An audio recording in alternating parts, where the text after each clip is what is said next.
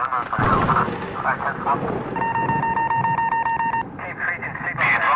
suspect is armed and considered extremely dangerous.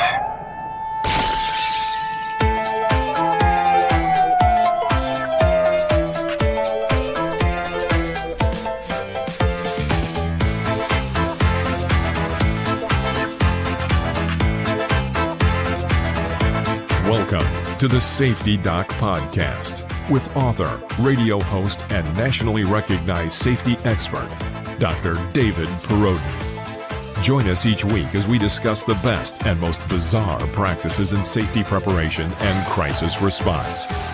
Follow Dr. 𝘊𝗵𝗵𝗺𝗏 on Twitter at SafetyPhD. And remember, the truth will keep you safe. Hey everybody, this is your good friend Dr. 𝘊𝗵𝗵𝗺𝗏 from down here in the infamous North Star recording studio, wishing you well on this Halloween 2022. So let me take a draw off my monitor screen here and see how things are going. Looks a little fuzzy there at the moment, so let me see if this do a few tune-ups. So the new camera and mic setup, it's still trying to force me through kind of use this, not this. Anyway, hang on just a second. It's real time. Here we go. I need to do this, and then kind of move me here and down and out. Not down and out, literally. We're in good shape here, but I think we're almost there. I can make these adjustments now, which is pretty cool, but there we go. I like it. So welcome everybody near and far. This is our Halloween edition. I see in the studio in the green room, we have 𝗵𝗆 who's going to be sharing some crazy, scary stories with us here in just a moment. So thank you again for being here. Thank you for getting me within 37 watch hours of being monetized. This is absolutely awesome. And I appreciate that very much. I anticipate tomorrow morning or, sometime this week, I'm going to wake up and it's like, boom, it's going to be there. So let's do a roll call here. I need to get my screens kind of straightened out here. I do have 3 screens in front of me. So if you see me looking around, that's what's going on. There we go. Now I think things are looking good. So a shout out to Mike McClune, to Jim, to Nate, to Solitude Surfer, to Uke, to 𝗵𝗆 to Zippy, to Bending Ballistics. We had about 1,000 trick-or-treaters, by the way. And back to Zippy and Uke. And so here we go. And Nate and Mike McClune and Zippy. So I think we're good. So yeah, we had real quick here. We had 1,000 trick-or-treaters, which was anticipated. Next year, our neighbors prepared for it too. And the place down the road from us. So like everybody really gets into it, and they're setting up tables in their yard and the right at the end of our road, they had a car in their lawn, right? And they had the hood up and they had it looked like smoke was coming out, and then it was like this zombie scene. And I'm like, holy smokes, they set all that up today. I was watching them do it. So like some people just go to the nines for Halloween, and I love it. I think it's absolutely awesome. It's not like the super gruesome, but a lot of kids got their picture taken next to the bloody leg, which comes out of our garage. It looks like the garage chopped the leg off, and then I've got some spooky music, and because everything is really well lit, like that's where the parents will take their 5-year-old and say, stand here. But there were some high school kids, 4 high school kids who said, we're going to shoot a YouTube short here. I'm like, go for it. So they were using the leg, and I had a body bag out there and all the props, stuff like that. So it's cool. It was like 70 degrees. It really never cooled off during trick-or-treating either. I mean, the sun went down, but it was still like 60, and it was just beautiful. So just a good time. There was a kid with Napoleon Dynamite, vote for Pedro.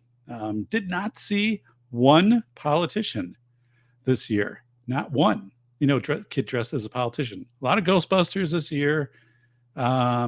Kind of ninjas, that was pretty big this year. football players. But yeah, there wasn't like a real predominant theme going on, you know.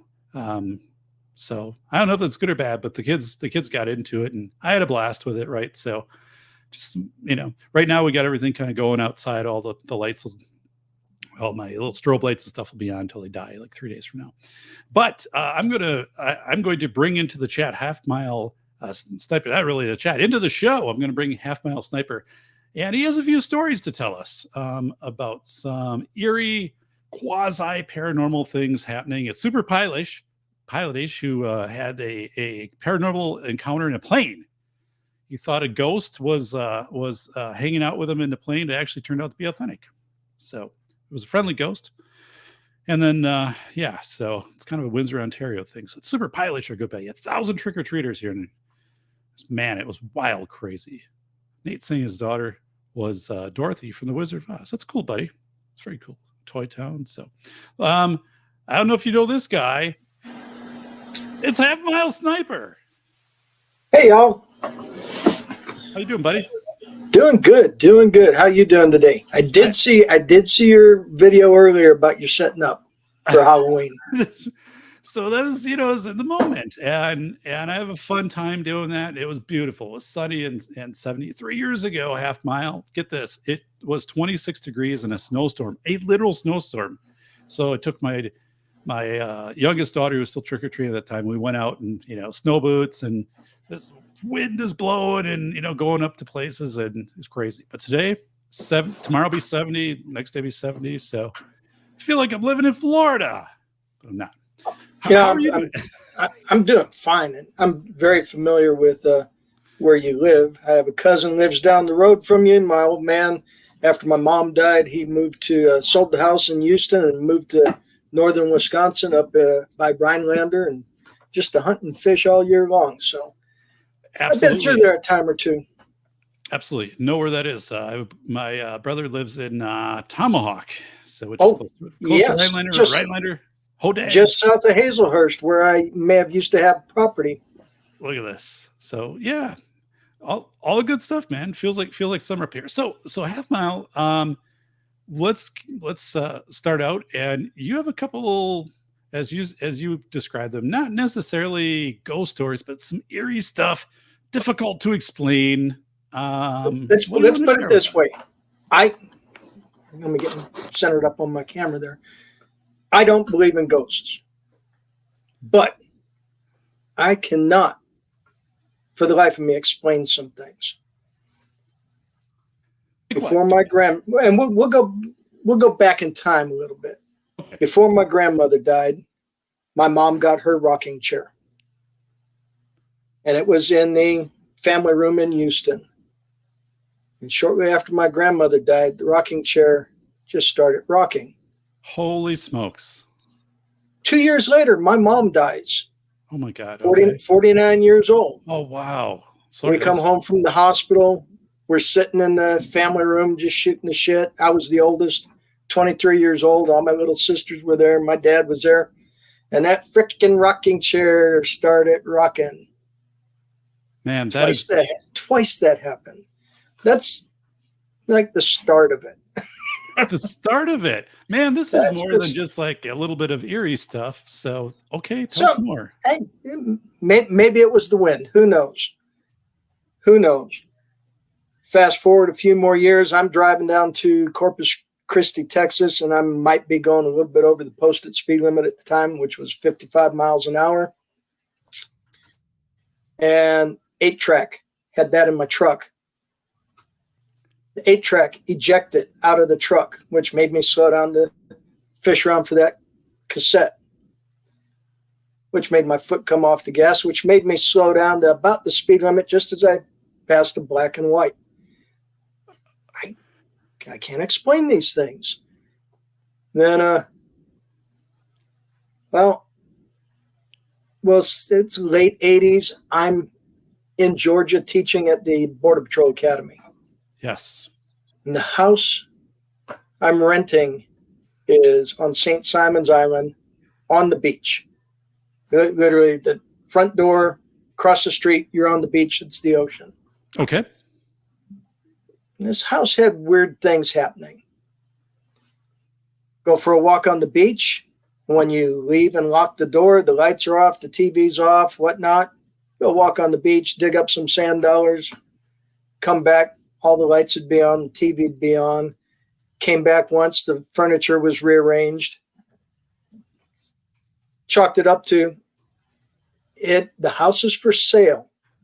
It's realtors. Yeah. Then we get to Christmas, and I got my son a golf, a kiddie golf set. Okay. And we're playing around with him Christmas morning, rolling the ball down the hallway. You ball down the hallway, and once it would break right into a bedroom break left in the bedroom on the left, or it might break right into the kitchen, or go all the way to the end into the end room. And there was 2 bedrooms at the end of the hallway. Okay. Couldn't quite explain that one, other than it's an old house. Right. Maybe the floor is not level. Right.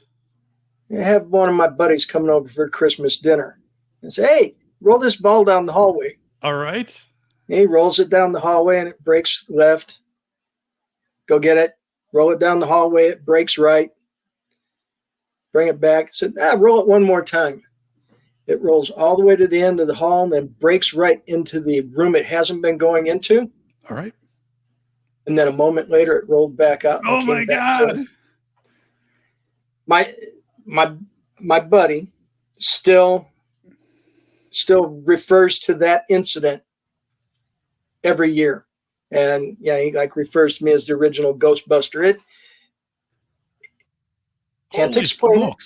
Can't explain it. There's no way to explain it. Just it happened.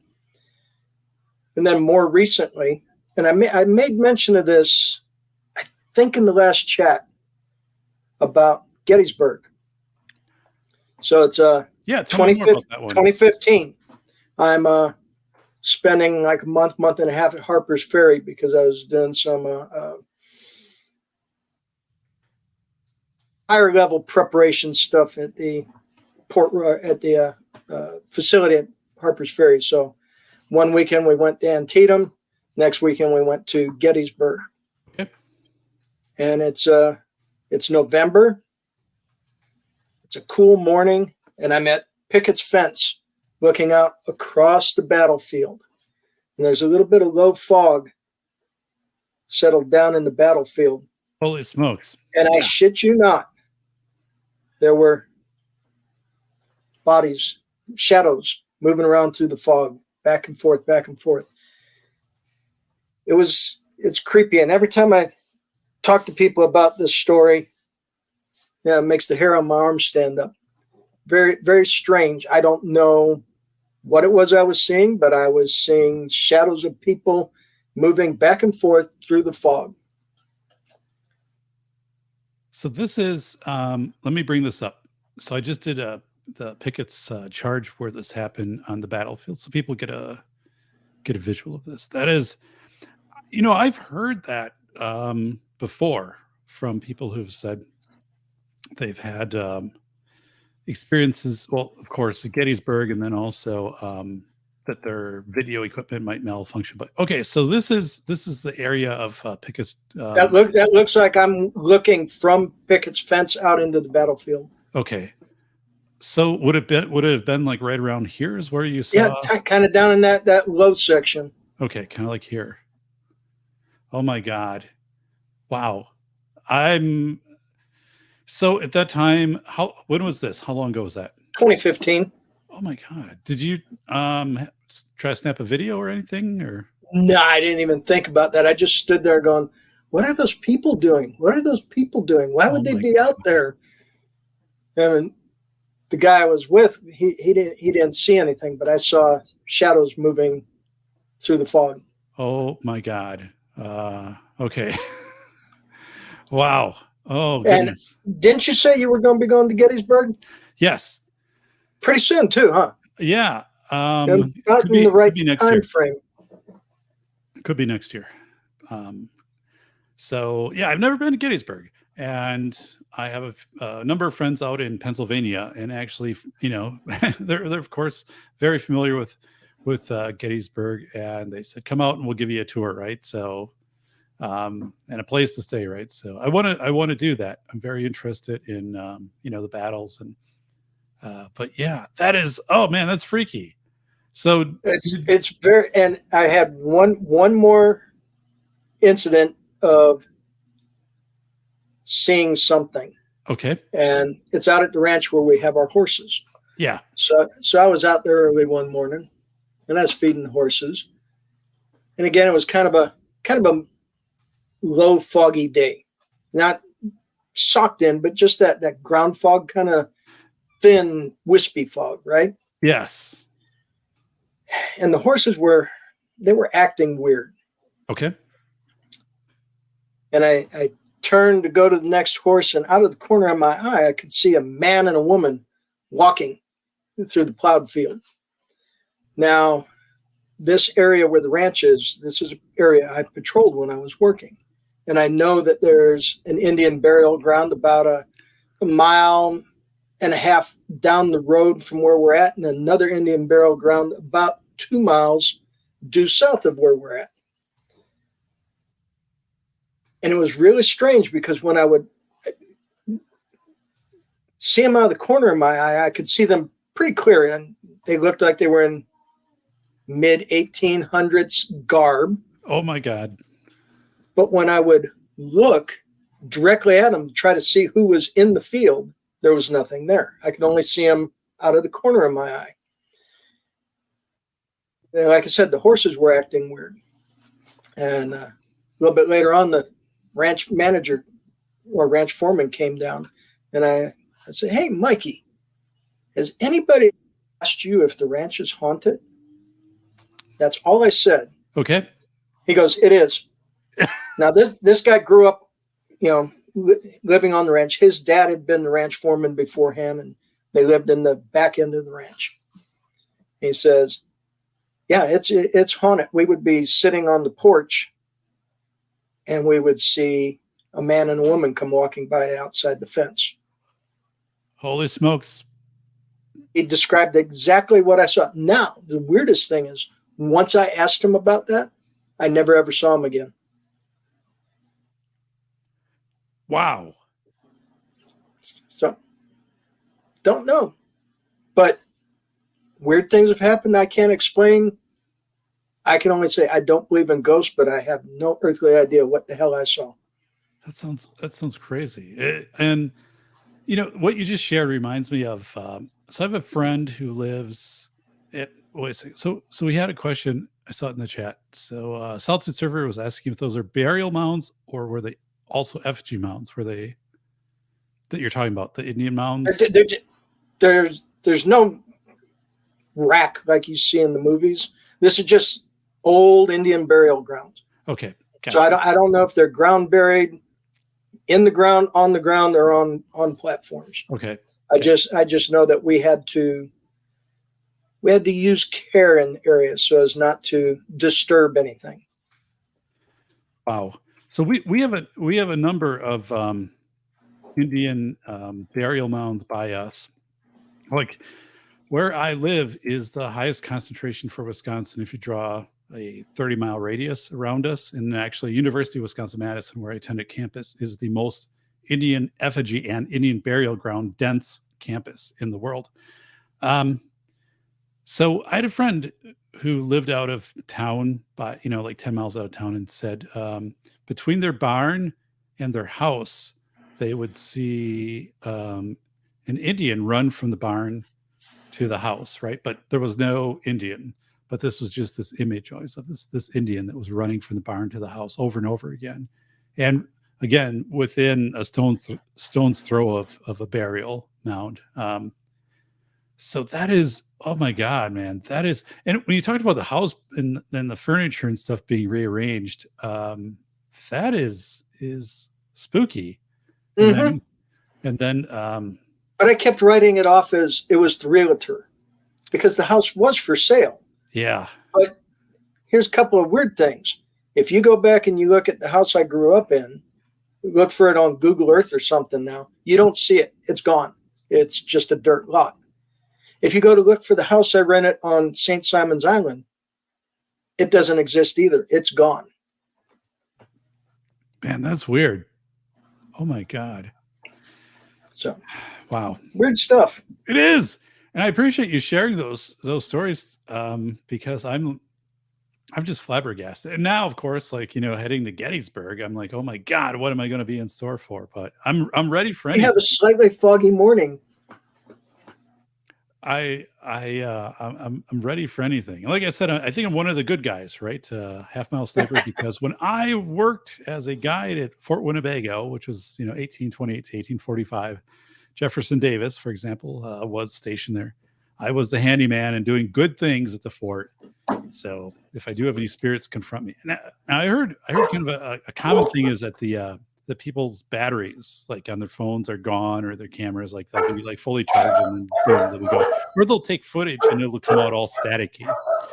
So I don't know. We'll see what happens. But again, I can always play the card of, hey, like I'm one of the good guys. I rebuilt the fence. And they're like, hopefully my dogs aren't drowning everybody out, because we actually had a trick-or-treater just now and the dogs are going ballistic. All right. Well, that will get you going. We had 1,000 trick-or-treaters here. That's not hyperbole. That's actual trick-or-treaters. It was just nonstop craziness. So, a lot of Ghostbusters this year, by the way. And actually one group of Ghostbusters, 3 kids, probably about 8 years old, they had the Ghostbuster song playing inside of a proton pack as they're walking up, and they're kind of doing the thing. I mean, it was well choreographed. Cool. Good for those guys. I mean, it was awesome. And the front page of our paper, by the way, there's a guy in our town. He and his wife, they bought a van and they redid it as a ectomobile, like the Ghostbusters vehicle. Mm-hmm. And they featured that in today's show, or today's paper, right? Halloween and stuff like that. It's a cool guy, and he does paranormal investigations. I'd like to have him on the show sometime, but I see that vehicle from time to time in town, and I'm just like, I want to meet that guy, because I'm like, that is pretty cool. So I was adding Ghostbuster type stuff to it. So I think he's a pilot, by the way. But so, well, Half Mile Sniper, thank you so much for sharing that story. Anything else for tonight? Now, those are the incidents I've experienced that I cannot explain. Man, that is crazy. Well, I mean, I appreciate you following the show. I appreciate you contributing. I appreciate you sharing those stories. That's a great way to start us out. Now, I've got like I'll be thinking about those like all night and tomorrow and stuff like that. But oh my God, so wow. All right, buddy. And when you go to Gettysburg, you'll be all disappointed if you don't see shadow people in the fog. It'll have to happen. It's just the way that things have to go. So yeah.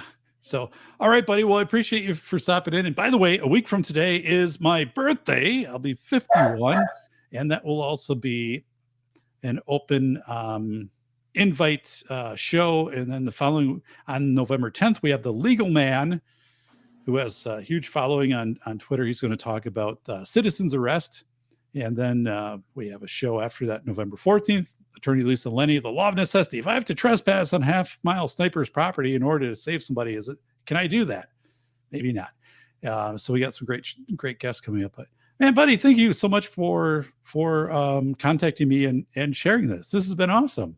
I appreciate that. Oh, glad to share it, because I do tell people this story or these stories, and some people are like, I fully believe that. Other people are, you're full of shit. But no, I'm a person who fully believes it. I experienced it, can't explain it.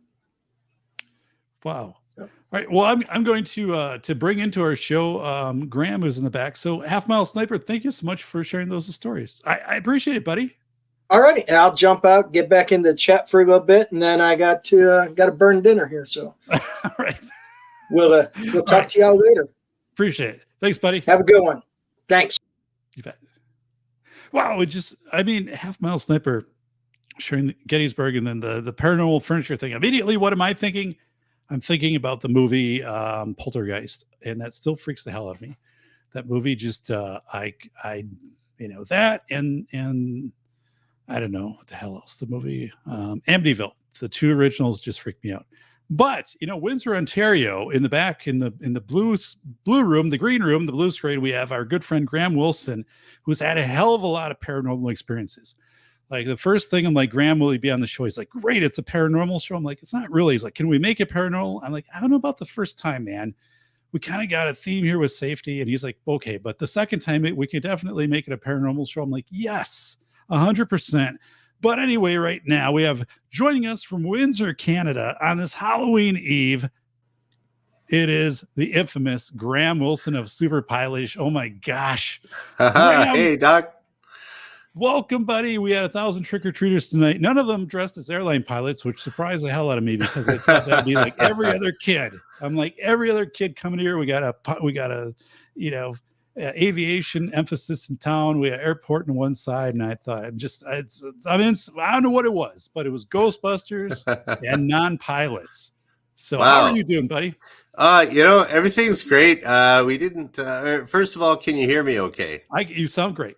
Okay, great. Audio And video is good. yeah, so we had not too many kids tonight. We bought like tons and tons of candy. So like I've been eating candy like, okay, one for you, one for me, one for you. It's like I'm so full, man. It's brutal. But I was like, oh, I'm coming down off some sugar crash, so. But I was like, okay, now I got to get into the safety doc here just to say hi. And I do have a couple stories here for you. I want to hear them. So, okay. So the first one, it has to, because you were talking about there's a lot of people there coming to your door that were dressed up like Ghostbusters kind of thing. Yeah, it's a big thing. Well, you and I are both old enough to remember when Ghostbusters was actually in the theaters. Saw it in the huge. theater for the first time. Yeah. It was huge. It was like the music was all over the radio and everything. And so there's this funny little story about like probably the first job I ever got where I got an actual paycheck. I was like about 13.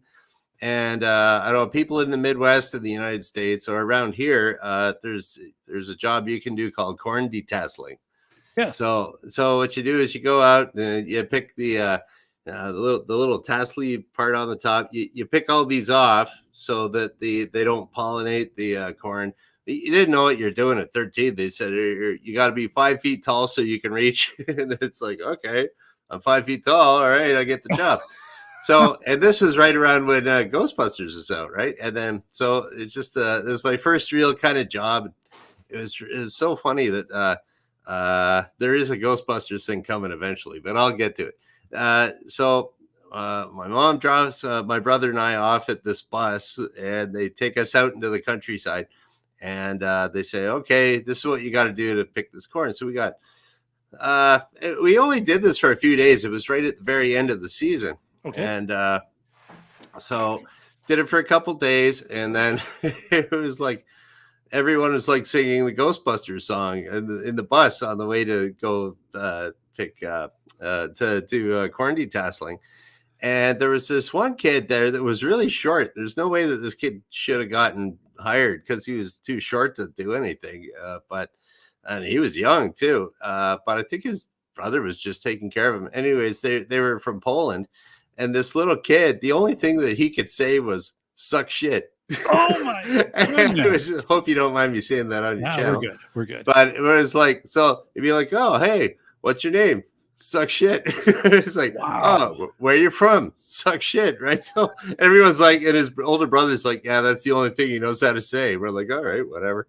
And we're doing our little corn detasseling stuff. And it turns out that the foreman of the seed company came by. I'm just going to adjust this to get my lava lamp in here. The kids really like the lava lamp that we put out the lava lamp every Halloween. So kids like it. My girlfriend thought it would look nice here. So, so we go to, the foreman came by, which was actually a woman.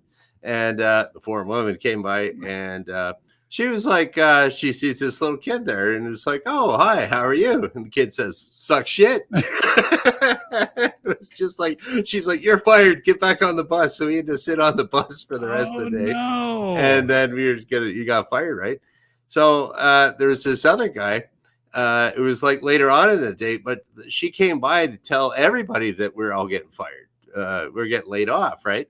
Okay. And so this one guy, they told us they should have told us right at the end of the day, but they told us at afternoon break or lunch or something like that.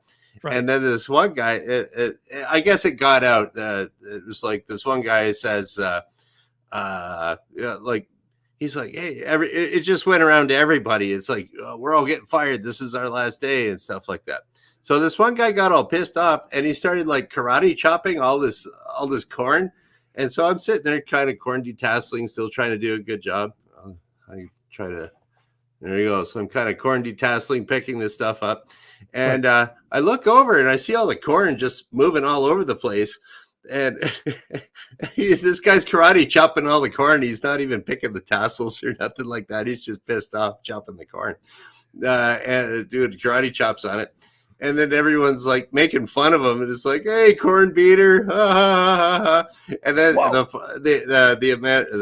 next foreman down or whatever says, okay, sit on the bus. You're out of here, right? So the whole way on the way home, the whole bus is singing like, when there's something wrong in the cornfield, who are you going to call? Corn beater. Like he's singing for like a half hour on the bus on the way home. So I still remember it to this day. So anyway, corn beater got fired a little bit before we did. So that's one little Ghostbusters corn beater song thing. But the real thing that I wanted to come on here to tell you about was not really when I was a pilot, but before when I was a machinist. Okay. That I worked at this older machine shop that it's called 𝗲𝗁𝗺 Manufacturing now, and the original building was built by the Canadian Bridge Company. Okay. And so between Windsor and Detroit, there's a bridge called the Ambassador Bridge, and that's how you would go across. And it was built in like the 20s, and so the Canadian Bridge Company had this big plant. And what they used to do is when they set up this plant so that they would prefabricate everything. They would assemble it all before they actually brought it out to the water to go over the water to make sure everything fit. Then they put it on a train, bring it down to the water, put it on a barge, and then they assemble this bridge all together. Okay. So what they would do there is they would galvanize the steel. Galvanizing is basically you get a chunk of steel and you put it in some molten zinc, and that keeps it from corroding. So, gotcha. Like all the steel on your cars right now, it's all galvanized steel. So it's steel. They run it through a pot of zinc, molten zinc, and there's actually a little zinc layer there. That's why the cars don't rust out as much now as they used to. And so they had this big, huge pot of molten zinc that they would dip all the girders in before they would send them out to get assembled. Well, apparently one afternoon shift, and I used to work the afternoon shift at this machine shop, and so one night, it's the office people are gone. There's like a skeleton crew in the welding department, and there's not as many people around on the afternoon shift. And then you'd start hearing these noises, kunk, kunk, kunk, psh, like all these weird noises and stuff at night that you normally wouldn't hear in the daytime. Right. So one night we were leaving, and there was just a few of us around because I guess we were probably working overtime, and the regular guys took off after their 8 hours, and we were staying like 12 or whatever it was. But it was really pretty quiet in the shop, and you hear this boom, boom, and like there's no one around. We're all waiting to leave. So like, what? I'm like, what's that? And one of the guys says it's the ghost. And I'm like, ghost? Come on, there's no ghost here. Right. And then the other guys are like, oh yeah, there's a ghost here. And they're like, I'm like, you guys are joking, right? And they're like, no, Ivan told us like there's a ghost. And they're like, Ivan, you mean there's another funny thing about this machine shop. Okay, it was Canadian Bridge, and then they shut down, and then a few years later it opened up as this machine shop. And then one day this old guy walked in. He was ancient. He was like, I don't know, 75 or something like that. And then by the time I was working with him, he was like 80, and he worked on the saw in the welding bay. And so Ivan told the story, like Ivan just showed up. It's like, oh, the plant's open again. I'm going to go work my saw. So he came in and started chopping steel on the saw. I grabbed a blueprint, started chopping steel. He didn't even work there. Really? The foreman came over and said, "Who are you? What are you doing here?" He says, "Well, this is my saw." So the foreman went, oh, "Okay." He measured everything that he was doing. He was a fantastic guy on the saw. He was like really accurate. And they just kept him. So Ivan was telling the story to everyone else about where the ghost came from. And that's why I don't know if that's why Ivan never wanted to work the afternoon shift, but he always worked steady days. If I'm 80, I'm going to work steady days. I'm not working afternoons. But yeah, so the story was, and I heard it from one of the other guys that heard it from Ivan, was that back when there was the big pot of molten zinc there, that one afternoon shift, everybody was leaving the shift and there was one guy missing. Okay. And they're like, what's going on? Where's and I don't know what the guy's name was or anything like that, but right. We'll call him Joe or something like so. Okay. All right, where's Joe? I don't know. His car's still here. And then they came back the next morning. His car was still there.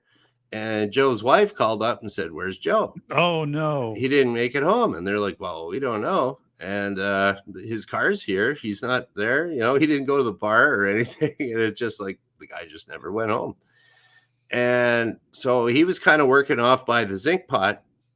And they kind of thought that he might have fallen in the zinc pot. So they were kind of Holy scooping smokes. around in there. And the only thing they ever found was his wedding ring. So and this is a place you worked at, Graham? yeah, it was Oh like, my so that was gosh. years before I worked there when it was under different management, different company. But that story just kind of kept going that like this guy kind of worked by himself by the zinc pot, and they figure he must have fallen in, and they couldn't find anything other than his wedding ring. And before I came on, I was thinking about coming on here today, and I actually checked because I always thought, that's what they say. But then it was like, I actually checked the melting point of That's zinc. what I was thinking right now, because I think gold melts So at a pretty the low melting, level, right? I checked it out today. I never did before for years. And it was, the melting point of gold is 100 degrees Celsius more than zinc. So it's very possible that he could have fallen in there, Oh my dissolved. God. And and when you're taking, like, there's usually on zinc pots, there's a big, it's kind of like a little scum. They call it dross, and they always take the dross off. And so it was like, okay, so this guy was like, the ghost was still there making all these noises and stuff. But I mean, for the guys that work there, they were like, "No, you don't do this." And then a couple of the guys, they were totally convinced. It's like, yeah, it's like when you hear those noises, that's the ghost telling you that you shouldn't be working in the machine shop alone because you could hurt yourself. And like, no one ever worked in that shop alone. There's always the rule you had to have two people in the shop, and it was kind of standard industry practice. I don't know if it's a law or not, but it was like, So when you hear the boom, boom, boom, boom, oh, that's the ghost telling you, you shouldn't be working alone. Go check the guy, or it'd be like, I heard the noise. I'm going to go see how the welder's doing on the other side. If you're just a couple guys working there. And so, was there a ghost there? Maybe yes, maybe no. But the moral of the story is, though, you should always have two people working in your machine shop for safety. I mean, that is so. Did it impact you? Did you have a sense of something's not right around here, or? Well, it kind of was a little spooky. Just if there weren't too many people around, and you hear all these different noises, and I don't know. There's all kinds of airlines and gas lines and just all kinds of different things in a machine shop, machinery that's doing this and that, and.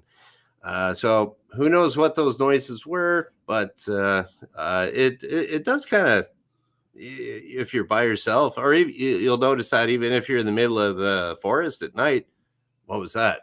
Like, and that's probably like in the Army. I think they always have two people on watch, right? So that if you're by yourself, you're going to hear things. Not really too sure about that. Don't quote me on it, God. But yeah, I mean, there were some people in that shop that they were totally convinced that that was the ghost, and the ghost is watching out, making sure, hey, be safe. You know, when Yeah. when I was an administrator at this one school district, we would tour community industries, and one was a aluminum foundry. And so we're going through this place, and like you're seeing the big pots of like molten aluminum being poured down, and then you're kind of standing, and I'm like, boy, like it wouldn't take much for someone to actually like fall into that. Now I know there's safety precautions. I'm not saying it was a dangerous place, but I'm still saying like it was a very fluid, dynamic thing, and there's these pots moving up above with like and I'm like, and if that happened, like you'd be like, where's Ted? He was here? Did he go get something? Yeah, and Ted's part of the next Ford F-150, right? So oh my God, if you're working in an industrial setting, you got to be really careful. And I don't know if anyone else here in the chat or anything knows, if you've ever worked with welders, a lot of machine shops and welding shops, they outlaw like cigarette lighters, the butane lighters, like your disposable Bic lighter. So you have to have like a Zippo metal lighter, because what can happen is the spark gets on there and it blows up your butane lighter in your pocket. I've actually talked to welders that they go, I'm not going to buy a Zippo. That's too much money. And or like, I got my lighter. And I've met a couple guys where there was like a spark went on there, or especially the Ford foundry that used to be here. I know a guy for sure that worked there, and a little bit of like molten steel it burns through your pocket, hits your butane lighter, and boom, your pocket blows up. So it's like, so you got to be really safe in these industrial settings, and you don't want to be the next ghost. Oh my God. But yeah, I mean, that is freaky. Oh my God. Well, there we go. There's my my Halloween contribution for you there, Doc. So Graham, let me ask this though. Are you familiar with any, and it might not be something you experienced, right? But anything that would be like an aviation ghost story, right? Because it would seem to me that would be an area. For example, I love the TV show Manifest, right? And actually one of the actors on Manifest, Ben Hawk, narrated my audiobook. But Manifest is real fascinating to me, right? It's these people that take off, and then when they land, it's like 5 years later, right? Their cell phones don't work, and then they get intercepted by special agents, and they say, well, where have you been the last 5 years? Sounds like a fun show. It's pretty cool, this concept of suddenly, and they think they just were on a typical flight, and they've been gone for 5 years. But is there any kind of legend in the aviation industry, or anything that you've heard about or talked about, or on the certain night we followed the tail light of whatever plane, and it brought us right in, and then we learned that plane crashed 30 years prior? Or how about that? I mean, you know what, I don't really know too many I don't know, I can't really think of too many ghost story type things that have to do with aviation. The only thing is that, like, what's it, there's a story called 𝘂𝗵𝗿𝗆, and that's kind of a cool, I forget who wrote it, but I mean, I've heard it a few times, and it's called 𝘂𝗵𝗿, and it is a pretty spooky story about flying. But I can't help you out there, Doc. I don't think there's too much. It's kind of like pilots are like superstitious, but like practically superstitious or something. Right. So they're not big on the ghost stuff too much. I'm like, where's this? It's like, is there a ghost? Really? Let's start examining why there's a ghost. Okay, how can we eliminate this ghost from happening again? Like garlic. Yeah, okay, we'll try that. It's like, so it's not really that superstitious a bunch. So I can't really think of anything too much that comes to mind, other than there's this story called 𝘂𝗵𝗿, which is a really good story, and a lot of times it's read on the radio up here on CBC and stuff. Okay. It's kind of cool, but I forget who wrote it, and it's a well-written, kind of spooky, ghosty kind of story. I think it actually happens around Christmas time, so it's kind of a combination Christmas, Halloween. But if anyone wants to Google it, it's pretty cool. So Wow. So in conclusion here, Graham, are you a believer in paranormal, or skeptical, or kind of, where do you want to place yourself on that spectrum? well, I don't know. You know what? The thing is, like, I really don't believe in ghosts and stuff like that. And but the only thing is, I'm not superstitious about anything, except for one thing, and it's Okay. just like ghosts. Nah. There's an explanation for all that stuff, but I still can't help it that because I've been riding my motorcycle for so many years, and I've Yeah. never had an accident. Knock on wood. And Right. every time I say that, I have to knock on wood. I absolutely have to. I've been doing that for years. It's working for me. I'm sticking with it. So it's the wood rhino I've got here. It's Yeah, that's how it works. I got my woodwork bench here. I Help just you said out. it. I had to do it. It's just like it's a thing. It's like I'm looking around for wood. If someone says, "Hey, ever been in an accident?" Right. Hang on a sec. Right.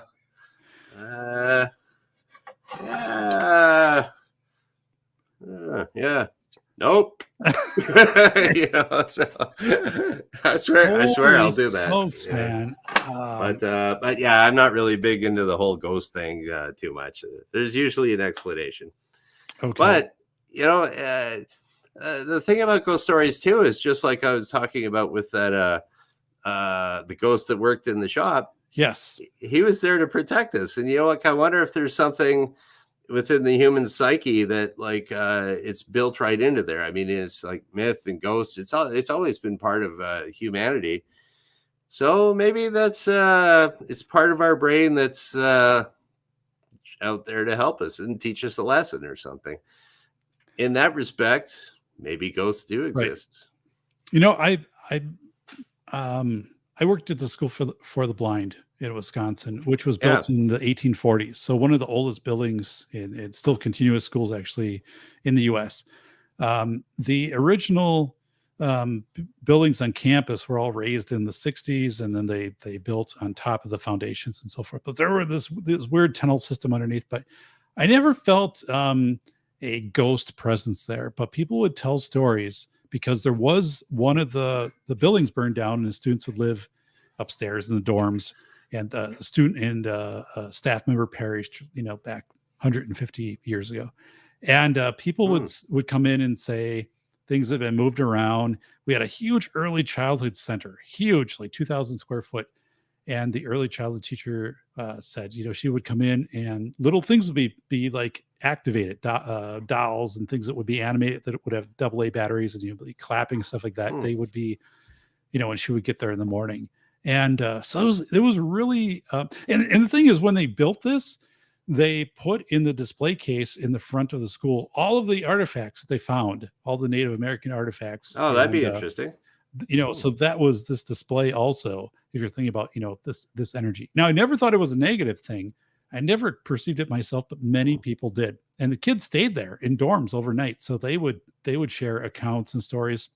Again, the kids are blind, so I'm not sure how much that really fits in for accuracy versus, but it was an incredible, setting to be there and to have people to tell these stories, right? Of these kids who, love the school and they're coming back. And again, I'm like, I'm the good guy.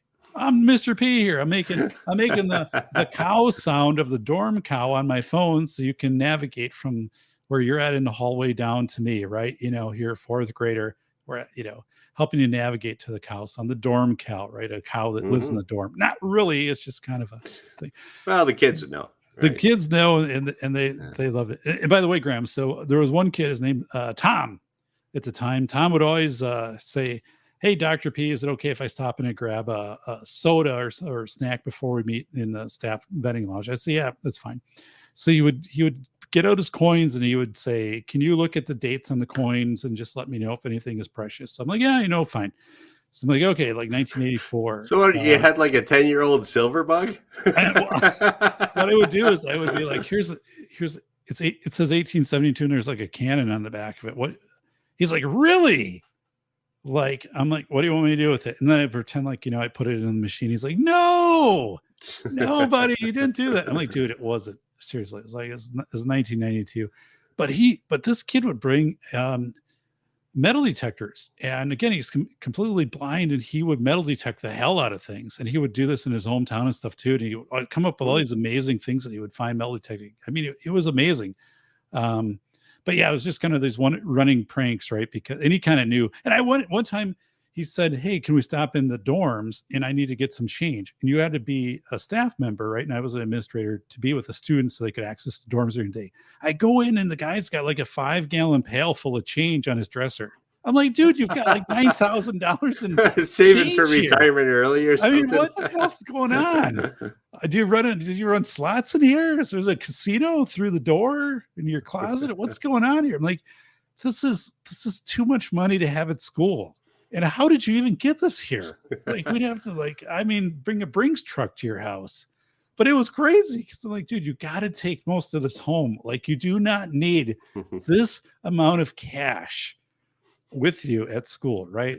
It was the craziest thing ever. I never have seen that much change in person in my life. And it was all like quarters, right? I'm like, what is going on here? But, maybe he's been checking out conspiracy theories and you can't trust the banks, man. He's like, just keep it in quarters in a bucket.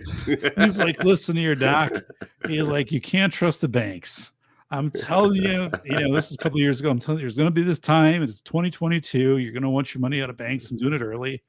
And the guy's like, he saw into the future. So it's kind of my ghost thing. Cause I'm like, what kind of paranormal force did Tom have that he could see into the future?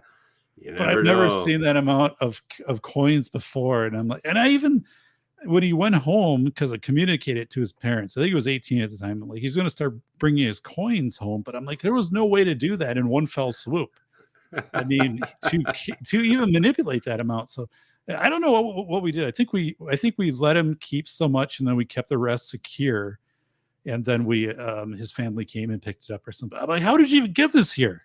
He's like, well, dude, I know I have a lot of pilot friends. I'm like, okay, like I know that answers it, man. It's kind of like, how do you eat an elephant one bite at a time? How do you get a bucket of quarters one quarter at a time?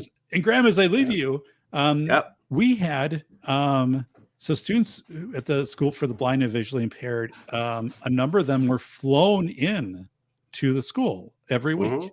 So that's a fact. And then they would fly in and fly out. So the district paid for transportation. We paid for everything else, but we had kids that would fly in and fly out every week for the School for the Blind. So yeah, just kind of an interesting thing. Yeah. So, very cool. Well, buddy, thank you so much. You know what? I think I feel a ghost. So I feel a ghost here. Super pilot-ish. She's the guy. What's going on? It's Halloween. Night, Doc. Good night, Doc. See you later, buddy. All right.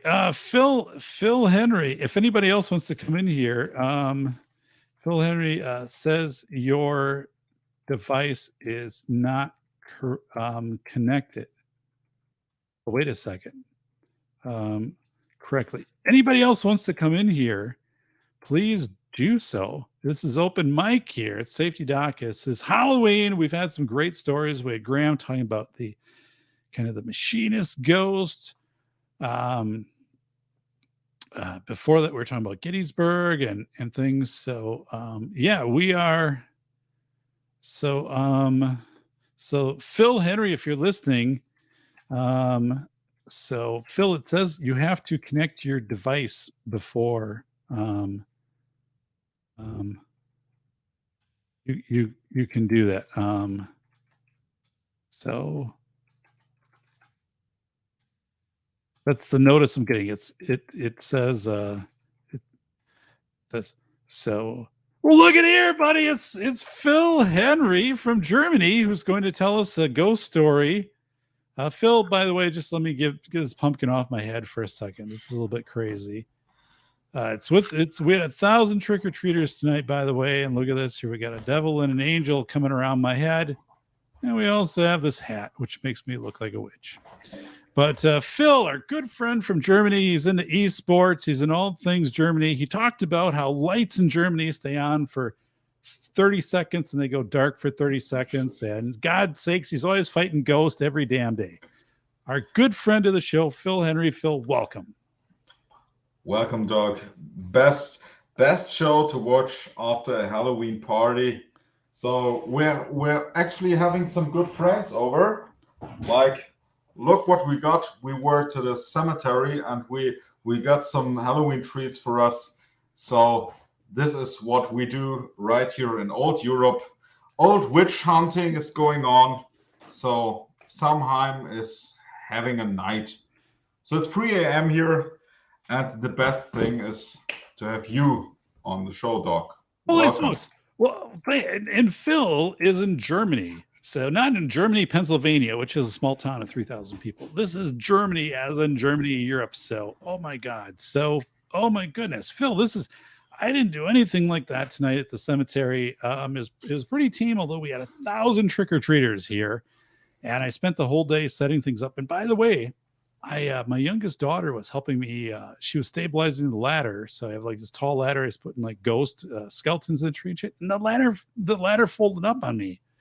And damn near killed myself. I cut my arm up, and thankfully, like, I had a friend of mine did the same thing, got paralyzed for life, and he died like 3 years later. So I had a better outcome than that, but I'm going to be a lot more attentive. I don't know if it's a sign from God or what was going on, but we had 1,000 trick-or-treaters tonight. It was great. A lot of them were dressed as German Ghostbusters. I don't know what the theme is right there, but so Phil, tell us how about a German ghost story? How about something you've experienced? Well, ghost stories. What can I say? I have actually. It was about 1 year ago where there was like an occurrence, which when I was doing security work in a hospital, it was like this is the least favorite thing that people want to do is like working in a hospital at night. This is something that people really hate to do, that security shifts, especially both on Halloween, on Christmas, and at night.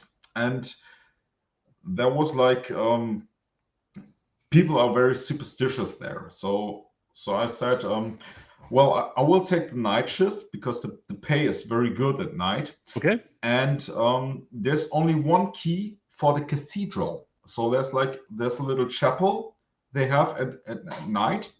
So what was very strange there was when I was doing security work that one night I was doing the rounds, and there's always a very, very strange feeling when going through a hospital at night, because people really hate it. People really hate like going through the hallways, through the darkness. And then it was like 4 o'clock in the morning. Then when I went to the hospital chapel, Wow. I locked it before. I knew that I locked it before, but then all the lights were turned on. Like there were like candles, electric candles, and all of the electric candles they were lit. When I went there at 4 o'clock, suddenly everything was lit, and it was in the height of the pandemic times. So I don't know who lit it. And this is one of the few areas where actually there is no security camera. So I checked the records and there was nothing on. So that's scary, man. It was a very strange feeling. And I wrote in the report that someone was there who lit the candle. So maybe it was like a very creepy person who did that, because in a time of the pandemic, who goes out at night and lights the candles in a chapel? So this is maximum strangeness. So it was around in the October, November times when people were actually going to the chapel and they were lighting all the little candles there. So Right. They made an effort. So this was, it felt very, very strange, to say at least. So Phil, do you where do you fall on the spectrum of believing in the paranormal and not believing? Are you kind of in the middle, or like one side or the other, or where does it go? Or do you have like a definite experience where you're like, yes, like, this is the time I was watching an Aaron Clary podcast, and a ghost came in and said, Aaron Clary is a life coach, and you're like, oh my God, that orb just spoke to me, something like that. Well, I believe that maybe one day we will find a recording of Clary, and Right. he will say like something, my treasure is hidden in a specific area.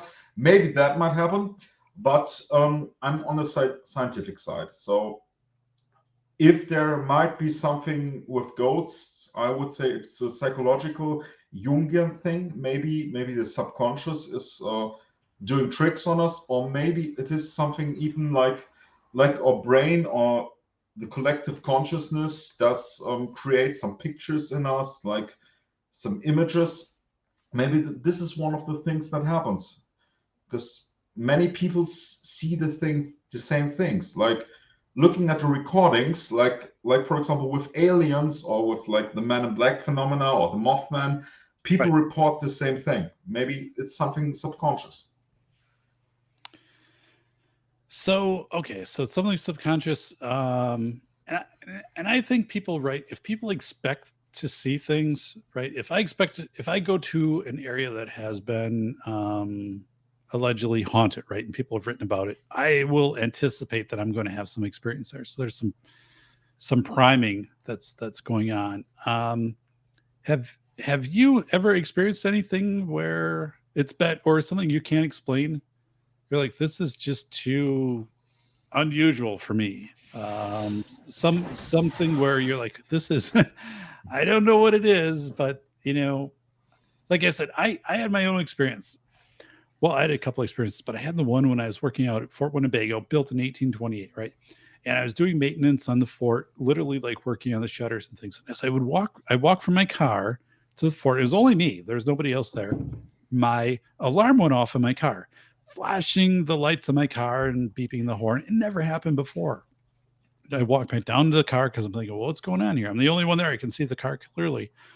And then it stopped. And then I walked back. And when I got about to the same, part, about 15 feet away from the fort, same thing happened. And it happened like 4 times. And then I think I just said to myself, I'm like, I'm here to help. I am the maintenance guy. I'm not charging you. I'm going to do the best job I can. So like, what do you want? And it stopped after that.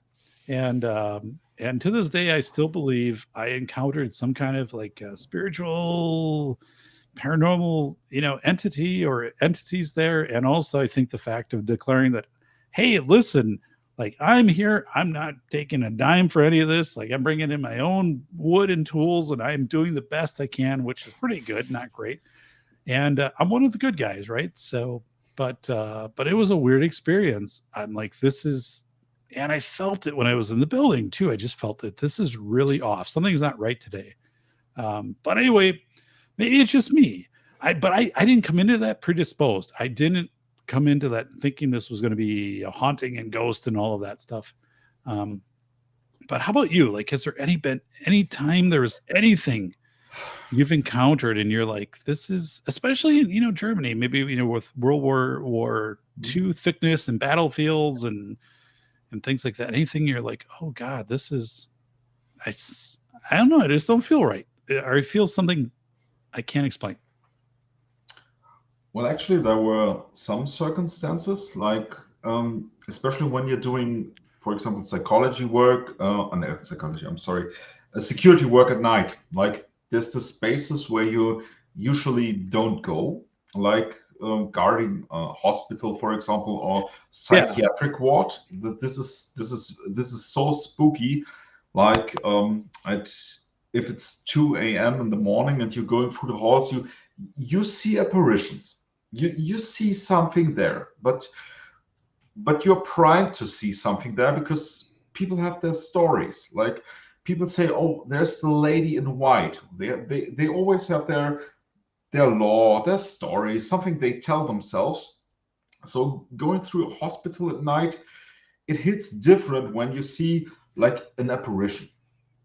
This is something which happened to me. Like I had the feeling that a person is there or something. You just you walk faster through that. It's like a story from like 10 years ago, and you think you hear someone screaming, but you know that the whole building is unoccupied because you're guarding it. You know that no one can be there because you're the only person there. So I don't know what exactly it is, but this is something that happened to me. And I wrote it in a report, like it felt like someone was there, and they said, yeah, we all have the feeling. And also like eerie symptoms like unclosed windows or something you don't think of.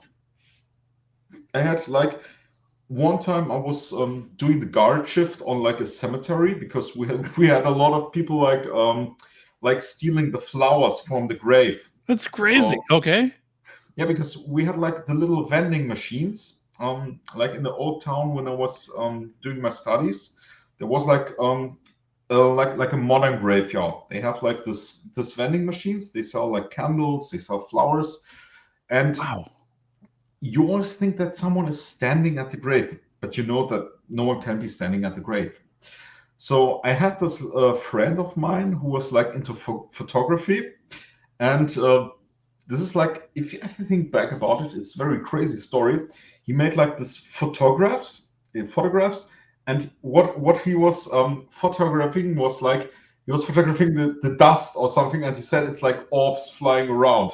So nowadays, 10 years later, we know this is like this is a phenomenon with digital cameras. Like if you have a water droplet or something like this, it will cause like a reflection, which looks like a flying orb.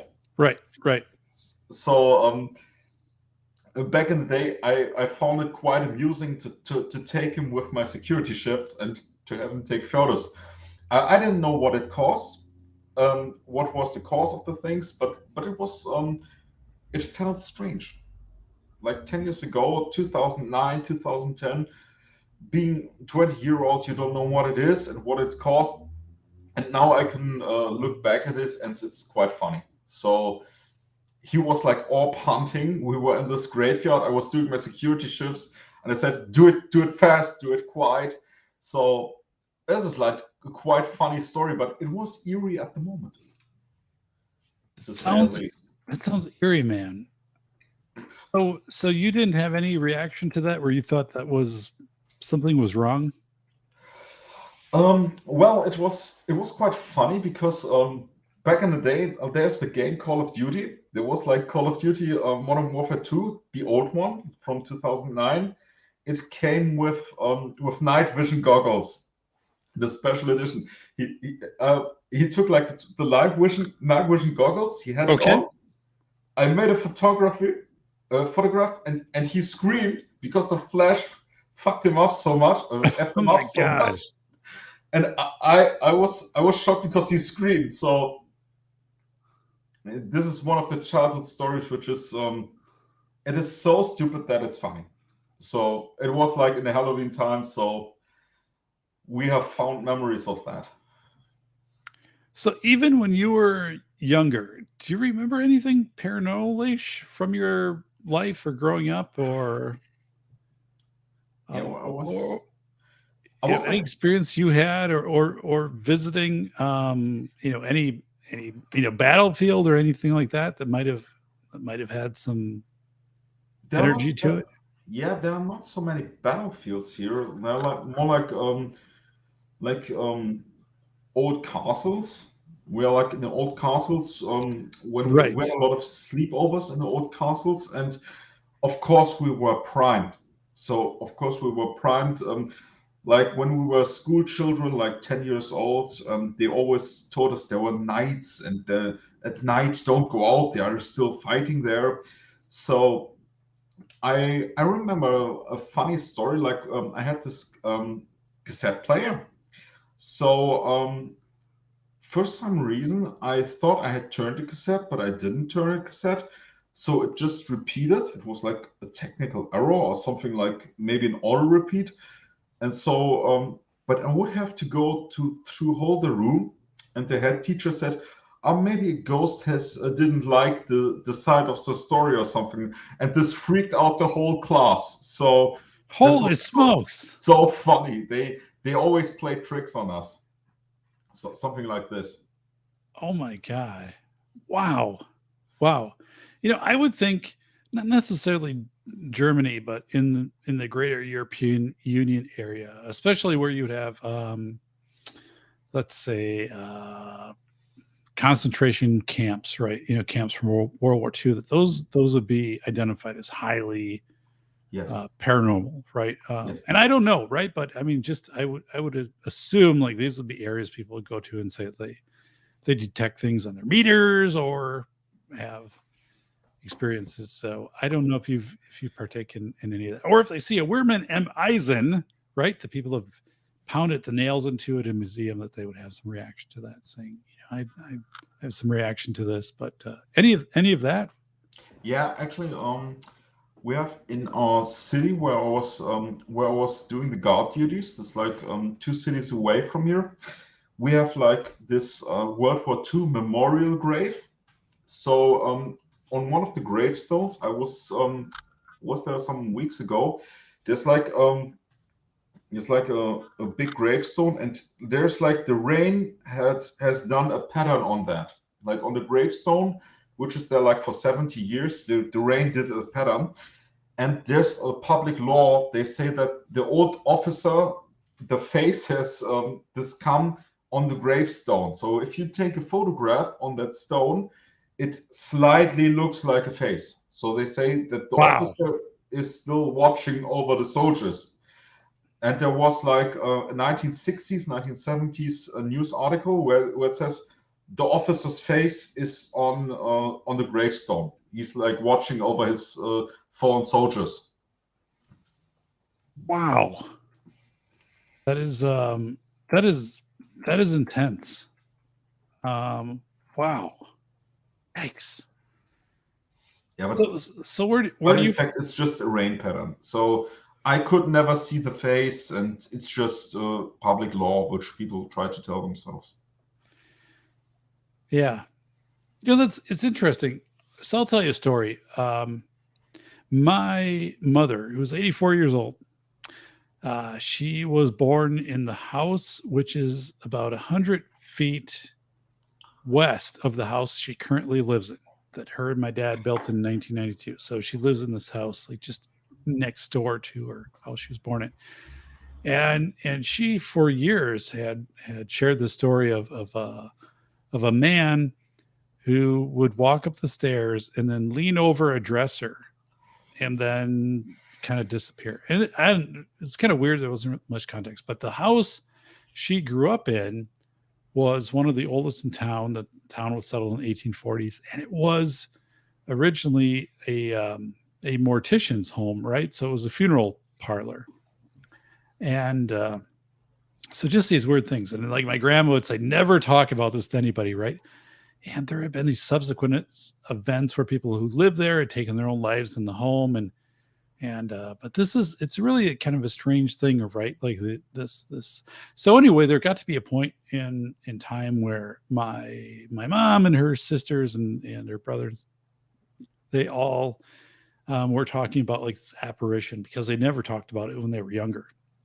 So they were describing it identically to each other. And then it was just really weird, right? So I don't know what that really means, and I don't know again what people have for primacy or if they're expecting to see these things. But yeah, it is some crazy stuff. I did a show earlier today, just a brief show of setting up the property here for Halloween. But we live in Indian Hills subdivision. And Indian Hills subdivision was a Winnebago encampment back in the 1800s, early 1800s, for our area in Wisconsin, Native American. When I put up a bat pole, so Phil, for bats, I put up a bat house in the back of our yard. And I put up a bat pole, and I dug down with a hand digger, and I was pulling out Indian pottery shards, and I just put them back in the hole. You know, it was, but we live on an area where I know this was an Indian encampment. So it's kind of interesting. I've never had a paranormal experience here. But yet I have identified, when digging in the yard and projects like that, like artifacts. And it was pretty prevalent in our newspaper. Get this, where I live is the third oldest community in the state of Wisconsin. And it was very prevalent until like the 1960s, where they'd be like, hey, like James Jones added a garage onto his house and he found like 4 bodies. And they were all from like, the Fort Winnebago time, and times they were either like Native Americans or else soldiers, right? Like people who just, and it was just commonplace if you were like adding onto your house, adding a garden or stuff, that you might find a body. And that kind of went away after the 60s and 70s. They didn't start, they didn't report on that, but it still happens. So I always, thought this area was really strange because, I do think there were a lot of burials, just a lot of energy here that never was charted. I went to school at UW-Madison. UW-Madison, Bascom Hill was built on an effigy mound of a serpent, and in front of effigy, in front of Bascom, they found 2 burials of a guy that was hit by lightning and another guy that died of like tuberculosis or something, and they reburied him. But there were other burials, like that was a burial site, but there's probably people buried on the site.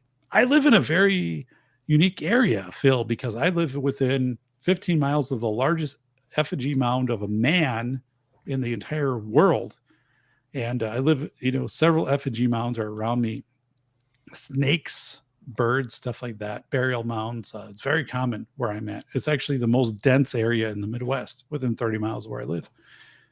So I passively perceive this kind of energy, but yeah, I'll tell you, it's kind of strange stuff. So have you encountered, though, has there been anything else you can share that's been really like, oh my God, this is just like freaking me out, I'm going to share this story with you? Happened when I was a kid, or happened last year, or something I was working in somewhere and something got disturbed, and now like all this paranormal goofy stuff is going on. I know you're a scientist. What I would advise you, that you never, if anything happens to your cat, never bury it near your house, because Stephen King told us what might happen. Right. You might have a cat for longer than you want to. So I cannot say that to me so many things happened, but I can say that I read many reports. Like one of my jobs before was like psychology counseling. So I read a lot of reports.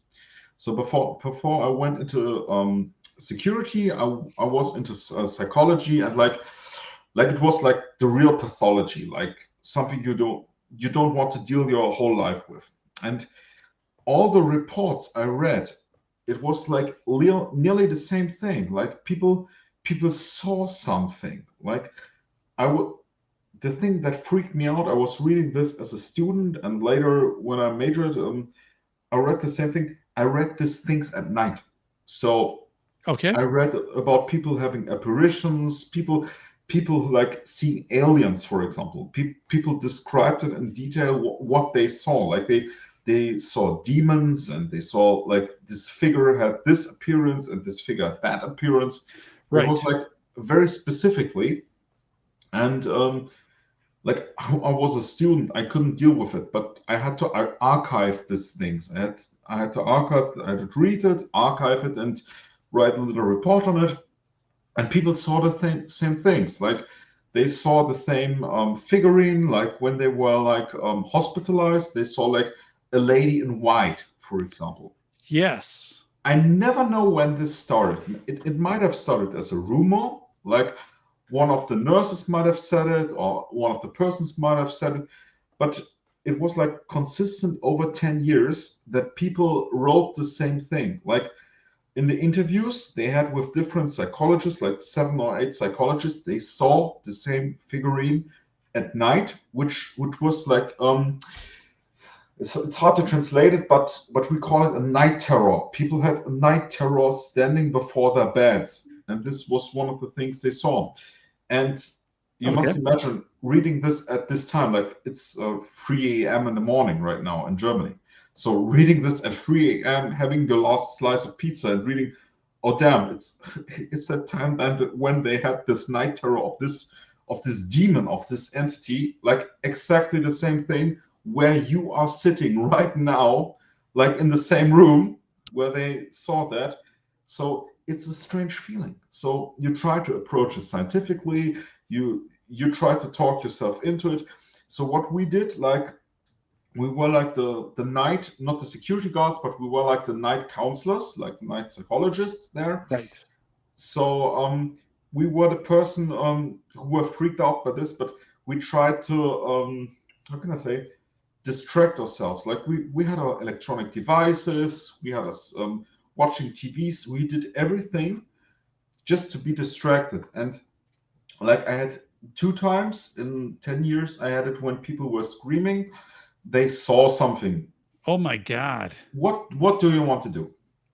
So it's like they got their medication, the doctors won't be there until 9 in the morning, so they saw something. So what do you want to tell them? And what do you want to tell them on Christmas night, for example? So it freaks you out, even if you're a scientific thinking person. It's like this strange psychological feeling. Try walking through a totally empty hall, which is in total darkness. Try walking in a hospital at night. Whatever you do, you will see something, even if it's just subconscious. Your legs, they will feel like they are heavier than usual. I don't know what it is, but it's something which I encountered myself. It's like you're walking through cement. Hard to describe it differently. I mean, people have said, right, that hospitals or people have eventually, deceased, whether it be assisted living centers, that those are hotbeds for paranormal activities.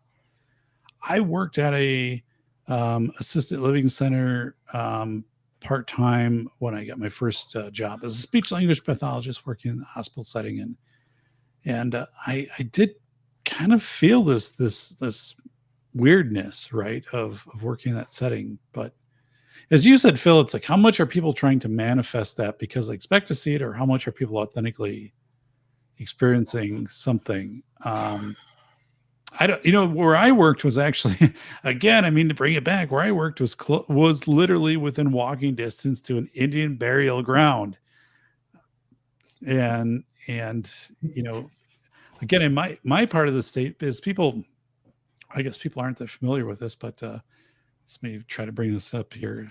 Do you have burial grounds, like Native American burial grounds in Germany? Is that a thing? There are not many Native Americans here. Okay. So there are burial grounds, yes, but it depends where you go. They're off limits. So they're state property, so you can go there, but usually there's a night security guard, and there's no chance to enter it. So you can go to churches at night, but they're either locked or they are heavily guarded. So there's no big chance to do that. Gotcha. So let me bring up where I'm at. Again, this is very close to where I'm at, like 15 miles away. I can bike there. Somehow this feels like it must be a PowerPoint and just like force me through these slides, but let me bring these up. So this is right here. Jeez. Come on. All right. This is the largest Indian effigy mound of a man in the Northern Hemisphere. This is Jeez, do not switch this. I don't need a slideshow, for Christ's sakes. I just need the picture. All right. Here it is. This is 15 miles from my house. I bike past this. Now they put in a road here, Phil, in 1908, and they cut the legs off, which was really stupid, right? But so you can see where the rest of the legs are. This is a man mound. This is an effigy mound. This is not a burial mound, but like I've been out here many times with my kids. Again, I can bike out here in 15 minutes. So, and crazy, right, that they put this road in when there was nothing else out here, and they cut the legs off of this, which was just a shame. But so they outline it in chalk. So here's from the top, the head of it. Here's kind of be like horns looking down. This thing is huge, by the way. And then here's like the official 1859 was still intact. Effigy mound created like, between 1 and 10,000 years ago. Here's like apparently a park. You can go there. Here's a bench with a man mound on it. So not sure I would kind of feature that here in my PowerPoint. Man Mound. This is from 1908, saying here's like, 1859, we knew it was here. 1908, we chopped the legs off when we put a road in that nobody travels on. And then just basically here's a display with a lot of rocks at the bottom of it. And so it's kind of hard to see from this angle. When you go there, it is pronounced. It is about 3 foot above the ground. But anyway, Man Mound. This is literally 15 minutes from my house. So they're saying, over 75% of mounds were plowed, eliminated, or destroyed by looters. True. But this is supposed to be a highly active area where this mound is. So again, I'm totally surrounded by effigy mounds. There's probably effigy mounds in our town, which were just destroyed as the town was constructed, but I'm totally surrounded by effigy mounds. Apparently it's PowerPoint, which will not stop. By the way, but this is freaky stuff because, you look at this, like this was like 1 to 10,000 years ago. This Native Americans put this here. So I don't know. I just want to share that. But, so we live in a very dense area so Aztalan is also, a effigy mound intense area, which is close to where I live. We're talking 10 to 20,000 years of history. So I don't know. Anyway, just kind of what I'm saying. So, any other stories you want to share here? Our good friend, Phil Henry. Yeah, well, this, thinking of this as actually one, it's like not a crazy story, but it might be a psychological story. Like I was working with a colleague. He was like a fellow counselor. I went to south of Germany. Like there's an area where like the Frankenstein movies, like with the crazy doctors and the vampires and all kinds of crazy monsters. So we went to exactly one of those villages because we had a customer there. Like it was like psychology work. We had to set up a practice there. But in the evening we went out like for a stroll and to look through the old German villages. And what was very strange in these villages, there was like the people, they were all living for themselves, like this very old houses, this 200-year-old houses. People were just doing their own business. Everyone has their house. So there was like this one particular crazy house, like where there was like, how can I say it? There's like a front porch of the house. But we went there at night. We had a little too much to drink, like it's good custom in Germany. We had a little too much beer, but there was something strange. We both remembered, like there was a person, like for 1 hour, he went out the house, made a round in his porch, went in, made his round, went in.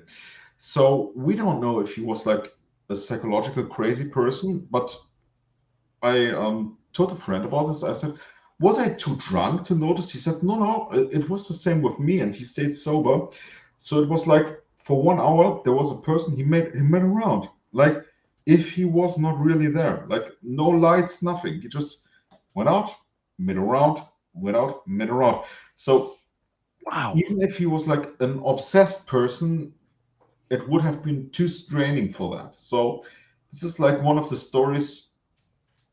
I would have liked to investigate this further, but it was so crazy. We watched this, like we actually watched this for half an hour. So we were sitting on a stone and said, what the F is going on? So, right.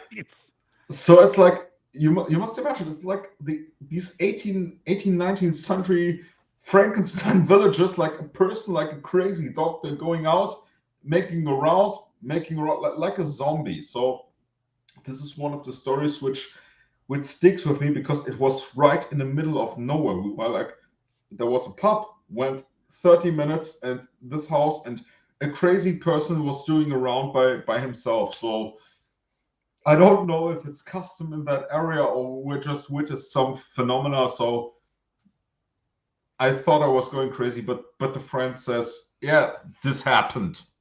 So right in the middle of nowhere, like an apparition like in a house. I don't know what happened.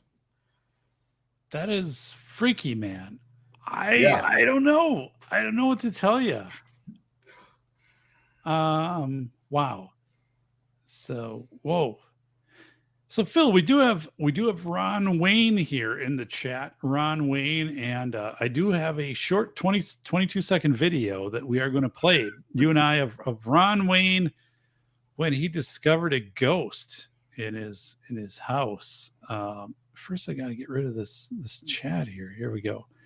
So, why are so many comments having to be approved? It's not me. I don't have any settings on here. I don't know. So sorry about that. I don't have any settings.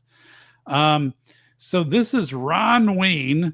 All right. And he had a ghost encounter last night while he was watching the Green Bay Packers play the Buffalo Bills on a Sunday Night Football. And here's how that encounter went against it. It's 22 seconds. It's our friend Ron Wayne. Here it is. We'll be back in 22 seconds.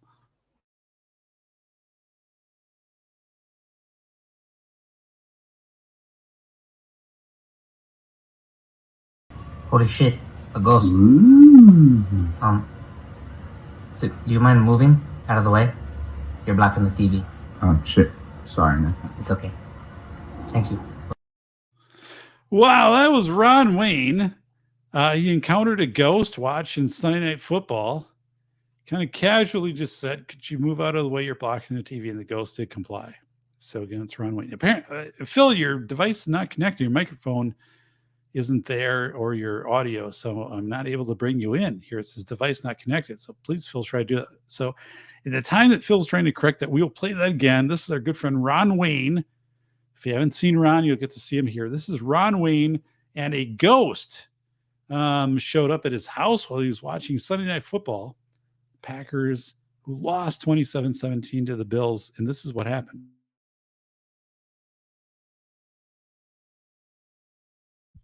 There's Ron. Holy shit, a ghost. Ooh. Do you mind moving out of the way? You're blocking the TV. Oh, shit. Sorry, man. It's okay. Thank you. Wow, look at Ron Wayne there. Phil, what do you think about that? Ron Wayne, a ghost shows up in his house, and his only reaction is, could you just move aside because you're blocking the TV? I'm watching the Bills and Packers. Kind of it's decided, right? We know the Bills are going to win, but if you could just scoot over to the side. Ron Wayne, not intimidated at all by a ghost. It's a hell of a thing by Ron Wayne, one of our regulars of the show here. Mike McClune also. But yeah, Ron's just like, appreciate you, ghost, but you just kind of scoot on over to the side. It's kind of a strange thing there. I don't know. So Phil, I'm glad you're back. Like I was getting something saying Phil doesn't have his mic connected. Phil doesn't have internet. Phil no longer lives in Germany. I was getting all these alerts. Phil has tried to check out the velocity of information, although it is in many libraries in Germany. Phil, they're like Phil cannot check the book out. Actually, there. I guess it's one of the many ghosts that's going around right now. Because as you know, did you know that we have like an energy savings law in Germany? Did you know that, dog? Yeah, not really. So tell us about that. So we so not go into details, but like with the whole situation going on in Europe, like with the war and something like this, we will have like energy savings, so that energy has to be turned off in certain areas. So actually, where I live, it's really dark, so they turn off the lights in the streets. So fun fact: the crime does go up. But I'm not worried because it's good for business. So they hire additional security guards. So spooky season, we had like several children going around with the Halloween time today. And I was talking to them, and all the street lights were actually turned off. So in our village where we live, there's no light at night. Okay. So like at 6 o'clock, everything goes dark. And that's meant to conserve energy? Is that the plan? Yeah. Okay. That's the law. I think you and I were talking about this, right? If you have old school fluorescent type or sodium phosphate or whatever the hell it is, like fixtures, that actually doesn't help to turn them on and off 30 times a night. Like that's actually bad for the ballast. So if you have LED, it's a different story. But yeah, these old time fixtures, it's not a good thing. So has anybody pushed back against that of saying, or anybody asked questions? Because I mean, so Phil shared a video with me and it was literally like, here's 1 minute, the streetlights will be on. The next minute they will be off. A minute later they'd be on and then off. And this was done to save energy, right? This is how this is being rolled out to the public. Has there been any questioning, or has it just continued? Or I mean, to me, it seems totally ridiculous because I just don't think. Yeah, the question is who should ask questions. So how can I say it as friendly as possible? Everyone from the US does not know how good you have it. So people do question it, and people do put up candles. This is no joke. I went shopping tonight, and there's like €6 for a pack of candles, which was like €1 1 year ago. So that's crazy. Don't question it. Let them do it. So they are ridiculing it. So everyone is laughing at it, but they're buying candles and they're putting. This is no joke. They're putting candles at the porch. This is no joke. Like, I wish this was a joke. They're putting Christmas lights up in September to counter it.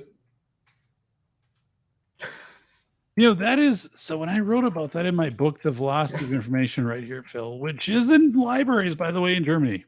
So believe it or not, it is. So I can actually prove that to you here in a moment. But I think this is part of the psychology where people have this weird crowd-in behavior, and all of a sudden, all the holidays blend together. And there's more to it than just kind of that.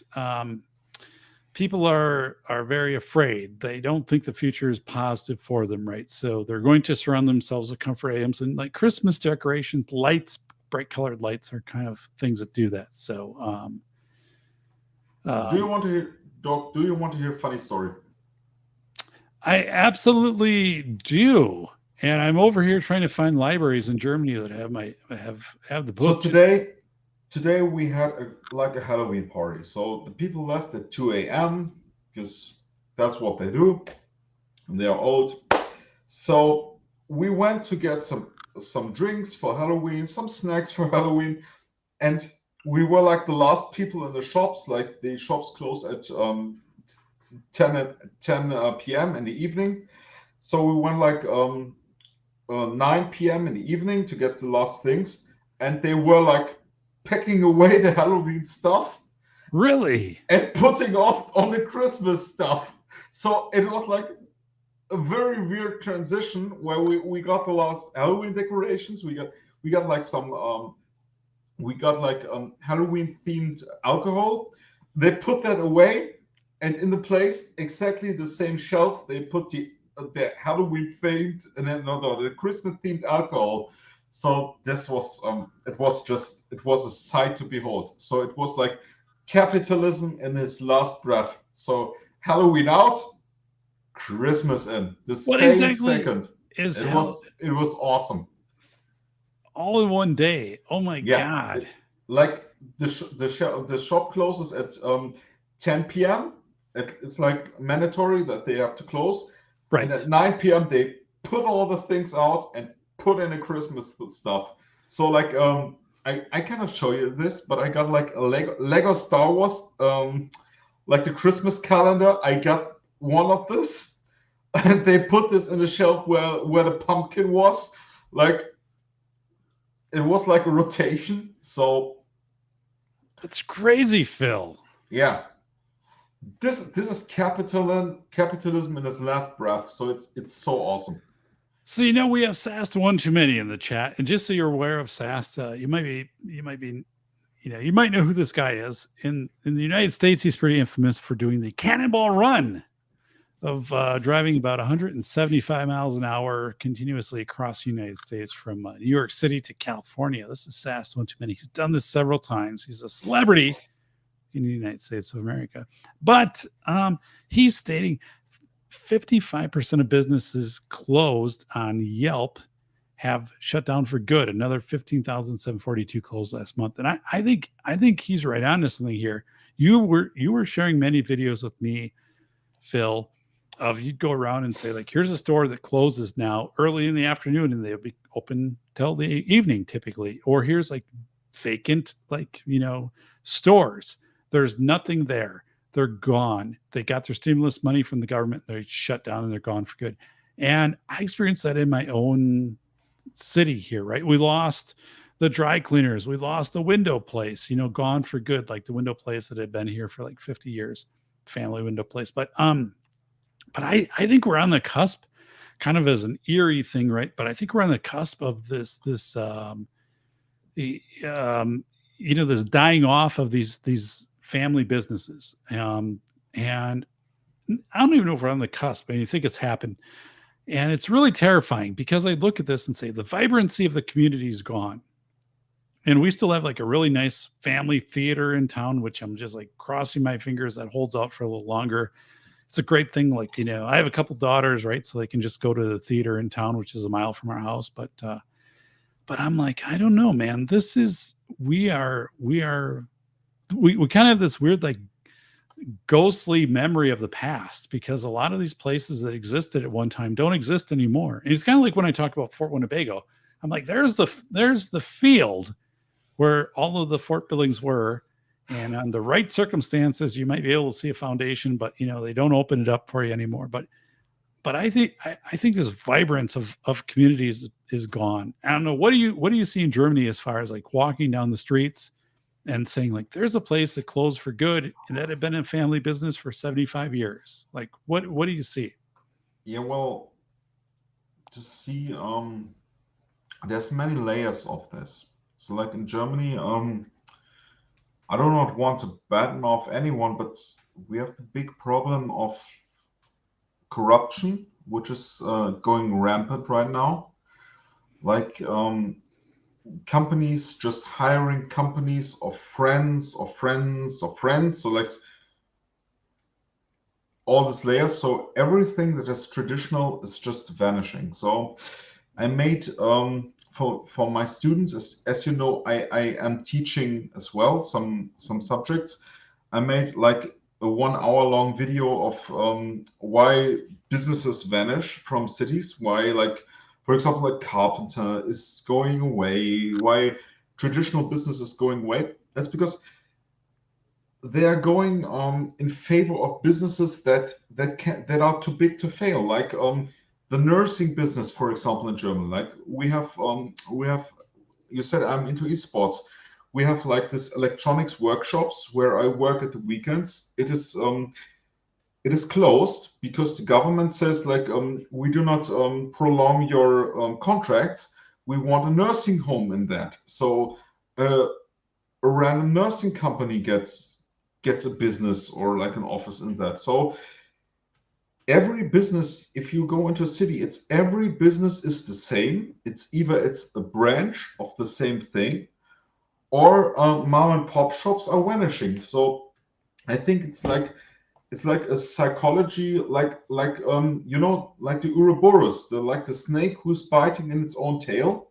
Right. It's like the businesses are shutting down because they're biting into their own foot, to say, and the big businesses are coming in like a vulture. Like if you had a mom and pop shop there, like for 40 years, like a photography business, the photography business, if you talk to the owner, he will badmouth anyone else. He will be bitter. He will be resentful. He will hate the internet, and he will have prices like he will be a crazy person. If you talk to him, he will be a madman. So he will go bankrupt. Of course, he will go bankrupt because he's selling crazy stuff. So another business will come into that. So it's like law of nature for some reason. Yeah, and it's, you shared some videos with me of places, and you'd say, like, here's a place that shuts down at 3 p.m. They used to be open later. Or here's like just vacant storefronts, and here's a community that is typically a destination community in Germany. And look at it, like, there are many stores which are vacant and probably won't be occupied anytime soon. So yeah, I think it's really terrifying stuff. I believe we are still in, and I wrote about it in this book, The Velocity of Information, which Phil Henry is going to review at some point. But I wrote about in The Velocity of Information, where I believe people are still in this crowd-in behavior. People are still very afraid or apprehensive to be entrepreneurs, or to go out and do new things, because one, the next day they could be deemed essential or non-essential. The government could close down their business and things like this. So people are very apprehensive. And I don't think anybody has a sense that we are through the woods yet, right? Especially in the US. We have midterm elections coming up. That's a mixed bag. Like, we have governor election here in my state, could go either way. And that would have significant implications. But I just think people are like, I'm not going to put myself out there and take a big leap right now, because things are just like really unsteady. So I don't know, man. I think this is a time when people are living in limbo. And I see it also in my students and my college students. I see people who don't really talk much about the future. They talk about the present. And I pointed that out to him, like, the reason you're not talking about the future, right, is because the future, you don't want to be the superintendent who makes a big initiative, and then 2 months from now your school is shut down because of the pandemic, right, or a resurgence of the pandemic. So I'm like, I can hear that in what you're saying, I can see in what you're reading, and I'm like, I don't know how you navigate beyond that, but I can tell you, like, you are very much conveying to me that you are a person who is very measured on what your activities will be in the future, because you don't want to wake up tomorrow and be like, oh, we're deemed essential or non-essential, or we have to go back to remote learning. And I'm like, I get it. I'm like, it's not a criticism. I get it. But I'm like, it's very transparent in what you're writing, what you're telling me. So I think we end up with these people, Phil, who are just they're very reluctant to take steps forward, because they don't want to be that person who starts a business or starts initiative, and then suddenly essential versus non-essential. And we hear these things, like there's another lockdown in China and stuff like that. I don't know, but who would have thought the lockdowns would happen in 2020, and how that kind of manifested. So I think we live in this society where people are very afraid to move forward. So Doc, I have like this this business decision to make. Like, I do have I'm teaching on the daytime. I'm teaching, and on weekends I'm like doing this esports events. Like, I'm doing project management. So just to be honest, I have to decide, do I work or do I not work? Every job I do work like in the evenings, like soldering, new projects, or anything else. I have no chance to gain any more money, because the tax system is built like this. I cannot speak for the US, but every euro I make is taken away. So I cannot earn more money than I do right now. So this is like, the healthcare system is like, if I do make one single more money, I will have to pay my parents' healthcare. So my parents' healthcare will be twice my healthcare. So I paid 2 houses in healthcare like the last 3 years. So if you tell that to someone else, this is like the craziest thing they will see. Today I made a joke. The scariest thing you will see is my healthcare bill. So this is something very odd to say to Americans, but to imagine that we have to go to a veterinarian to get real health care. This is like crazy stuff to say, that we have to go to, like, how can I say it friendly, that we have to go to get fish antibiotics to get antibiotics. So this is crazy. Like, the entrepreneurs, they are in Europe, they are like, no one cares for you until you make the sum X. And if you make too much money, you will be like you will be shunned. So people close their shops because Right. they are afraid to make the healthcare money. But I say, okay, I do not want to do that. I can pay my people. I can pay the people who work for me. So this is something that most people do not want to do. Like the little ice cream parlor, he says, no, I don't want to make the money. I will shut down. So, but I would say, okay, I will work 4 hours more a day. It's okay, but I do it for the people I employ. So this is something you have to make up with yourself. So it's very hard right now on the people. So this is something like in the Halloween times, for example, people are shutting down the shops. They're closing the business. They say, it's dark, I do not want to work. So it might be very, it might sound like a depression, but if people really want to work, they could do it. But you have to make, how can I say, it has to have a balance between work-life balance and actual work. So you have to calculate, can I afford to work? This is something which many Europeans have to think right now because the bills are too high. So yeah, no, I think I understand what you're saying, right? I mean, there's a threshold of, if you keep working, like so much goes toward taxes and so at what point is it just not worth it, to do that? Or like you work to a certain threshold, like in the US, so starting today, I guess November 1st, or no, tomorrow, November 1st, for people who get government marketplace subsidies for healthcare, there are thresholds, like you can earn too much money and not be eligible for healthcare, right? So which kind of sounds crazy. And you can earn too less, and then you're only eligible for state like Medicare, Medicaid, which some places don't accept. So it is this weird like medium and things, but there definitely is a consideration. Like if you earn too much money, you're ineligible for these plans, which seems really weird. But yeah, I get what you're saying. So yeah, so I'm going to shift gears a little bit. You were recently at a esports event. And by the way, November 21st, I'm having Mike Dahl on, head of Wisconsin esports, but who was just like flown down to Orlando to present on esports. But so you're at an esports event and you make controllers and things. So by the way, esports is phenomenally growing in schools. It's like a hockey stick. It's like this rise of sports, that and also competitive shooting, like trap shooting. Those are two sports which are rising while other sports are just kind of withering on the vine. But if you wouldn't mind sharing a little bit about your experience with esports and also like customizing controllers and where you see this going, because esports is taking off like wildfire here in our high schools in the United States. yeah, actually, this is something very interesting because with this esports, we are combating like any inflation business that is going on. Like, as you know, I have been into security, I've been into psychology, I've been into economics, I've been into every strange thing you can imagine. For some reason, esports, I have calculated, is like one of the most interesting things you can do. I started doing esports like for security.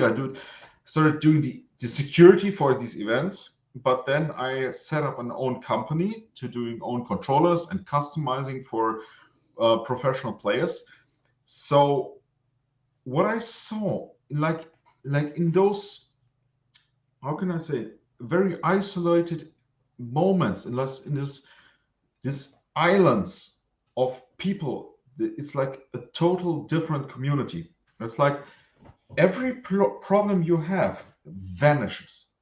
Everything bad you think of vanishes. If you go into gaming, if you go into having a community, it's like a pool of creative people, of highly skilled people. So I think this is like what started as an escape for those people is like the future of entertainment, of knowledge, of teaching, of everything. So I've traveled Europe, the whole continent just by doing esports events. So, and I met with people who would usually be called nerds, or like who would be shown as they're outcasts. We don't care for them. Right. Totally different. So it's 100% wrong what the media says. Sorry to say that, but these are not nerds. These are the people who want to do something different. So this is what I can say about this. Maybe I can find something. I actually found something like in the esports scene, people have like the urge to do something new, to do something different. Like I have found some, like a little button, for example, we do the buttons for the controllers, for the people. This is like for the Nintendo, like Super Smash Bros. Yes. Like, holy shit, Phil just left us. I think this is part of a CIA conspiracy thing where they just took out Phil. Phil, you're welcome back here. We just lost him on the feed. So I'm sorry to say that. Sorry to hear that. But Phil's gone. So hopefully he'll be back. But before Phil, if hopefully he comes back, I just want to play this clip again. This was taken today. This is Ron Wayne. Misty, this is Ron when he encountered a ghost. This during last night's Bills-Packers game on Sunday Night Football. This was Ron's response. So let's see.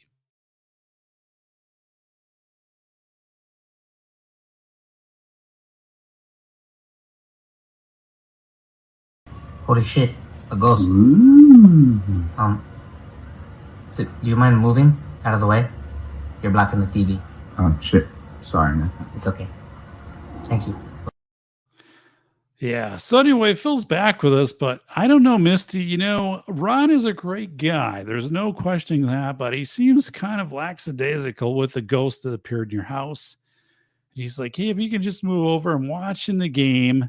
The ghost complied. It's not the response I would expect, though, from someone like Ron Wayne. So, Ron, come on, man. You got to challenge that ghost a little bit more. Back in the studio is our good friend Phil, who we just had a little brief thing. It popped up on my side. It said, you know, CIA intervention here. And Doc, everything's being recorded from now on. You know, you might have to appear tomorrow or we might visit your house. I'm like, okay, you won't have any trouble finding it because it's well decorated for Halloween. Phil Henry back in the house. Welcome, Phil. By the way, this is a new microphone. I have invested $700 in the studio in the last 4 weeks. The headset, the microphones, a headset, and then also a new Brio Logitech camera. $700, which is just I don't know. It is what it is, right? So, but studio's undergone some major upgrades here. I'm hoping you can identify it from over there in Germany. You're like, holy smokes, the picture's sharper, the audio's better. If not, I'm disappointed because, like, you know, but yeah, I did invest $700, which is something that Aaron Clarey makes in about 8 minutes a day. Aaron Clarey makes that. That's like 8 minutes. That's amortized in his salary, what he makes. But anyway, I'm trying to improve the studio experience here for everybody. But so yeah. So where do you think things are going? Like, where do you feel comfortable investing right now? Either like in your own skills or investing money, or like, this is something I personally struggle with, by the way. It's like, where do you feel comfortable with taking chances right now? So, as the ghost told me right now, I'm back. I got this little custom-made controller with the Japanese special. It's like a pumpkin color. It's like a Japanese orange. We imported that. So, investing, I would say technology, knowledge. So, this is something like I say like the prophets, like 𝗵𝗵𝗵𝗃, for example, would say, do not do that. If you are in Europe, do invest in a degree. So might sound strange, but this is something which opens up like the funding, the business contacts. Like if you get your education right and you get it in order, so as long as you have like a business, a scientific, a STEM degree, this is like the best investment a young person can make, as long as it doesn't take them into debt. So having like a degree will open up so many doors, like for any investment endeavor you have. Like I have been in esports, and every second question I get, even when we're playing, when there are people, you must imagine we're playing with them, sitting with the controllers, like into this, and all the people, they all have degrees. They're all like in the STEM degrees. They're all like programmers. Have something. Just have something to present them. This is what I can tell young people. So get your education right. It doesn't matter if it's like a master's degree, but have something finished. Do not have open business, or get at least some certifications so that you have something to show. This is what is the first investment I would say to everyone. Do not get a car or do not get a house before you have your life sorted out. Do not go into debt, but get your education right so that you have something to show for it. It sounds controversial, but from my experience, this is the first thing everywhere in Europe this was the first question I always got. So some years ago, I could say, yeah, I have a degree in business psychology. So you will laugh at. You were the laughing stock of the people. Oh my goodness! Wow. It's okay. It's totally okay. But now I could say, oh, I have project management. I have MBA. Okay, it's a laughing stock still for some people. But I have like in IT, I have this certification. They say, oh, it's all right. Come into the back. Let's have a party. So it's not a skill you have. It's like they ask for the certification. Do you have it? Yes. Oh, come on, enter. It's like, I cannot say what it is, but if you have reached a certain level, at least in Europe, I'm speaking for Europe, I'm speaking for Switzerland, if you have it, they will accept you. So I don't know what it is, but it's like the one thing you need to get to the next level. So at least in the esports scene, everyone is a student, everyone has a degree of some kind. So this is the base level you have to get. And it was never easier to get that. It sounds controversial, but with all the online teaching going on, it's like a 3-year chore you have to take. You have to take it, do it, don't discuss it, just do it. Wow. So you're kind of thinking like certifications are the future for people, right? To get certifications versus like degrees. And by the way, I'll preface this by saying, like, I will zoom out here so you can see it sadly on the wall. That's why I have to get my fourth monitor here, because this creates a problem. Oh, damn it. I guess I can't do that. So, well, anyway. So you can kind of see over my shoulder. I have a couple degrees. So I have 4 degrees. I have a bachelor's, 2 masters, and a PhD. Now, granted, for me, like, it worked out because I kind of like built my own brand around it with my books and my consulting and stuff. But in general, it's not what I would recommend to somebody. I would recommend getting certifications and not spending years and years in college. And I think esports is amazing right now, Phil, as you said. So in the United States, at high schools, esports is becoming one of those things where if your high school has it, it's a recruitment tool for open enrollment. Like a student who's interested in esports is more likely to go there than to their school that does not offer that. We have post-secondary schools offering esports. The college that I teach at has an esports arena that's built into the college. Like, I walk past it when I teach. I'll be there Saturday teaching. I literally walk past this, and I don't know if my key card would open it. I never tried. Let me be honest to you. I have to. But they have this a 2-story arena with like this incredible seating and all these big screens. I mean, the thing's awesome. Like, I just want to I want to check it out, but I also don't want to have like my record of like accessing this room with my key card. But I'm not going to do anything bad, by the way. But I'm like, this is amazing. And they have like a full-time coach and they recruit and they have scholarships. And the thing is too, like, kids with disabilities. So there's a kid in our state of Wisconsin who uses a mouth controller. He's a quadriplegic. He's a mouth controller. He's ranked like in the top 4 of the state. And I think this ability for people with disabilities to access competitive or even leisure sports is enhanced through esports. So I'm all for esports. I think it's a great thing.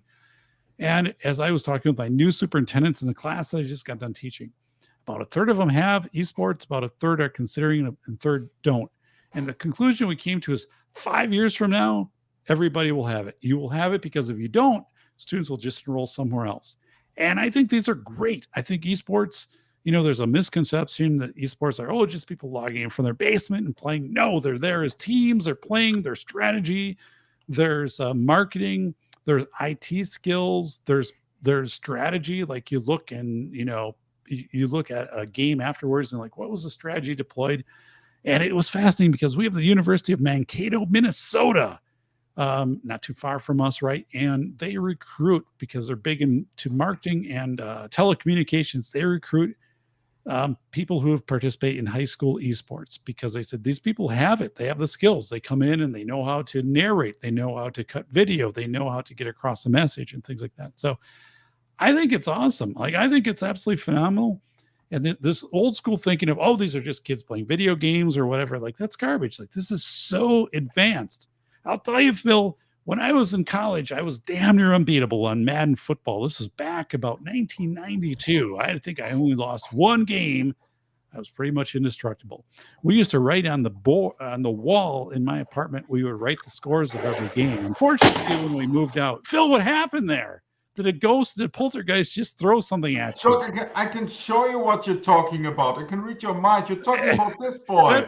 I remember your video. I remember what you were talking about. Holy smokes, man. A ghost just threw a Sega controller at Phil. It was like, we have this on video. So Doug, I can tell you something.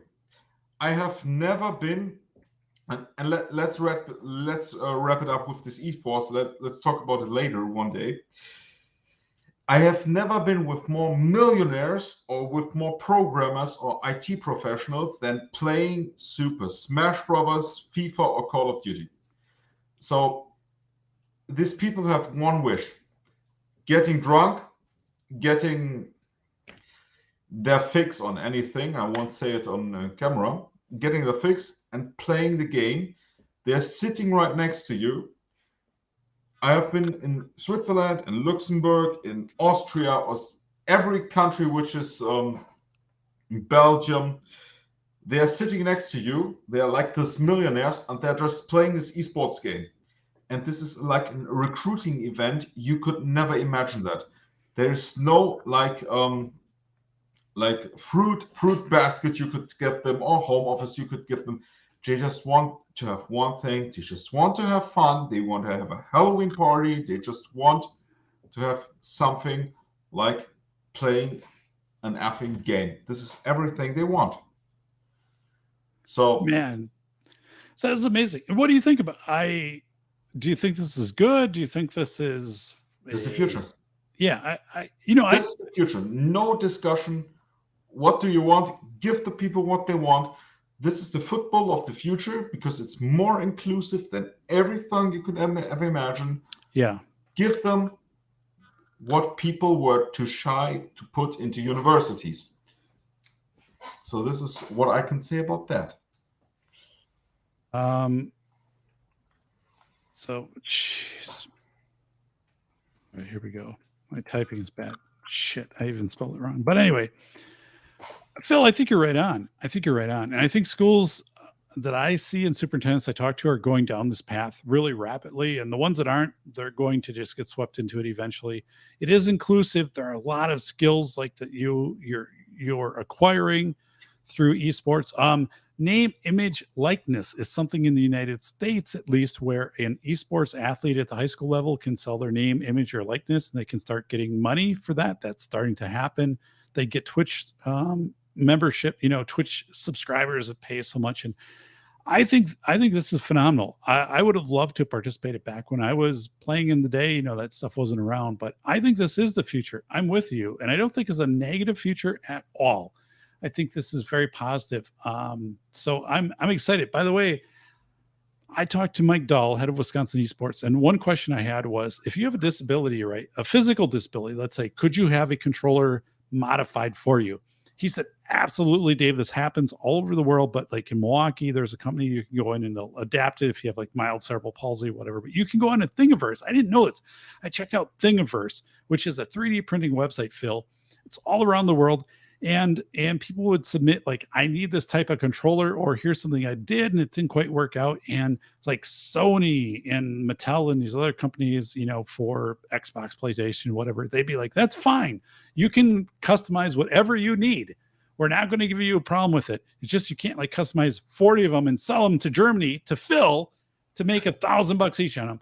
But this was amazing to me because schools, Phil, here in the US, schools have 3D printing labs. So imagine a student with a physical disability coming down into his own 3D printing lab, and that 3D printing lab creating a controller for that kid to participate in esports. And it happens. And it's amazing. We don't talk enough about it. Like, this is a really good thing. How they can engineer that.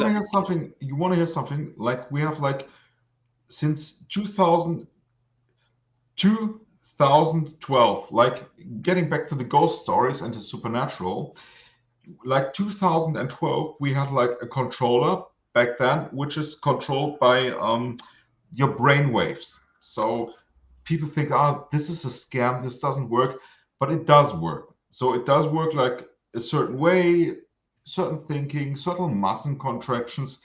We have this technology. We can do this like for more than 10, 12 years. We could do controllers which are working like with our thoughts alone, because if this is thoughts, brain waves, or muscle contractions, it doesn't matter. We could do a controller for people who are like paraplegic. We could do that, but there is like zero funding for anything of this. So if you tell this, if you would go to a university right now, they would call you a raving madman. But we have the technology; it is already there. But no one is willing to do anything for it. Like which is the metaverse is coming up, the VR technology is coming up. This is Stone Age technology from what is actually out there. But no one is willing to fund it. So we could do that. Like, we could control games with our minds, so to speak, or with like the little muscles we have everywhere in our face. So this we can come back to that later. Right. Yeah, it's amazing, Phil, you mentioned that, because one of the barriers to introducing esports in Wisconsin schools is funding. Even though it might cost $500 to have an esports team, districts aren't willing to put that forward. So it's a weird thing, right? Because like, we have Jolly Good Soda, a soda company, right, that sponsors Random Lake, Wisconsin, a small district. And they sponsor their esports membership, but you don't have transportation to deal with, once you have the controllers, equipment paid for, stuff like that. So you're right. This is amazing, because people put like funding for esports as a huge barrier. When you compare it to football, baseball, basketball, volleyball, it's like fractional. It's so minute. Plus, you already are using that technology for your tech ed classes and other things in your district. So it is weird, because districts haven't fully jumped in and embraced this. And I'm like, for literally $2,000, you could have a fully funded, fledged, verified esports team. And so it's weird, because they're having to reach for outside funding on this. And I'm like, how much does it cost for you to run your basketball team? And just have your refs and officials. They're paying their officials, $50 a game, and 8 home games, $400. So you're right. It is a strange thing. And it is not cost prohibitive to be in esports at all.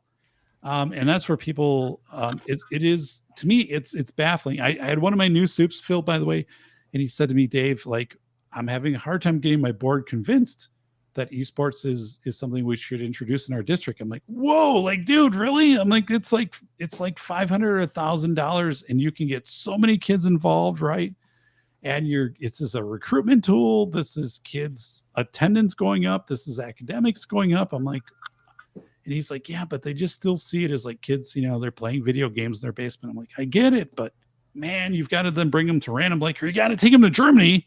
You have to have a meet 𝘁𝗵 at the airport. He'll take you to all the good spots. He'll take you to show you the 𝗴𝗵 in the back of the museum there. He'll show you all that good stuff. I'm like, Doc, that's what you have to do. Please, one question, please. Say Switzerland. Switzerland. Say Switzerland. Germany is okay, but Switzerland is better. I said it on air. So like if you come to Europe, use Switzerland or Austria, please. So Phil, you one time I asked you, I said, what would it be like if I visited Germany? And like I said, okay, Phil, I'm coming over, and you're like, Phil's like, great, I got like 10 days, I'll take off, and like I'll give you kind of a tour and stuff like that. And you actually said to me, like, I'm not sure how you'd be received as an American and as a safety doc.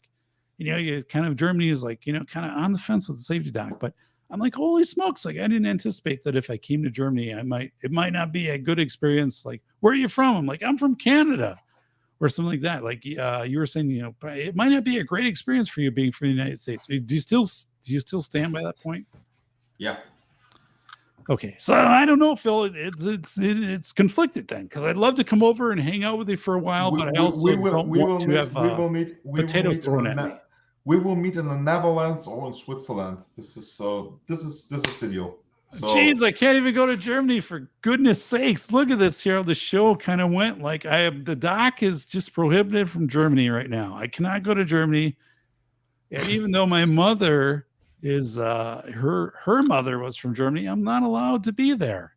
And Phil's not going to say, like, here's my good friend, Dave, I don't know what a Switzerland name is. We'd have to come up with something. I have to work on an accent, but yeah, apparently I can't even go to Germany these days. It's pretty damn disappointing. I can go to Gettysburg. I can't go to Germany. So I don't know, I guess, but I've never been to Switzerland or the Netherlands, but, so I'm just kind of razzing you, Phil.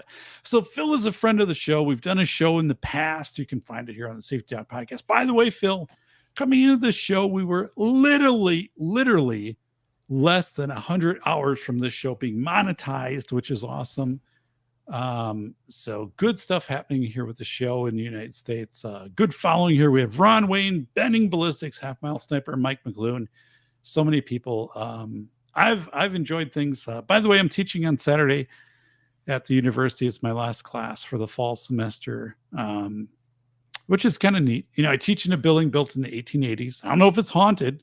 It's never really presented as haunted, but I get to use these original slate boards from the 1880s. So they assign you chalk that you can only use on these boards because they're so pristine, and the university cleans them before and afterwards. It's really cool. And so yeah, it's kind of a cool thing. Like, you go on campus, it's private campus, very, very pristine, very well preserved. So I appreciate it. I don't know, I just do. And then I get to go past the gaming arena. And I'm always thinking, like, could I swipe my ID card and get in there? Which I think I could. I'm guessing it would let me in there. And I'm looking at this saying, God, this is great. Like, this is just a palace. I love this. And 𝘁𝗵 would be playing here. Like, 𝘁𝗵 and I would be playing Madden 2023. And I think, like, it'd be close. It'd be like 31-28. Like, I don't know. I'm guessing Phil will probably win, because he's younger than I am. Let's take the 1994 version. So I will go with stereo sound any day. All right, 1994. I will stick with the Green Bay Packers if we're playing man football. I will stick with the Packers in 94 with Brett Favre as my quarterback, and But it was funny, Phil, because back in the day when I was in college, I remember talking to my friends and saying, it would be awesome if there was this thing that came to campus and everybody could compete in, like, Madden football, like back in 1992, right? And they just set up these monitors and in the field house, right? And then you would basically have this tournament. And like, now that actually happens, right? And I could totally see myself being part of an esports team Now, granted, I'd be in the geriatric division, which maybe gives me an advantage. I'm in the 50-year-old plus division. So like in basketball, in summer league, like it goes up to 50 and then it's like 50 and older. So like I still have my jumper and still can kind of play defense. So I'm still doing pretty good in that range. But so man, hey, Phil, like, by the way, so anybody listening, Phil is a good friend of mine. Phil is what I consider a member check. So as the pandemic was happening the last few years, Phil would fill me in on here's what's happening in Germany. Plus, like, here's a 2-minute video of here's what I'm seeing in my community manifest. So we would always compare information, what's happening in the US, what's happening in Germany, what am I experiencing, what are my member checks experiencing. So Phil is phenomenal. He's an awesome guy. And Phil, I want to have you on the show just to dedicate a show to you again, just where you and I just have a chat. So thanks for being here tonight and sharing all this crazy, this spooky ghost stuff. And then we got into some really great stuff here with what's going on in your observation Germany esports. Man, you're sharing you're sharing those videos of esports and those links out. And I'm like, God, I wish I was there. I absolutely wish I was there. I played I played Battleship the other day against the computer I lost. Once they find out where your battleship is, you're pretty much screwed, right? Like if that's the first thing the computer finds out, you're done. But man, so you're a great guy. Like, I mean, you're an entrepreneur, you're a visionary, you're a futurist, you're a realist. Just a ton of respect for you. I'm really glad to have you as a friend. Thank you very much, sir. And Phil's like, damn it, when you come to Germany, we'll tell everybody you're from what country? Greenland. I can pull off a Greenland, right? I wore a couple of polo shirts right there, like Greenland.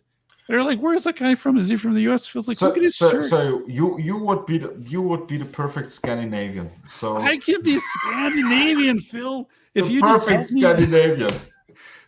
help me out here, I can make it happen. I do a little bit of research. I don't answer a lot of questions. I'm Scandinavian. I can order the appropriate apparel.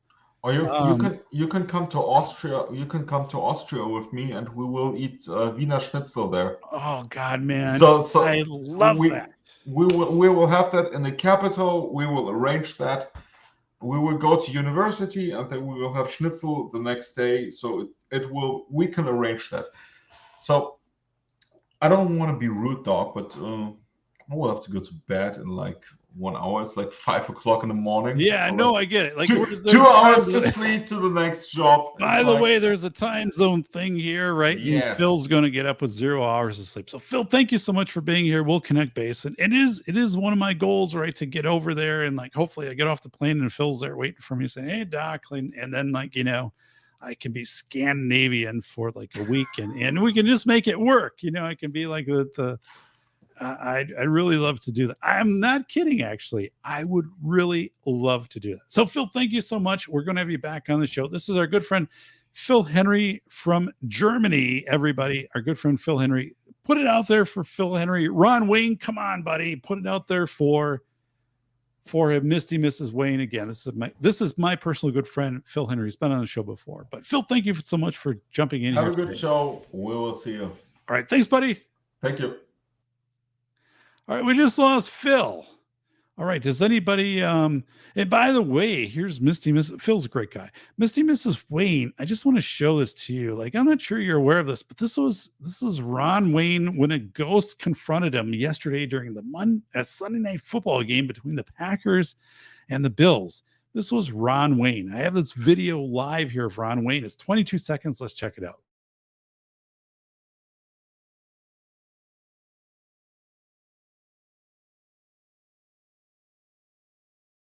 Holy shit, a ghost. Ooh.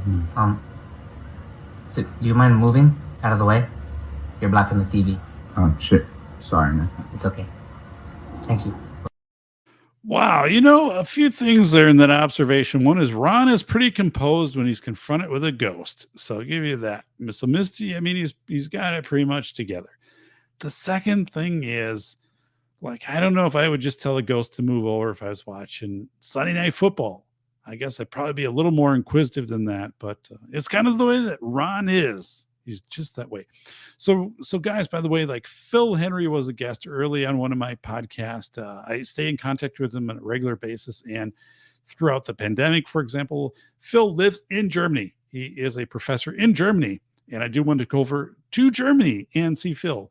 But I might have to kind of like, work on my European, Scandinavian accent appearance or whatever, because he said, coming here as an American, it's probably it's not a good thing to champion, right? To come over here to say, hey, you're the safety doc from Wisconsin. So I've got to work. I've got to say wherever Ron Wayne is from, is where I'm from. And then that will kind of get me in there. So yeah, Phil's a really good dude. And he's got his whole thing, like entrepreneur, he's an engineer and like 3D controllers, and Jesus Christ, I mean, guy's incredible. This is our good friend Bacon. Have you seen maybe been in Ireland before? Check out the channel Diane Jennings if you haven't. Yeah, I want to do a trip, but I want to go there when I get off the plane, like somebody greets me and says, hey doc, like I've got you from here. I'd also like to go to Japan. I think I've got a good shot of going to Japan as like a university prof, like they bring me in to talk about school violence or whatever the hell. Like I think I've got that shot going for me if I play my cards right. But I don't want to go somewhere where I get off the plane, I don't know where anybody, I don't speak the language. Then all I can say is I'm Ron Wayne. That gets you so far. It's kind of international. But does anybody want to come on the show? I've got the pinned tweet up there and talk about a paranormal experience. Like, Bacon, remember the time you were driving your car and you thought there was a goddamn ghost in it? And it was like, talking to you and giving you directions. And you actually like, that's my Garmin. You thought it was a ghost for a while. Like for at least 45 minutes, you thought it was a ghost talking to you, but it was actually your Garmin or your TomTom, whatever it was. But anybody is open. So if I see you pop in the down below here in the green room, I'll bring you in. So by the way, I've got a bigger camera screen going. This is the new camera. This is $700 of upgrades in 4 weeks here in the studio. And you can kind of see my weights back there and stuff and some things I've done here in the studio. So, but yeah, so come on in, share a ghost story. Mike, you got a ghost story. Remember the time, the ghost, was out there, you're sawing wood and the tree fell on you as a haunted tree. And then a tree started dancing around. You're talking about it. So remember that?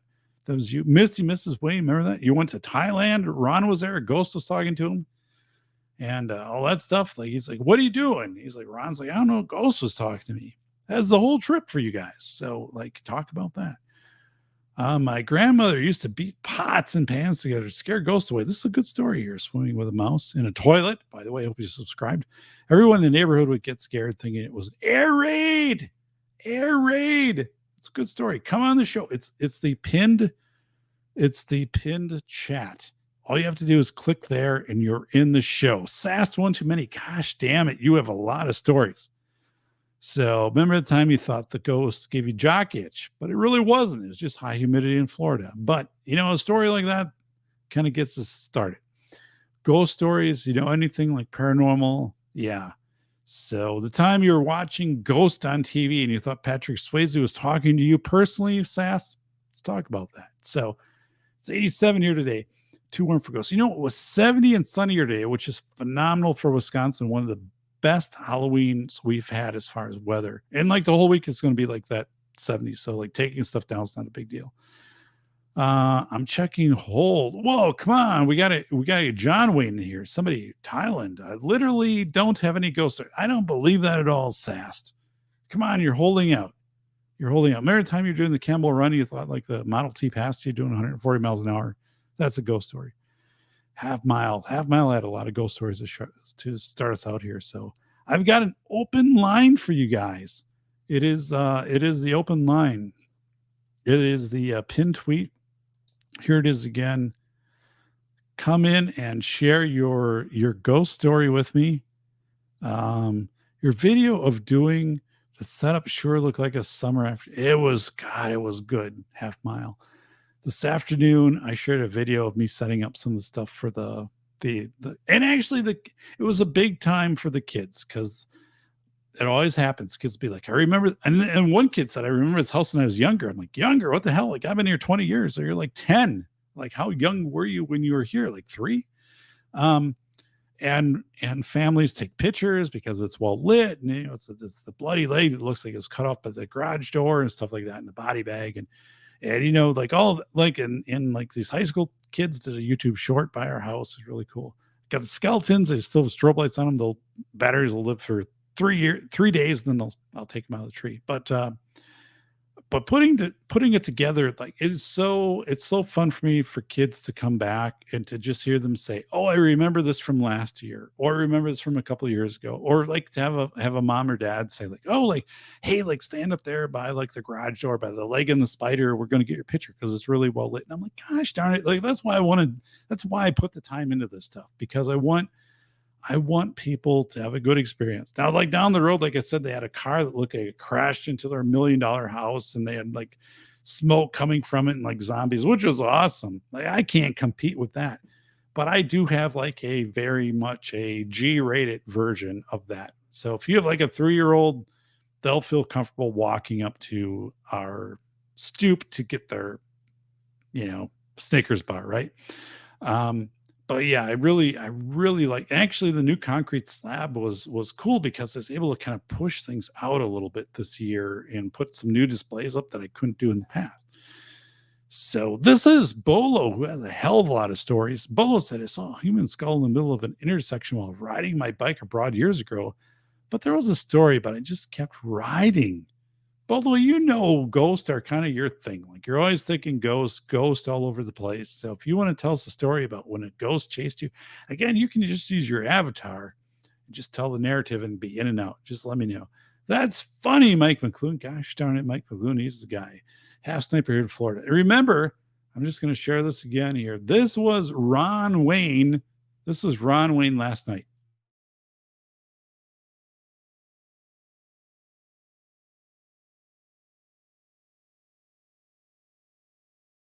Holy shit, a ghost. Ooh.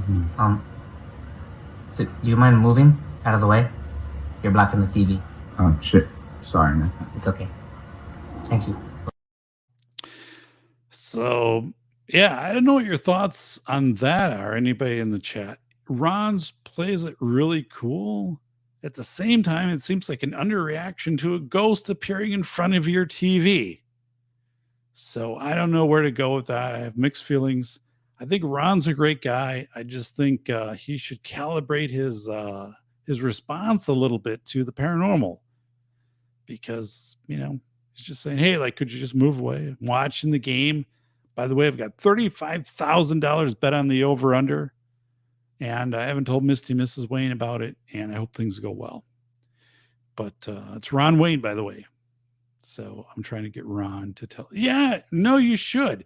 I can see when somebody comes in the green room and I want to bring somebody in to have them tell the story. This would be awesome. So yeah, Mrs. Wayne, convince Ron to get in here and tell the story about the time the ghost showed up, right? And slapped him across the face and said, "Hey there, Sonny. Like, I'm the ghost of the greater Kentucky area." So came in, he still had slap marks across his face. So it's a great story. And yeah, and his zipper was welded shut. So he had those pants were useless after that. I don't know the whole story. But how about Sass? You don't have any stories of cannonball running, of Connecticut, of Florida, right? Of the time you got hit by lightning. You have none of that as paranormal, right? I don't know. I'm hoping you guys do, by the way. So, by the way, I live next to Baraboo, Wisconsin, and they're the I don't know, Travel Channel. Jesus Christ, I can't. I'm glad I have this microphone because it does free up space underneath, but here we go. It's still not, I never learned to type without looking at the keys. So, you know, it is what it is.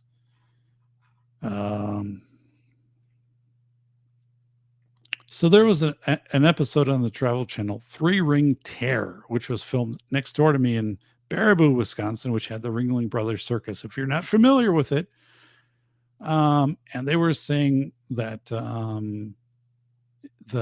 What the hell here? The city was built on the ancient burial ground? I didn't know that. Doesn't surprise me. But I'm trying to find the link here to the show. Jeez, they don't make it easy, folks. So, yeah, this is pretty lame. I'm trying. So come, if I see you in the green screen, I'll buzz you in. Mike, come on, you got a story. So remember the time you were out hunting and a pterodactyl like chased you and you're like, holy smokes, and it's just like an apparition.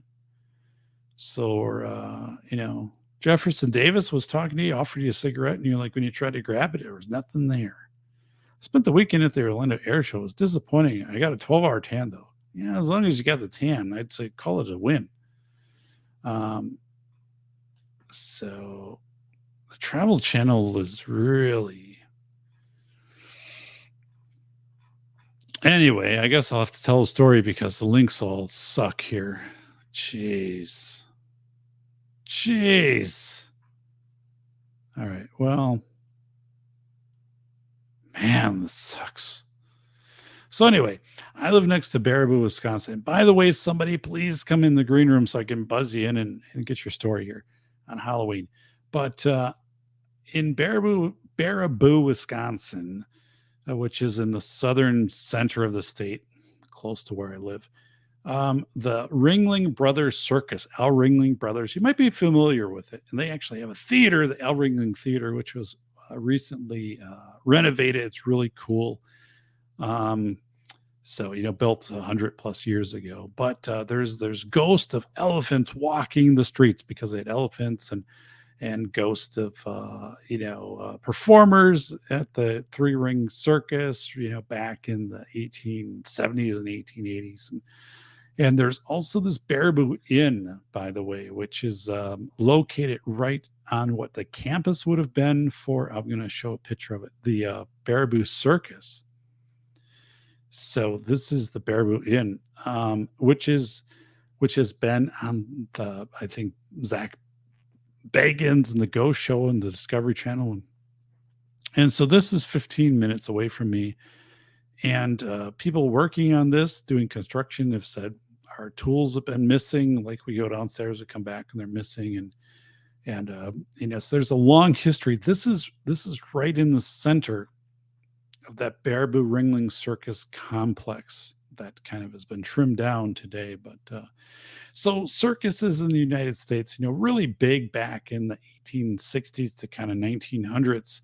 One of the biggest was right next to me, 15 miles away, Baraboo, Wisconsin, Al Ringling Circus. So this was kind of a building associated with that. It still exists today. Up from this building about 200 yards is the rail depot, which was a very large rail depot built around, I think, the 1880s, was abandoned for a number of years, and I think now is being renovated. Also identified as a very ghostly place. All of this land, by the way, Indian effigy mounds all around this area. Likely some of these areas where the mounds were destroyed to build these. This building, for example, is within 5 miles of that man mound, which I showed earlier. So just pretty freaky stuff. Now, we do know that we do have people in the show here. We have Misty, Mrs. Wayne, Mike McLuhan, Sass One Too Many, Bolo. If you have a ghost story, if you have a paranormal story, just something you want to share, please use that posted link here in the top chat, and you can come in and tell your story about something odd that you experienced at any time in your life. So I'd appreciate that. Bolo, you're thinking about it right now. And I know people have stories. It doesn't mean that you believe in the paranormal or ghosts or ET or flying saucers or UFOs. But if you want to share your story, something you encountered, or say, like, I had a relative who always said this happened. Bolo, in Canada, there was always this like mysterious white moose, and it would come by and it would talk to you, and it was kind of a shadowy, cloudy figure, and you go to touch it and it would not be there. Tell that story. I blocked all memory of any wacky BS. Come on, Bolo. It's our good friend Bolo. Bolo's saying that Ringling's from Sarasota. Could be. I don't know. They an interesting thing is they had one of the circus grounds was in Delavan, Wisconsin. So Baraboo was the headquarters. And in winter, they would try to move the elephants and bigger creatures to warmer temperature climates. And not that Delavan, Wisconsin is much warmer, it's hours south, but in Delavan, they had the school for the deaf. And it was documented that they would bring the elephants and the animals over to a school for the deaf, and the students could experience these, right? Now, to me, like if you're deaf and you're experiencing an elephant, that's not as big of a thing as if you're going like south to like Janesville and you're going to a school of the blind and you're showing students an elephant. Like that's a big thing. I don't know if that ever happened. By the way, October's Fire Prevention Month, and the fire department did come by every year. I was at the School for the Blind, and they would bring up a fire truck, and then the kids would be out there, and they would be like, here's what the hose line is like, and here's like, the intake and the ladders and stuff. It's pretty amazing. Like it's really cool. So please take my offer and come in the invite here and share a story here with Doc. It is the pinned chat. All you got to do is click there and you are in like Flynn. So please do that, by the way. Please do that. And while you're thinking about doing that, we are going to bring in, by the way, this is Ron Wayne last night encountering a ghost.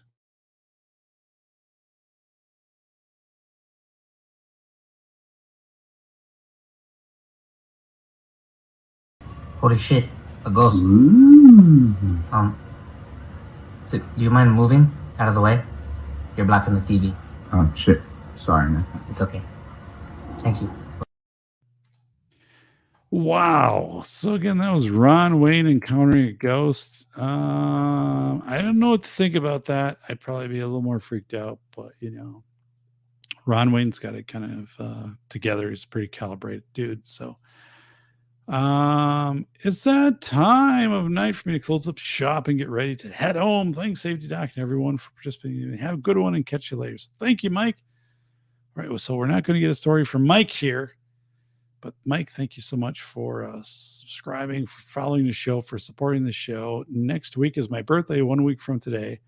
By the way, everybody, let's do just a quick check on how many watch hours we have.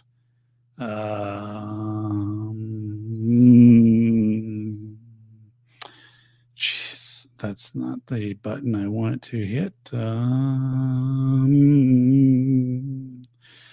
Here we go. If you haven't subscribed, please do so. Please thumbs up. Please share this. Please subscribe from all of your YouTube channels. So let's look at the analytics here. 1,252 subscribers. That's awesome. Monetization. We are at 3,984 hours. So we're literally, not figuratively, we're literally 16 hours away from this show being eligible for monetization. Believe it or not, that's happening. That's pretty awesome. So, we are close. We're close. So many great shows out there with the Safety Doc podcast. So yeah, this is pretty unbelievable. It is. We are looking at. We are with under 20 hours to go. So like you tune into the Preston Rice show, man, it's there. You tune into Larry Lawton, it's there. So good night, Nate. Take it easy, buddy. I'll put in some watch hours tomorrow for you if need be. It's probably needed because we're still 16 hours short being eligible for being monetized. It's a good thing where we are where we're at, but I think what happens if you watch like some of the earlier shows, that's better, because if you watch something you've already watched, I don't think it necessarily counts.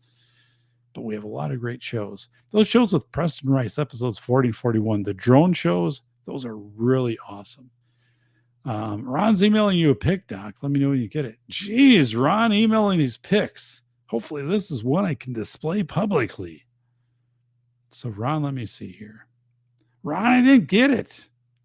So let me just do this here, or else my spam filter kicked it out. The FBI just intercepted it. all pretty much on the table. There's my email. So it was, oh, you're giving away your official email. That's kind of my burner email. So let me check here my spam. Jeez. By the way, I signed myself out of my Gmail today by accident, and it took me like an hour to get back in. It was not a good experience because I was like, oh, piss. I don't really remember. Like, I had to go back and figure things out. Eventually it got fixed, and they shouldn't make it where you can like sign yourself out with one click. That should not be an option. So Ron, I have not received your picture. And Ron, I want you to come on and show. Oh, look at this. No, that's just me. So that's my other screen. No, Ron, I don't know what's going on here, buddy. Oh, wait a second. I just got it. Ooh, Ron. All right. So, Ron, I'm going to show the picture. And are you willing to come on and talk about it? Let me do this. Here's the picture. Sorry about this. Comments. All right.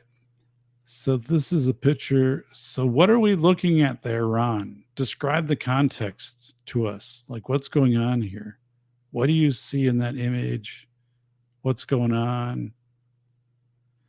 And click on the link up above in the top chat. Come on in. You can just use your avatar. You can just give an explanation of, hey, this is what's happening. Too much vertical integration. Yeah, Google's not worth it. I mean, yeah. The thing, I would like to be eligible for super chats. It's kind of just a personal thing. And then there is a little more sway in getting guests on the show when you do have a certain number of followers and the ability to be super chatted. So I see a face. So yeah, I'm doing it. This is as big as I can enlarge this. So what's going on here? And Ron Wayne, I'm waiting for you to show up in the green room. So what's happening here? Ron Wayne. I see a face. So this is Ron Wayne. I don't know what's really happening here, but there's this picture in the background. So it's kind of hard to tell a story, Ron, unless you come in here for 3 minutes, use your avatar and tell the story. So we won't get into last night's Monday night or Sunday night football game where you told the ghosties, could you move over? It is Bacon Maldito. Bacon, welcome to the show. Bacon, are you able to tell us what's happening here? Because Ron Wayne is kind of playing dicey tonight. So how are you, buddy? I'm relatively okay. I just came back. I guess you can call it kind of a specialty, beer place. They get stuff from not all over, but a lot of local places. I'm glad I actually went there because you just try to get most stuff here is like, good luck finding stuff that isn't an IPA. So that's exactly what I went for. Something that wasn't an IPA. This is what I picked up, by the way. It's out of Epic Brewing. It's an Imperial Pumpkin Porter. I figured it was appropriate for tonight. Plus, it was their last one. Good deal. I did a Guinness stout, extra stout tonight. So pretty good. Extra stout. That's a pretty good one. I like it. Yeah, my neighbor was trying to pass beers to me all night when I was kind of manning the trick-or-treating stuff. But I said, I can't compromise myself while the trick-or-treaters are here. But yeah, he's like, dude, do you want a Coors? I'm like, no, I'm good. We got like 1,000 trick-or-treaters here, man. I don't need to lose the edge. I gotta stay focused on the task at hand. Like, 2 pieces of candy per kid. But so anyway, we have this picture here from Ron Wayne. I'm not sure what's going on there. And if Ron shows up, I'd like him to tell the story. Oh, did he send you this? Ron sent me this picture. But yeah, he's a little sketch. He's a little reluctant to come in and talk about it. Oh, now he's saying his internet's winking out. So Ron is pissed scared of coming in and talking about this because he's afraid this is going to haunt him. So he's a good guy. By the way, Bacon, I'm just going to back us out for a second and show you a 22-second video of Ron from last night. Oh, okay.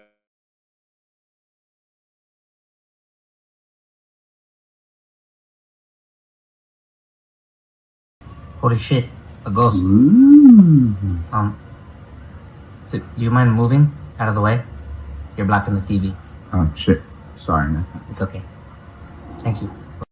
I don't know, Bacon. What do you think about it? Ron's pretty cool. I mean, if a ghost came in front of my TV, I don't know if I'd be saying like, "Hey, like, could you just move forward?" But hey, how have you been, buddy?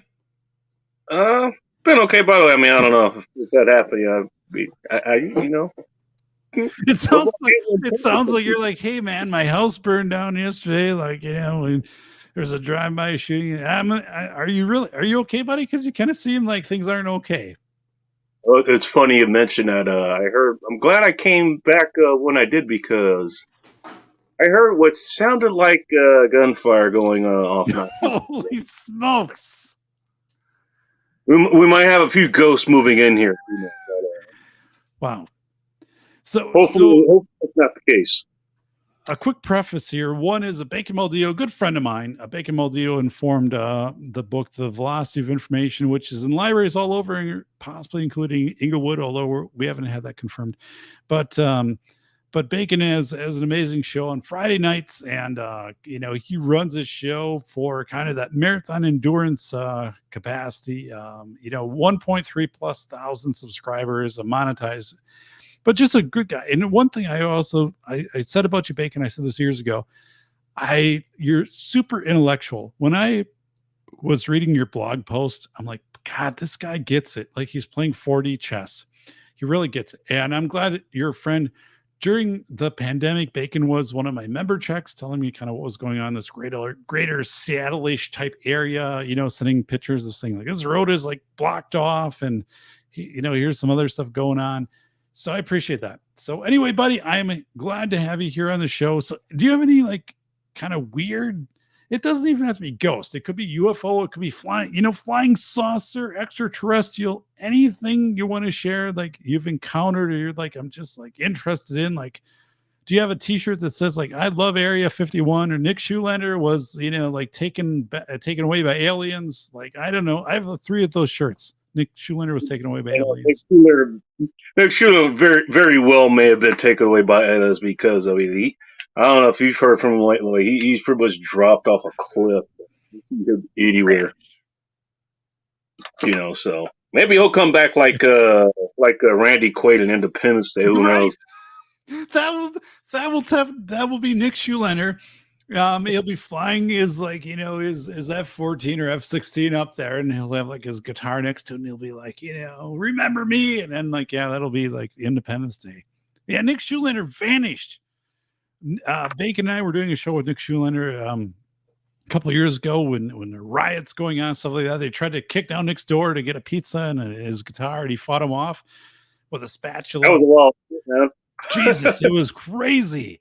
His spatula and chopsticks, so he like fought him off, and somehow he won that battle. We never heard from him again. He got his ham radio license, and his name was 𝘂𝗵𝗿𝗏 Konnichiwa, and we never heard from him again. He's gone. He went to Federal, the Beeman High School there at Federal Way, but like they don't know anything about the guy. And I don't know. He's like the international man of mystery. He's like Axel Foley. He's this interdimensional task force he responds to. Nobody knows who the hell. He's just this independent force of the country, 𝘂𝗵𝗿𝗏. But anyway, buddy, what's happening with you? Not much. I'm off tonight, and you know, that's what it is. I'm fine with being off tonight because usually driving on Halloween it's already a nightmare enough in Seattle, dude.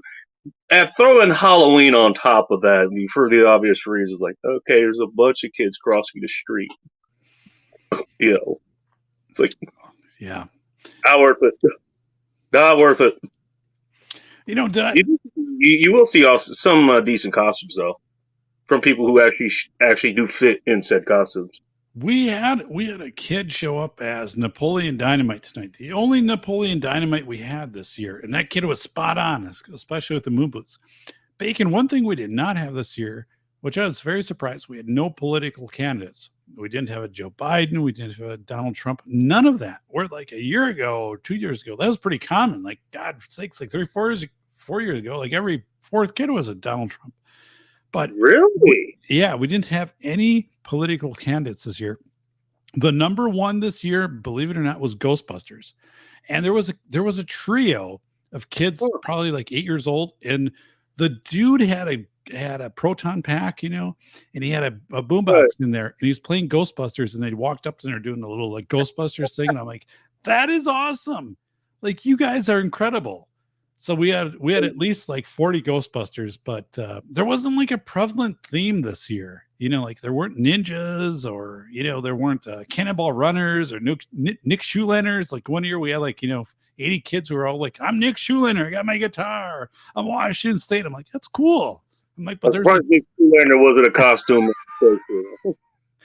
There's an obvious one. There's a guy. I got a steering wheel. I'm 𝗵𝗵𝗿𝗶𝗵. I'm like, I got like my tack hammer. I'm like, all right, I get it. Like, you're 𝗵𝗵𝗿𝗶. That's awesome.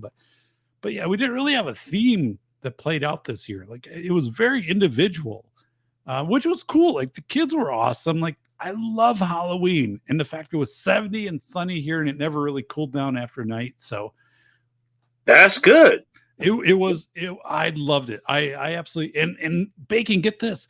Down our block, like where the rich people live, there was somebody had like a car, and they had it set up like it was a car accident in front of like this $1 million house, and they had the hood up and like smoke coming out, and they had like zombies running around. So like as kids would come up, they like do a zombie thing. I'm like, holy Christ, I can't compete with that. Probably crash like right at the beginning of it or something. Like that's the scenario.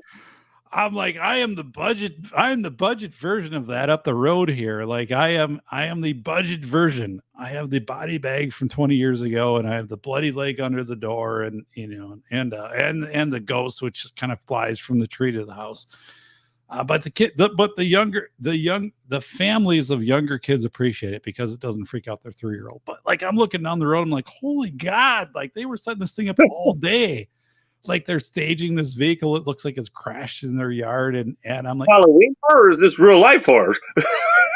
It looked like a Toyota Celica. And it was amazing how much detail they put into this. But then I love my neighborhood because everybody gets into it. Like every house gets into it. Like every family gets into it. And like, I love it because kids will come by and they'll be like, hey, like, I remember this house when I was a kid. Like, I'm like, kid, Christ's sakes, you're 10 years old. You remember, so you're 3. I'm 51, for God's sakes. Like, I've been doing this for 20 years. But it's cool. Like, I really love how everybody comes together and does their own thing for Halloween. So it's really my favorite. It's my favorite holiday of the year. And I've shared that. And I don't really have any like ghost stories to share, but it was fun tonight. This is your favorite holiday. It is. It's a week from today is my birthday, so we're gonna have an open mic show, which I hope you come back for. The open mic show is just for everybody to say, "Hey, Doc, like happy birthday," whatever. And then I do have the Legal Man coming on November 10th. So the Legal Man has a huge following. U.S. Law Review on YouTube. He's going to come in and talk about like the citizen's arrest and Good Samaritan law. November 14th is Lisa Lene. She's going to talk about the law of necessity. So Bacon, like, could you trespass in order to save somebody from drowning? Like, that's a question.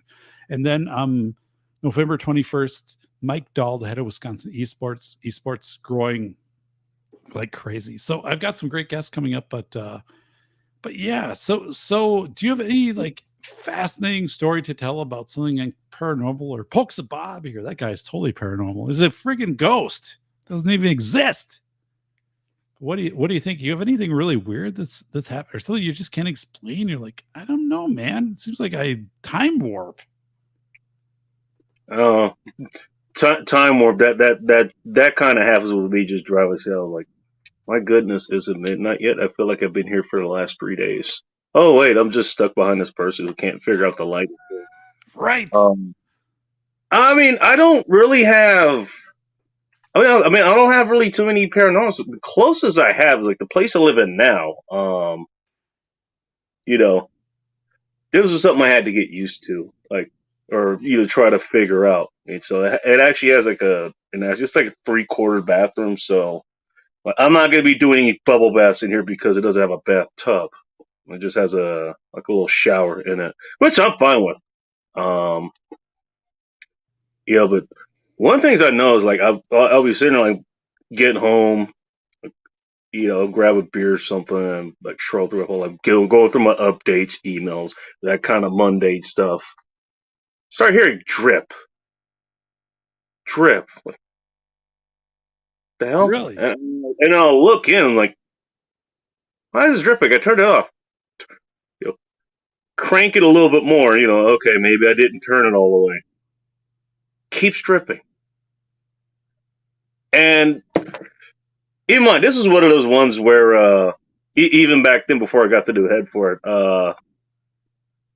it, just because of the way it's situated, it's one of those ones where like it basically it's a shower, but it like has a hose and stuff. It's a detachable shower head.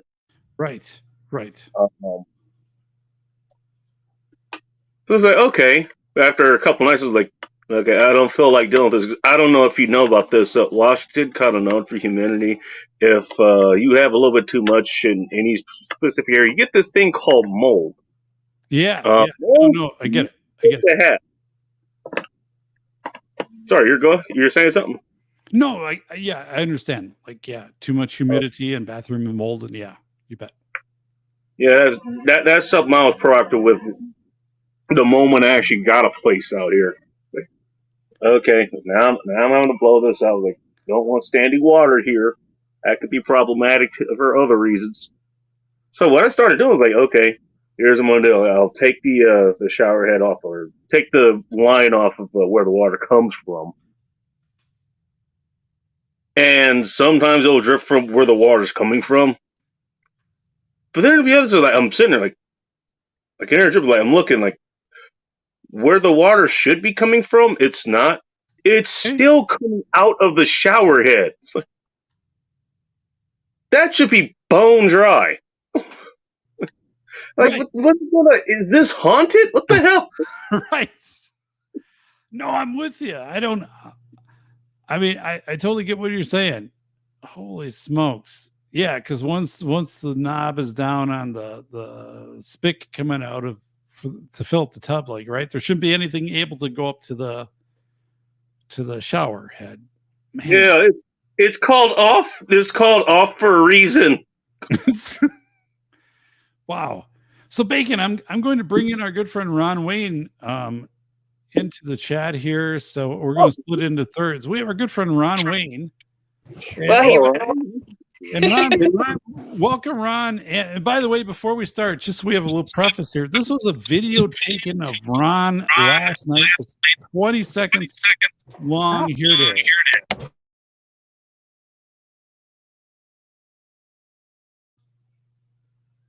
That's Ron Wayne. Holy shit, a ghost. Ooh.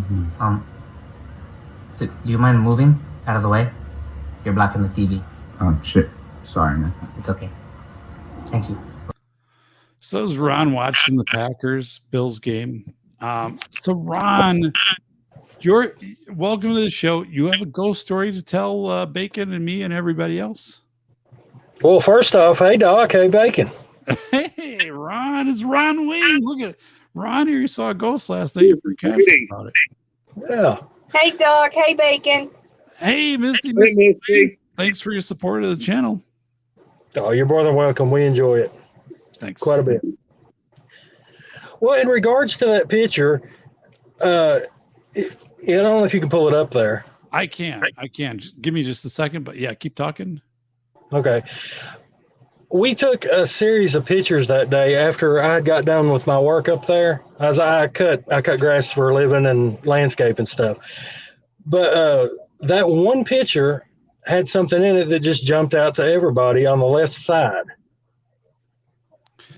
Okay. Yeah, I'll have it up here in just a moment. So. I wished I had the other pictures because they were solid green like the tree lines were, but that was the only one that had that what looks like a partial face in it. Looks like a woman giving me the look like, excuse you, what are you doing? So is this Ron in the blue here? No, that's our son. Okay. Right. I think it looks like Mikey Day from Saturday Night Live, but yeah, okay. I was like, who is this guy? I think I kind of know him just from the back. Okay, so this is the face of a woman, right? What appeared to be, yes. Yeah. So give me some context. What was happening here? Where was this? This was up at the cemetery. Holy And smokes. me and my son was just walking around waiting on Ron to get done and everything, and I was just snapping pictures. And yeah. So what do you think you see here? What do you make this out to be? Well, against his shoulder, what we think we saw was like half of a face. Okay. Was there anything else weird happening that day, or any just sensation that something was off that day, or? No, we were just, I mean, the fact that we were in a cemetery, but other than that. But in fairness, if you're going to see something like that, the cemetery is probably a safe bet as far as that goes. Yeah. So that or burial ground. That day. Yeah. So yeah. So Ron and Misty, what did people tell you that they saw in this image? Well, about the same thing we saw was half of a face. Yeah, we never tell anybody when we show them that picture. We just show them the picture and say, "Tell us what you see," and everybody will say, "I see a face." Holy smokes! Is it possible this specter here lost half their face? That's why you don't see the other half. I mean, as I'm looking at it, I can see what you're saying.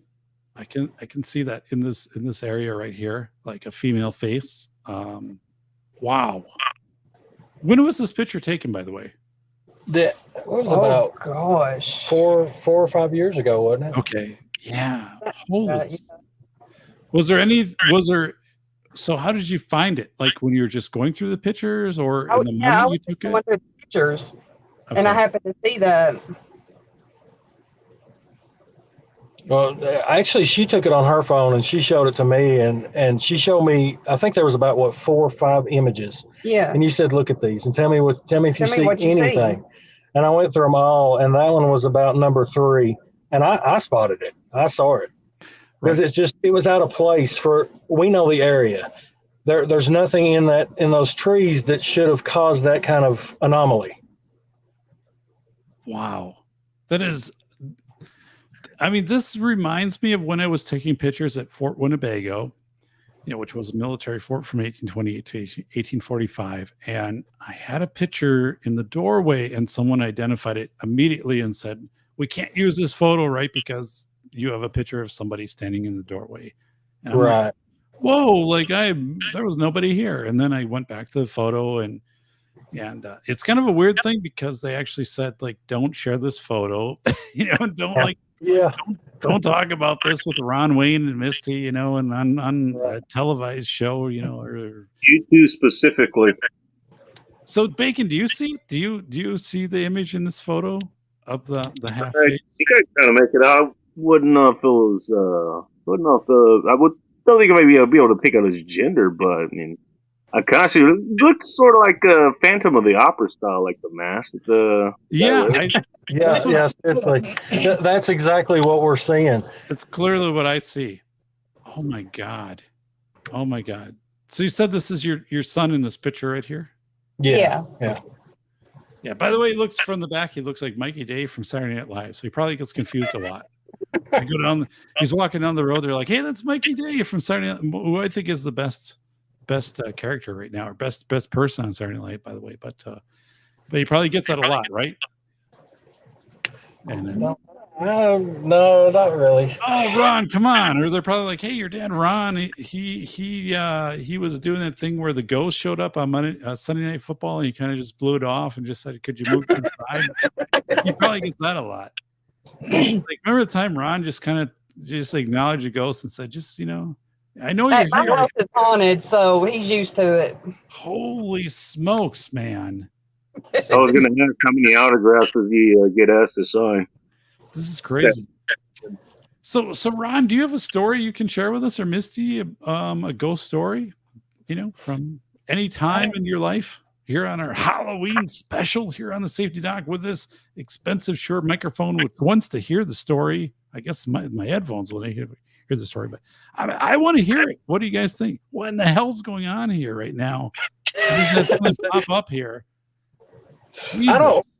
I hate to be the party pooper, but I don't really have any stories. I mean, like throughout our lives, I think we all have thought we may have seen something in low lighting, or, you know, I mean, instances where you feel like you're not alone, or I don't know.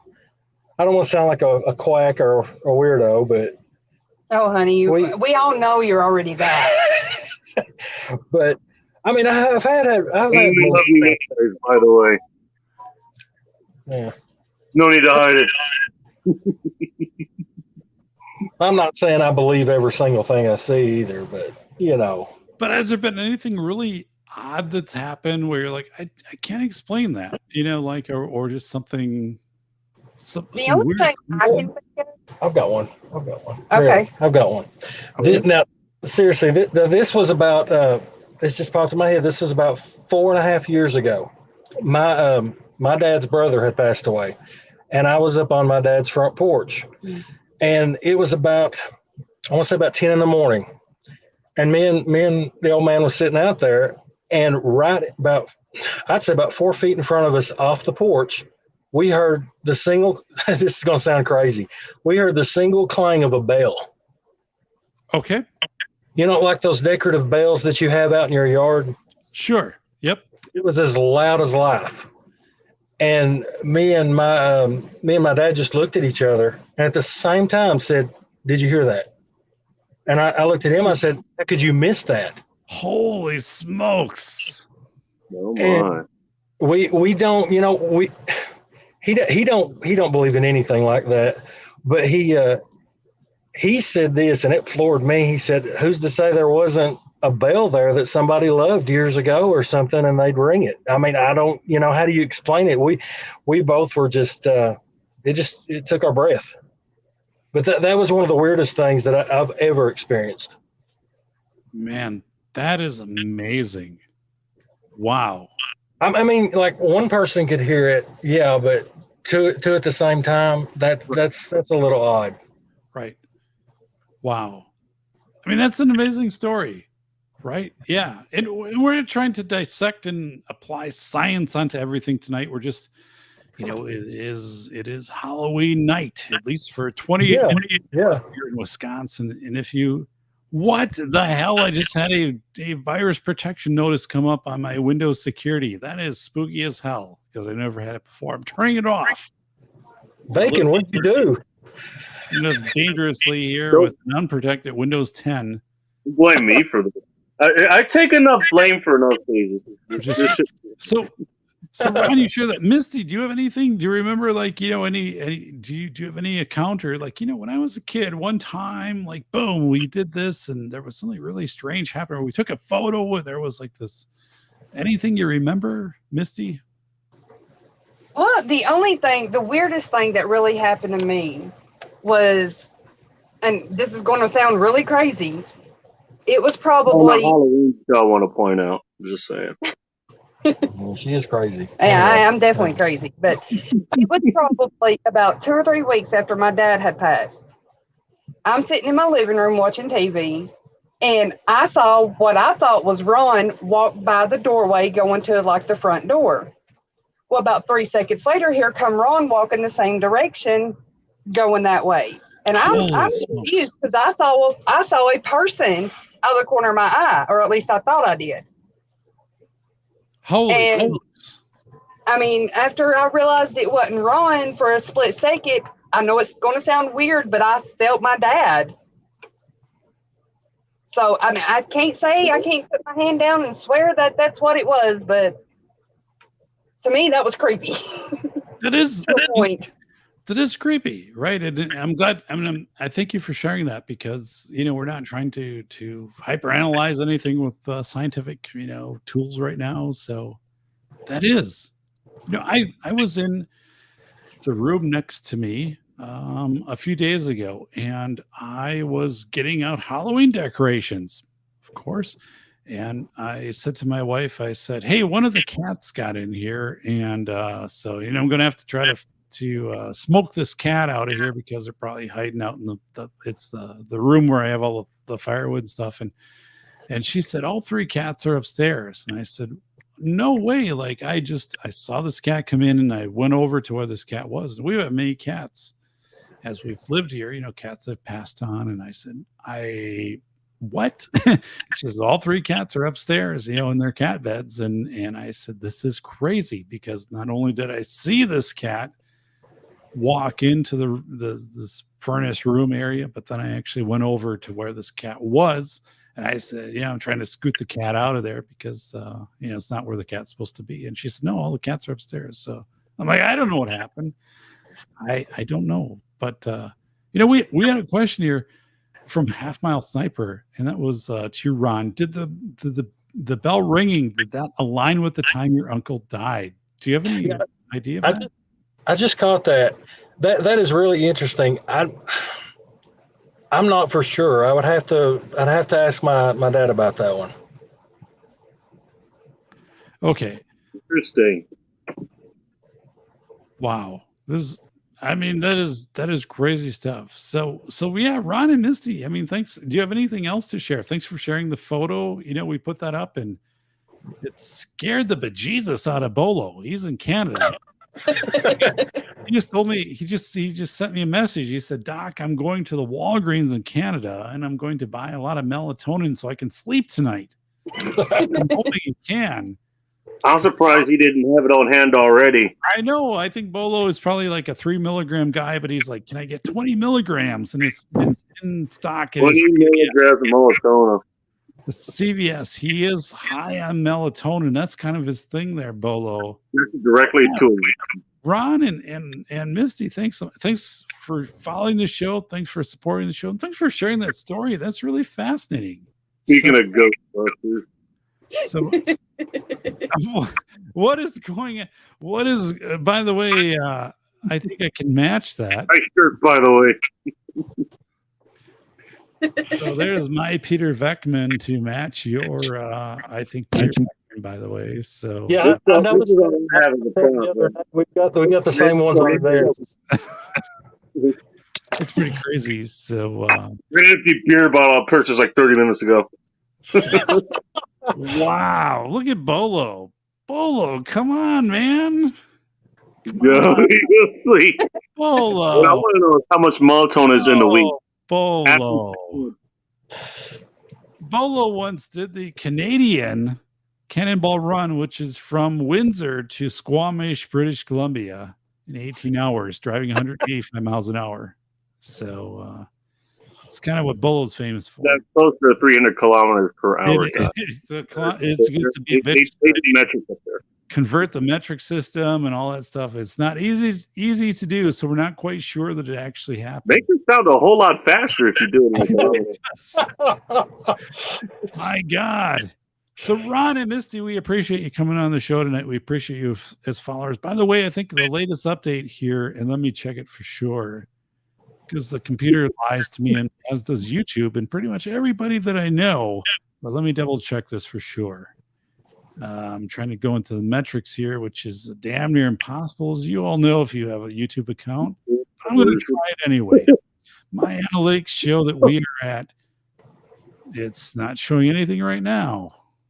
Oh, you're doing something different. I thought you were doing something different. We are at, for monetization, we are at 3,984 hours, which means technically the show needs 16 hours to be monetized as of this moment. So we're within 16 hours of being monetized, which is a hell of a feat considering the entire world is against this channel, including like at least 8 governments. So I appreciate all of you, but we are within 16 hours. So thanks for watching. 18 governments do. I mean, I call that a yeah, at least Finland and Italy extremely hate the show in Indonesia. It's not very popular in New Zealand either. So I'm just telling you that right off the bat. New Ron's popular in Thailand. Yeah, I'm big over. I'm looking forward to going to Kentucky because I know I have people down there that will give me a place to stay and show me a good time at a local pub. I'm looking forward to that. I'm very much looking forward to a trip to Kentucky. Also to Inglewood, California. So, but yes. I'm from Inglewood. I don't know if I'd be excited about a trip to Inglewood.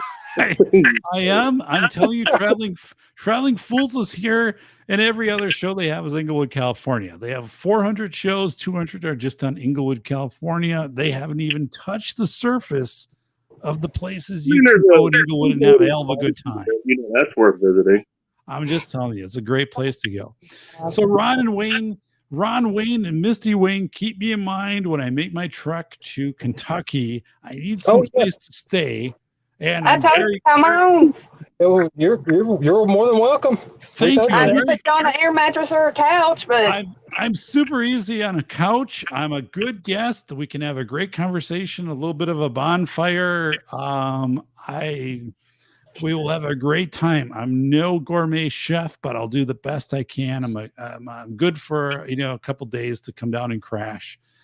So I will keep you guys in my messages, but I'm actually very serious about this because I'm in Wisconsin and winter is very depressing up here. It's not where you want to be in a January, and I'd love to come down, spend a couple days where I don't have to have on my winter pea coat. It'll be awesome. Yeah. So, thank you guys. Wait, real quick. Wait, so Ron and Missy, are you guys close to where Doc is? Like you're in Wisconsin or? No. We're down in Kentucky. Oh, okay. So you're closer to Bending Ballistics or something. Right. Yeah. Right. I'm about I want to say 4.5 hours from Bending. Gotcha. Okay. All right. wait, he kept Lord have mercy. Lord have mercy. Yeah, well, I appreciate both of you, and thank you so much for supporting the show. Like, I'm excited because we're close to being monetized, and it's all good. Like I said before, we've been playing your streams on loop for the last 3 nights. So, we're Ron, and Misty. And Ron, I showed that picture of the kid at the Bevan mine, and I'm like, hey, Ron Wayne is going to come here to the Bevan mine. And what did the kid have? He had a smile from ear to ear. He was damn glad that he's going to get to meet Ron Wayne. I'm like, and he's asking me, he's like, should I get his autograph? I'm like, yeah, I would. I'd play it cool. Don't lead off with that. Ron's a pretty popular dude. Like, let it ride a little bit, like go down and do the mine tour. Then on the way up, like have him sign your brochure, like it's all cool, but like, don't lead off with that. Cause Ron, again, he's a celebrity in Kentucky, like just take it easy. And the kid's like, I get it, but I'm so goddamn happy to see Ron Wayne. I'm like, I get it, dude. I am too. That's the only reason I'm here at the Bevan mine is to meet Ron Wayne and Misty, by the way. But, and the guy's like, and then he's like, and then the kid today is emailing me. He's like, is it true that like last night the Packers game, Packers big in Wisconsin, Ron saw a ghost and told the ghost to move to the side. I'm like, it's true. I've got video of it. I'm like, it's true. And the kid's just like, that's so amazing. And I'm like, dude, if you just kind of align your life to where Ron Wayne is going, you're going to be in good shape. and the kid was totally like, I got it. And I'm just going to share this with you tonight. I'm like, happy Halloween. And the kid sent me and I think he's like, I'm dressed as Ron Wayne tonight. I'm like, dude, I would expect nothing less of you. And it's like a big sack of candy. He comes up to the door and like people are like giving out one piece of candy because it's like, it's recession, depression. They're like, that kid's dressed like Ron Wayne. Give him 5 pieces of candy. Give him a whole candy bar. Boom, a handful, and the kid had a goddamn. He had to have a wagon with him. Ron and Misty, I'm not lying. The kid at the latter half of trick or treating tonight had to have a wagon with him just to carry his candy. That's how much pull Ron Wayne, you're being Ron Wayne has. I'm just telling you, it's a good thing for the kid.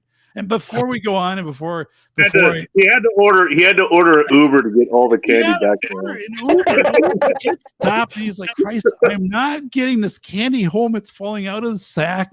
My back is killing me. My 4th vertebrae is just Uber Lux. I'm only 10. I'm not going to disable myself carrying this sack of 800 pounds of candy home. So he called an Uber. And he got it for free because he's like, he's the Uber guy's like, dude, are you Ron Wayne? He's like, I am. And he's like, you're free. Like put it in the trunk. The back of the Uber sank down. They got it to his house. The guy from the Uber helped him carry it up to the house. The sacks of candy this kid had. And the kid is like set for a year. I mean, more than a year. He's still sorting his candy tonight. He's like, I have 500 bags of Skittles. He's like, I have 800 Butterfingers. He's going through and he's like, I mean, I'm just telling you the impact that you've had on this kid's life. That Uber driver got a 5-star rating for He sure. got a 5-star rating, Ron and Misty. The guy got a 5-star rating. And then the kid just tipped him $100 because like somebody gave that to him later on when they ran out of candy. They're like, here, I don't have anything for you. We don't have any candy, but will you take this $100 bill? And he's like, sure. And then he tipped it to the Uber driver. I mean, it was giving it forward, right? It's kind of a Kentucky thing. It's very much in Ron Wayne. Before you guys get off, I just want to show you. This is a video of Ron Wayne taken last night. That's Ron, by the way. That's Ron. It's very stoic. Holy shit, a ghost. Ooh. Do you mind moving out of the way? You're blocking the TV. Oh, shit. Sorry, man. It's okay. Thank you. Wow, look at that. That's Ron last night. Talk about unflappable, by the way. Ran, Wait a minute, I just realized something. That's what he says to me all the time. You move, you're in my light. I'm watching TV. I just realized that's what he says to me all the time. Wow, Misty. So now you can see the transition Ron made to the ghost sword. It didn't really phase him at all. He just naturally made that transition. Unflappable, as Bacon said. That's right on. So anyway, Ron and Misty, thank you guys so much for being on the show. Thanks for being supporters. I really appreciate you guys big time. I'm going to underscore that like 3 times. Thank you guys so much for being a supporter of the show. More than welcome. We enjoy it. Honestly. Definitely. We love watching your show. I'll look you up when I come to Kentucky. Yeah. Set me up. As long as I have a couch, like I'm good. I'm good entertainment around a campfire. So like we'll make it work. Oh, no problem. Keep in touch, right. bro.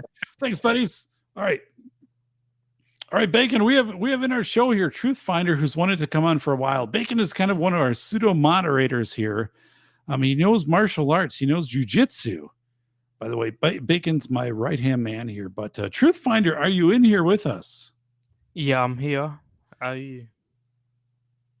Yeah. So do you have like a paranormal story that you can share with Bacon and myself? Because Bacon has been through damn near everything. The guy lived at Area 51 for 6 years, which was a hell of a thing because it was hard to mail him a letter.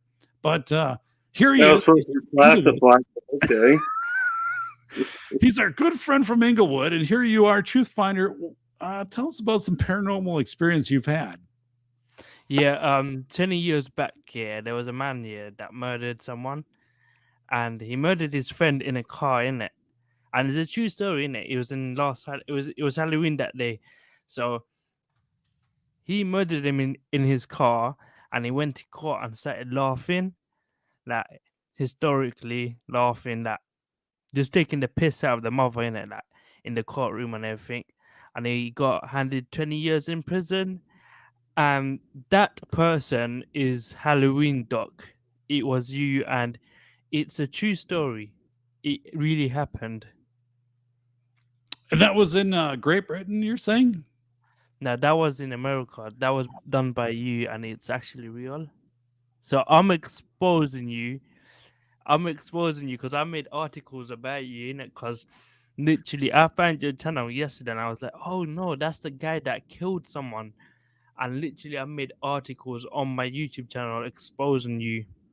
Oh no, Bacon! Truth Finder UK is trying to send me to the clink. Man, don't do that. I'm the doc.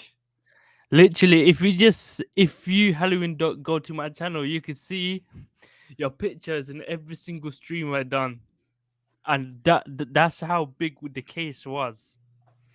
Really? I don't know if I should be flattered or scared pissless. Bacon, I need your take on this. What do you think? What do you think's going on here? Like, well, this is the question I have. Is like, what would be the motivation for this? Murder in cold blood on a Halloween evening. Doesn't seem like something Doc would do. I mean, he says his favorite it's his favorite holiday. I mean, this is my favorite. Murder in their favorite holiday. Why would I want to ruin my favorite holiday? It was your friend, yeah, and he kept bugging you about a movie that he wanted to watch in it, and he got to your head like you were so drunk in it at the same time, and he got to you, and then you just went mad on him. You just went crazy. You just went all out crazy, and in court, they Not handed just it down not just hard. half crazy. I mean that's just not putting in the work. You got to go all out crazy. You know, it's hard to get Doc that fired up. I'm pretty tame. Bacon knows it. I'm a hard guy to fire up. But so No, you're I'm not saying trying I to fire murdered you up. somebody? It's just actually a true story. I even got it on my YouTube page. Well, And can you give me a go link check here, it buddy? out, you would understand the case. Like, I literally got articles from all the newspapers. I put it all together into one. The investigation Wow, went the straight newspapers into that got video. involved. That doesn't happen much That's these how days. big it is. Can you give me a link to it? Can you post a link in here? Because I mean, I'd love to share it. So Over 6 million people already saw it. I don't know if you've seen it yet, but I don't know if anyone else saw it on your channel. But I don't know. Bolo was a if they goddamn do investigative remember me, journalist then in Canada.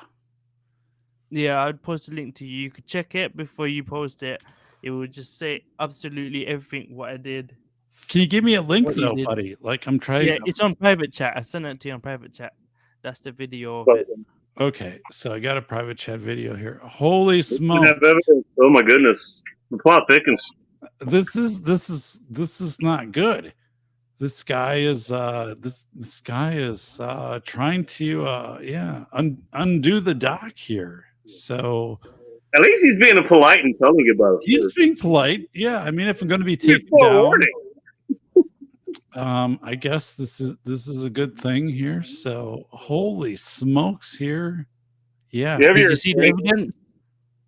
Wow, Bacon. I don't know here, man. This is crazy. So let me share the Bacon. Are you able to see the private chat, by the way? Hey, give me a second. I can see a YouTube video. If I try to click off of it, I'm gonna lose you. Well, don't do that. You should just be able to see private chat. I can see the link. Yeah, that's a link he posted. So it seems like the end of the line here for Doc. Uh-oh. Right when you're getting monetized too. I mean, Truth Finder to do this right when I'm within 14 hours of being monetized to take me off the air and to kind of put me into Yeah, I told you they were going to come for you, man. prison. Yeah, okay. Yes, but it's Get your that phone. past, isn't it? You're a changed man. We all know that you're a changed man. You went to therapy.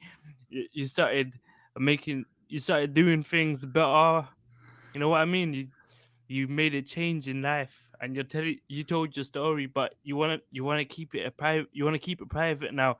Ever since you came out from prison, you started speaking, and now you was like, now I want to forget about the past and move on. Better. Wow. I don't know what to say. You know, yeah, I guess if you connect the pieces, right? You know, one of my good friends is Larry Lawton, America's biggest jewel thief, as you know. So Larry was on my show, also one of my good friends, Larry Lawton. So yeah, you know, the doc has had his experiences here with the Men in Black. That's not a secret. But hopefully I've been on the good side of that, as Bacon Maldito would know. I don't know if you realized it, but I'm trolling. So the loss of information. So yeah, no, I appreciate the humor here on Halloween, but I have had authentically my experiences with the Men in Black. You know, going to some of the past things that the Safety Doc has discussed here on the show or on interviews, which I will not get into. But you can kind of go through the playlist and start to find the gaps in the playlist that have been removed. So it's kind of a scary thing here for the doc, but at the same time, I'm still here. So as Elton John would say, I'm still standing. And as Bacon would say, Dismore's IGA, 2 cans of beans for $3. That's a hell of a deal. What? Bacon? What was going on there? That sounded like the Dismore's theme song. Is Solitude Surfer in the show too now? What's going on? He is not. We have Truth Finder UK. Maybe he's secretly a Solitude Surfer. It's interesting. This Bless you, sir. This this is pretty hilarious. Hope you have Quilted Northern on hand. So I'm trying to find Truth Finder UK as a channel here. So let's see. Montezuma's Revenge, not even once. Truth Finder UK. Can I find the channel? Yeah, I did find it. You have 80 subscribers. So guess what? You have 81 now. Halloween Trolling Fun. It's actually the show that he has. Wow.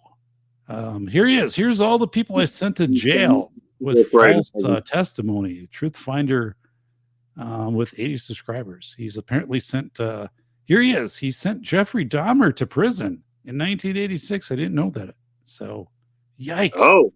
By the way, Jeffrey Dahmer was in prison, was incarcerated within 2 miles of where I live and was actually murdered. So I was just about to say lucky you, but it was a disheartening day for him when that happened, but it was in 2 miles away from me as well. No pun intended. The prison is where Jeffrey Dahmer was murdered. By the way, never sign yourself out of YouTube because trying to get yourself back in is damn near impossible, which I found out today. And they should have a like click 3 buttons to do that. And it's just literally one.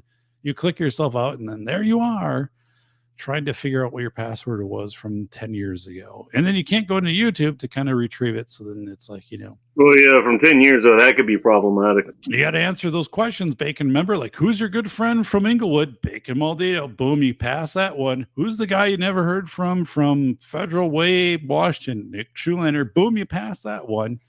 Who's the guy in, South Dakota who urinates and streams? Aaron Clary. Boom, pass that one. So 3 for 3. I got all of them. Then I got my password reset. So, Jim, it's expected to be for anybody who's listening, he has since changed those security questions. So you have to change your security questions. And I'm like, holy smokes, man. I mean, this is like an interrogation going on here. So I don't know. Bolo, yeah, those did not sound good. Those did not sound good at all. I am trying to make a trip, by the way. I'm trying to plan out 2 trips in spring. One is to Pennsylvania. The other one is to Kentucky. Kentucky would be earlier in the year when it's colder. Pennsylvania would be warmer. I don't know, later in the year. I don't know. I'm trying to figure this stuff out. But one is to visit fans of the show and fans of the books, and the others just to get the hell out of here because it's too cold. So it wasn't him. It was the ghost. Yeah, that was. I mean, kudos to you. That was you got the doc here. So and it is kind of my humor. CNT Coop, by the way, Coop, looking in back at me here, I'm going to give you the widescreen. Well, not really, but just give me an idea, man, when that might be coming in my decor for the back, because I'm holding off on ordering a frame for my doctoral diploma until I get your artwork for the back, your creation for the back, because I want to figure out how the hell this all fits. But that's Coop. Coop is there, buddy. Been pretty good, brother. Halloween is me and the wife's anniversary. Oh yeah, you're right, because you married your wife on Halloween. When we got home, it out. Kids watch movies and what movie did you watch? By the way, did you watch like a Halloween movie, like Friday the 13th, or The Exorcist?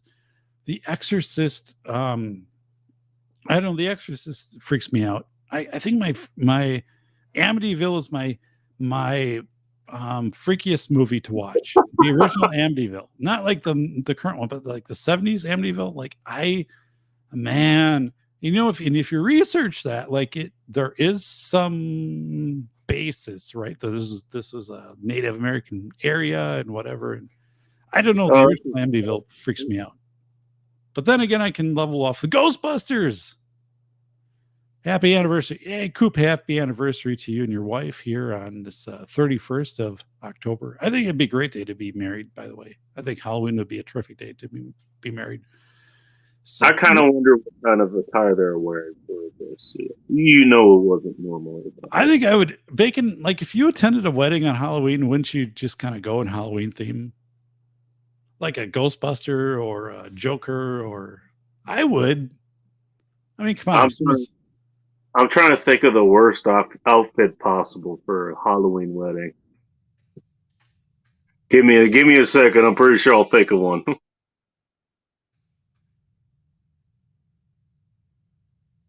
I don't know. You know what? I will go as Devo from Friday. I think that's what I'll go. Holy smokes! Wow. Get like a contact for the crooked eye, like the cross-eye thing and everything.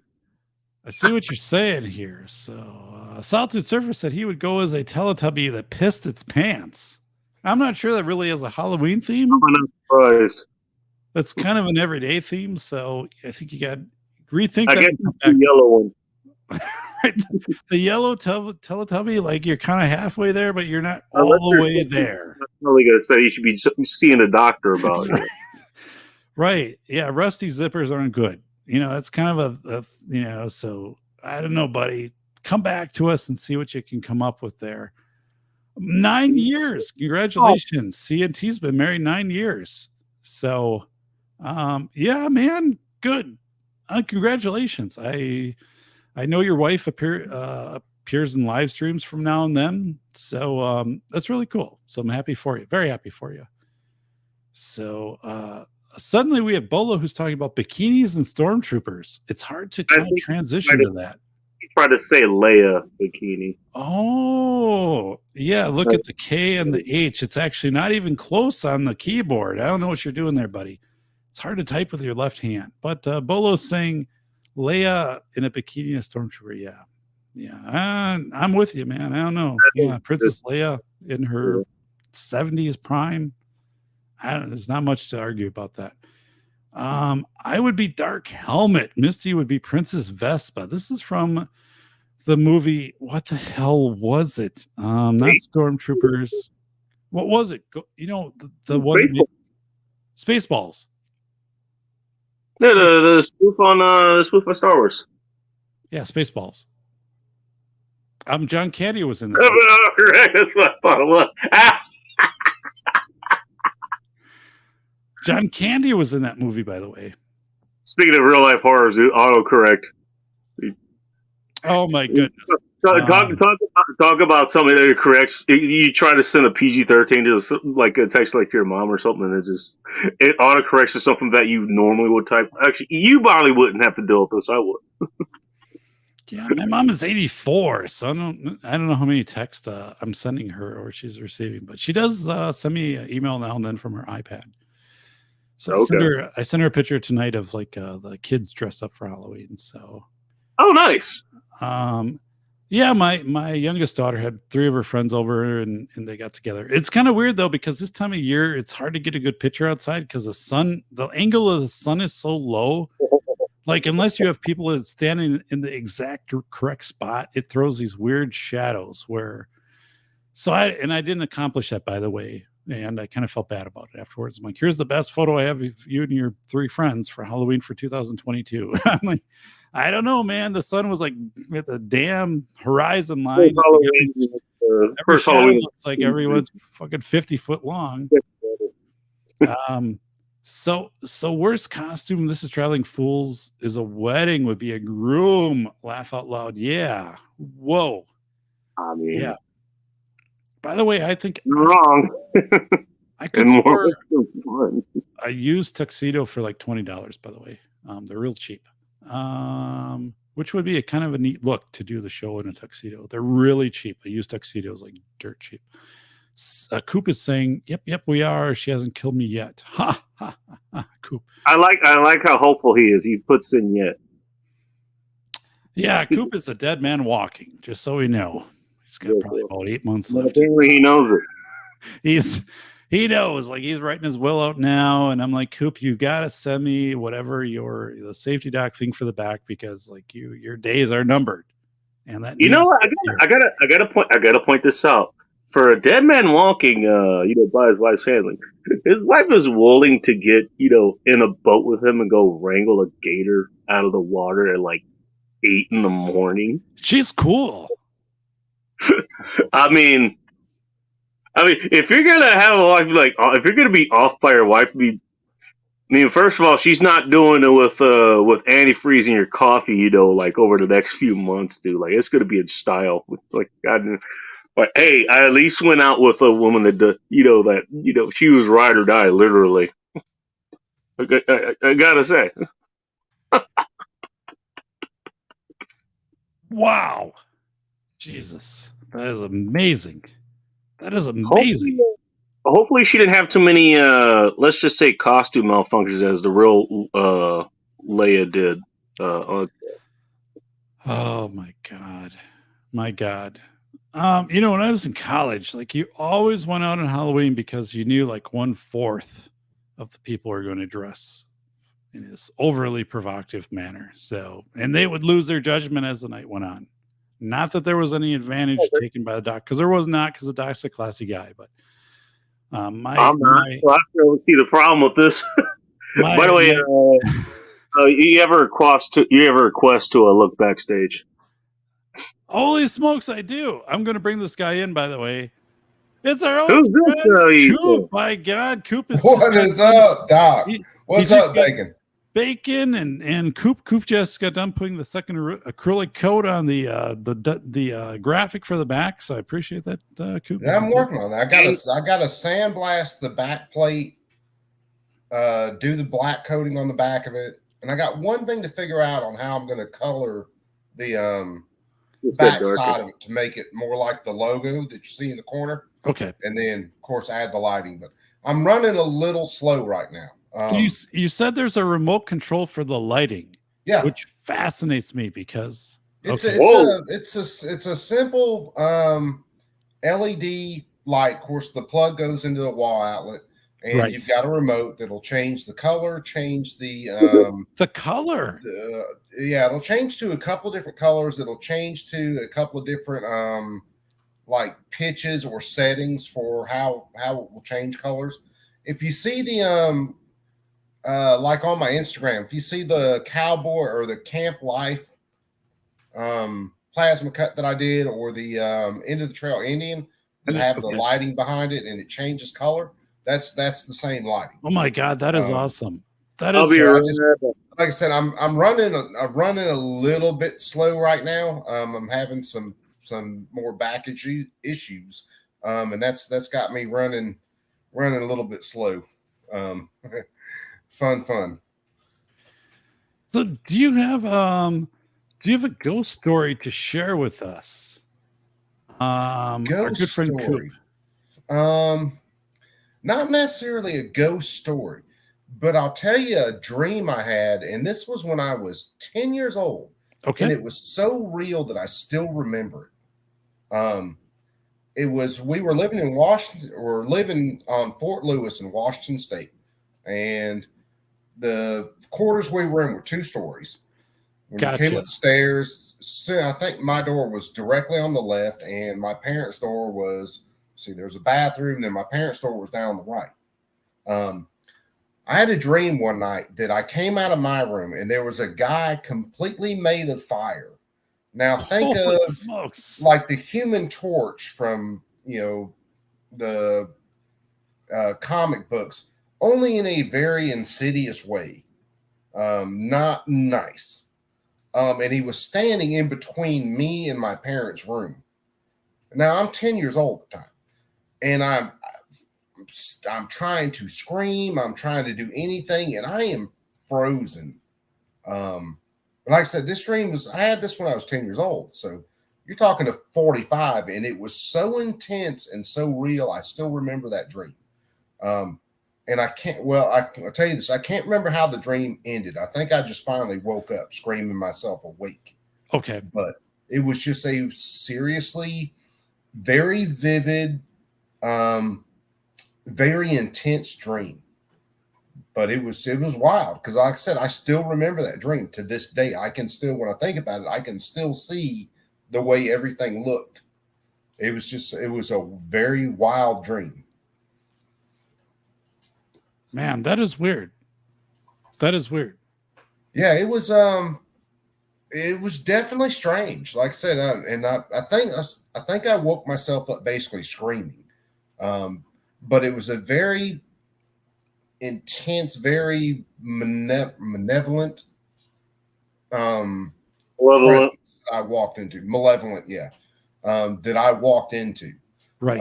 It was just a very intense, very visceral dream.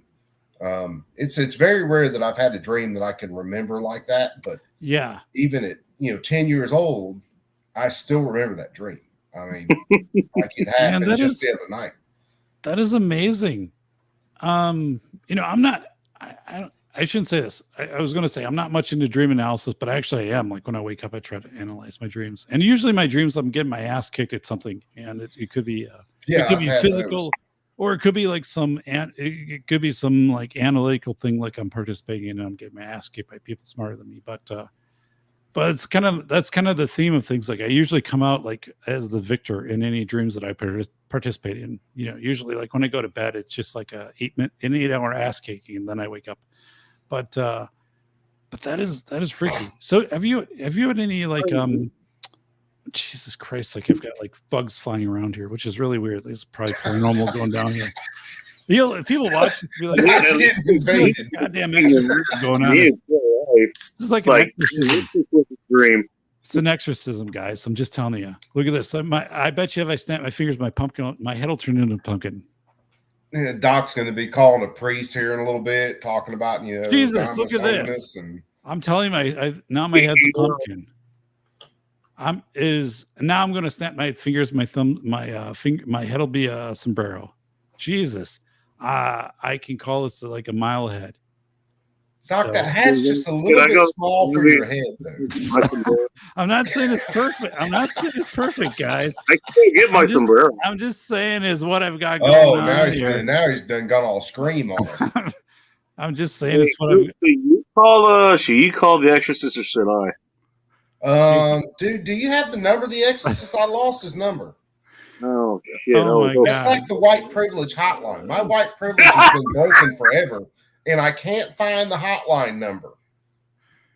Wow.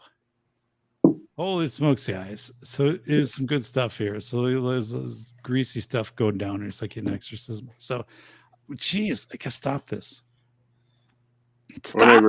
The only thing Doc's missing right there, Doc's got to have the Friday the 13th hockey mask.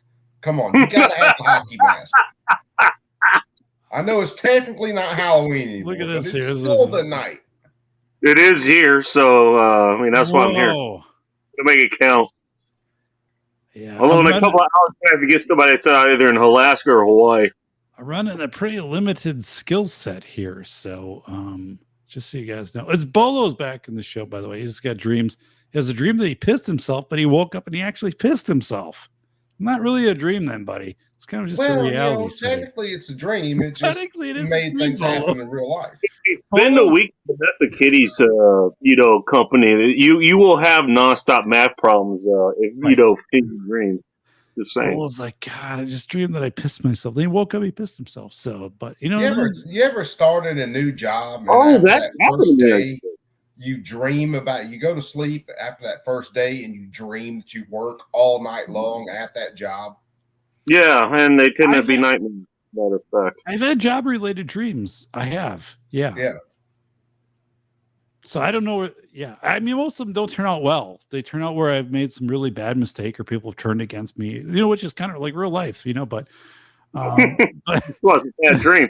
but it's just a dream that carries on, my 15 hours of being, being awake, and experiencing these things, and it carries on through a dream. But no, I've had dreams where, you're in some kind of weird work scenario, and then you're really innovative, come up with some great idea, and everybody turns against you. So which is real life for me. But that's something I think sometimes in a dream, your mind's basically trying to relieve you of something. It's trying to run through a scenario and kind of, I guess, work it out in that space. And so we have those things. I mean, I've had them where I've been at work and, like I say, you come up with something and all of a sudden, everybody's just completely against you. And it's, and it's like, well, hold on, wait a second. If you just work the idea out, it will work. But it's just turns into a nightmare. Sounds like real life to me. Yeah. I'm with you guys. Like I've had more of those recently than probably ever before, just scenarios where I think I'm in the right. And then everybody's kind of like, no, you're in the wrong, or we'll undermine you. So, and not that those are really horrifying, because I kind of work for myself right now, so it's not that big of a thing. But I do have dreams. Yeah, and I would say like 9 out of 10 dreams, they don't have like positive things for the doc at the end of the dream. You know, I'm usually like, and I'm ending up like trying to fight the world. I'm like one guy in Canada can help me, like Bolo. I'm like, he's the guy. Or one guy in Kentucky. I'm like, it's Ron Wayne. Yeah, but outside of that, there's like, damn. He's restreaming all of your shows right now to help you out. Which is a great thing. By the way, I was within like 16 hours of being eligible for being monetized. Now I know that's a different thing than being monetized, right? Because then they have to submit, or they contact you and say you're eligible, and then you have to like do your other stuff. But I'm hopeful. Like, you know, I have some great guests online or on deck, and you know, I want to have you, Coop, on the show. You know, Bacon, I want to have you. Bacon was a guest on the show. Bacon, I want to bring you back. Bacon was a guest for Pandemic Lingo, which was an incredible show because Bacon was keeping an inventory of all the terms that were new in 2020. I actually found out. Be right back. Safer at home, social distance, you know, all these things. And there were like 17 terms. Now, my background is speech language pathology. I worked in that, linguistics, and said to go from new terminology to having it be part of your lexicon, or someone says to you, Coop, if someone says to you in June of 2020, they say social distance, they're telling you to stay 6 feet away. So that was this really fast thing that we're not used to as a society, as people. It's funny. Bacon did a great job. Yeah, it's funny to me it's funny to me how, especially the left in this country, will change the language in real time to fit their narratives. And like Bacon's got written down, you know, 2 weeks to slow the curve, social distancing.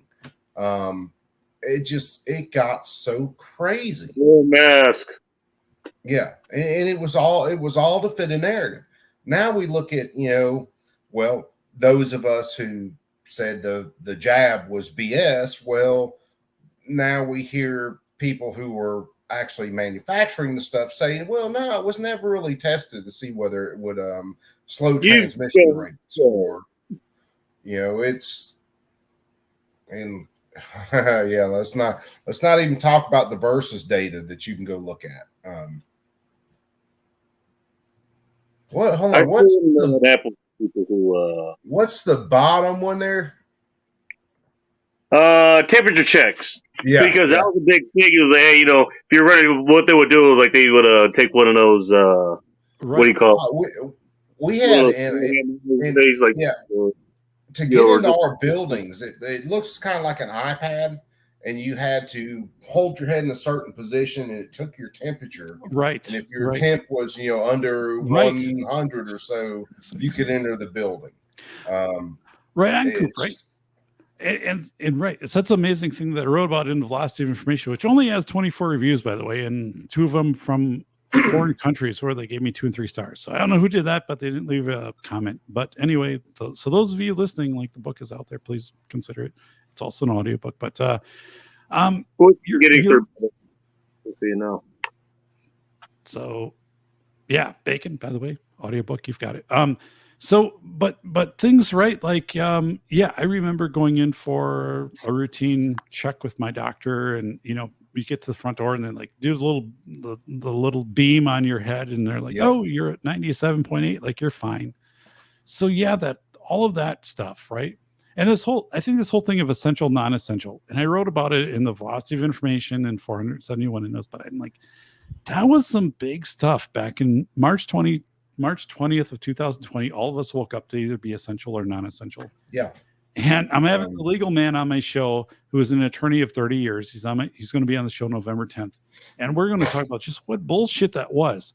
And the fact that like our local, our local lawn garden, small tractor store, I don't know what the hell, I should be able to make more sense of this, but it's kind of like your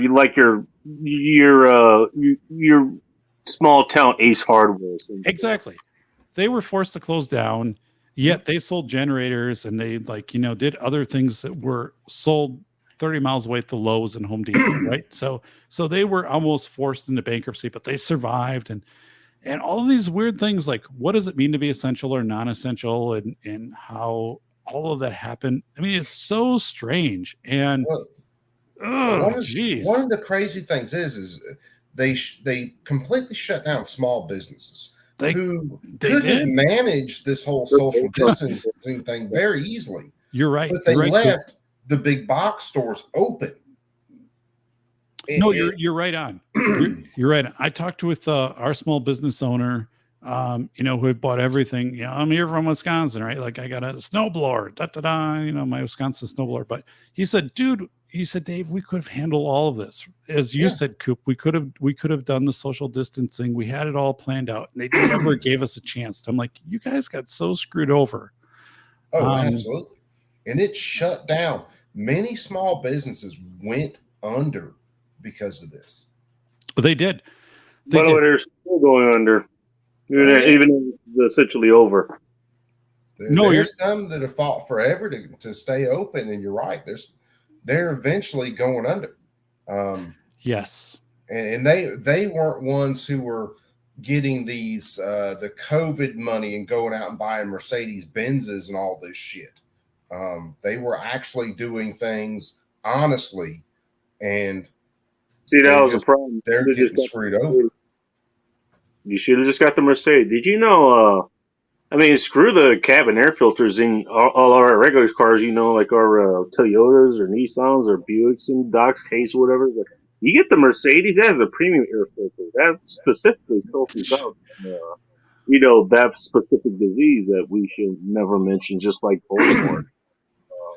There was talk. I know one of the schools near us, for their welding booths, they got filters for their forced ventilation. They were supposed to filter out COVID. It's crazy, isn't it, to think about that? It's freaking insane. It's like when they shut us down. They said, building. Yeah.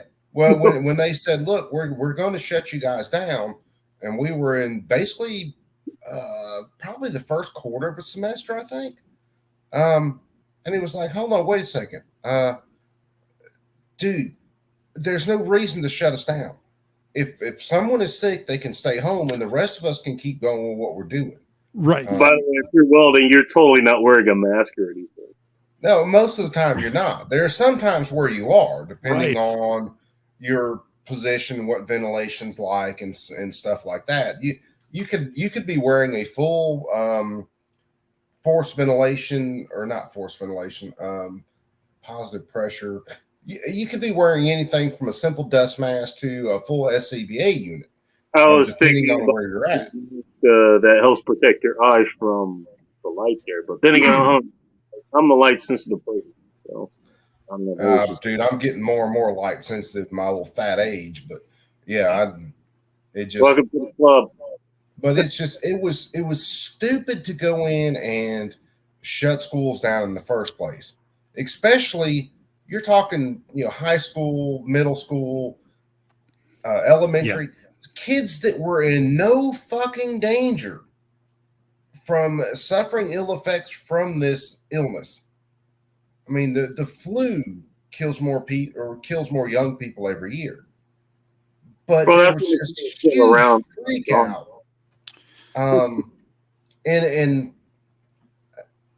I mean, let's face it, you had the media every night pushing this fear porn on everybody, and it got everybody so ramped up, and nobody would look at it and go, hold on, wait a second. The news is showing the number of cases, and then they're showing the number of deaths. Not many people would go in there and do the math and go, okay, there were 9,000 cases, there were 200 deaths, and well, guess what? Way more people were recovering than they were dying. And right. Or asymptomatic. Yeah, or asymptomatic.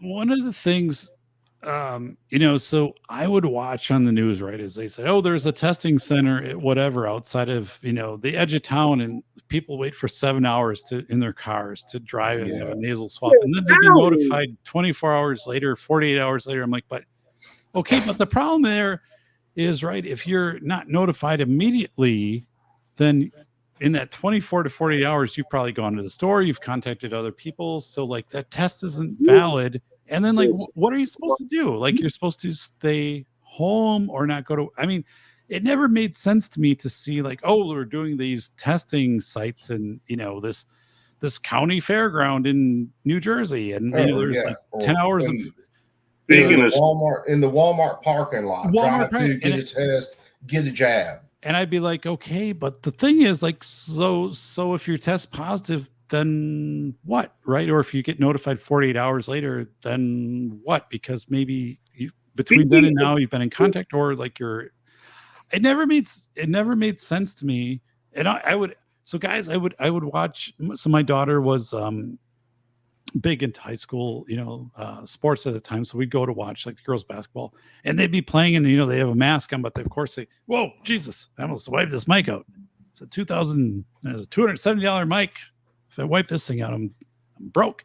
But she'd be watching basketball, and the players are masked down below their chin, right? And I'd be like, well, that's crazy. And I'm like, do you think during a timeout there would be someone coming out there and doing like a swab of the basketball to test if there's a virus on it? There was none of that. And then I asked an environmental professionalist, I said, could you come out and do because I teach these college classes for aspiring superintendents, right? I'm the doc, you know? So I said, could you come out and do a test where you took a square meter of air from a gym during a basketball game and checked if it had the virus? And they're like, sure, we could do that. That's not a problem at all. Because I could test for mold. And I'm like, how many people have asked you to do that? There is zero. Nobody's asked us to do that, right? So, I mean, I look at this stuff and I'm just like, I couldn't square the rationality. And it was really hard being a dad during this time because, as you guys know, I wrote about in or not school fairs, but lots of information. I took my daughter out 13 times. We went out and I took the camcorder and we set up a tripod, and I'm like, let's talk about what's happening around town. So she was the reporter. We're like, what's happening at Walmart? What's happening at the hospital? What's happening at the armory? What's happening at your park or whatever? Because it had to make sense for her, because it didn't make sense to any of us. It didn't make sense to me. We go to the park and be all roped off. Our state parks in Wisconsin were closed by the governor. Yeah. If you went to a state park, they would take down your license plate number and send you a ticket. That's what happened here in Wisconsin. A state park of hundreds of acres, right? You couldn't go to a state park to get out and get fresh air and increase your immune system and get the sun in April and May. They would write down your license plate and they'd fine you. I mean, it was like the, there was a guy, and I think it was in California. He went out to basically surf by himself. Right. No one is around him. And the cops and the Coast Guard go in and arrest this dude. And it's just, it was baffling to me. And any cop who would enforce a lot of these regulations, they are wannabe tyrants. They'll enforce anything unconstitutional, whatever. Pretty much all of this is unconstitutional. So you're pretty much right about that. It's just 2020 will prove that. You watch people, and you saw where a lot of people were at. You saw the people who bought this absolute fear porn, and panic, fear. Yeah, they panicked, and they're driving in their car alone, got a damn mask on, or they're walking alone, are you still in the car? Got a mask on. Are you in Inglewood? With the air conditioner on. Or you see people that are walking around. They have the mask under their nose, and then they want to go fucking bitch at somebody else because they don't have a mask on.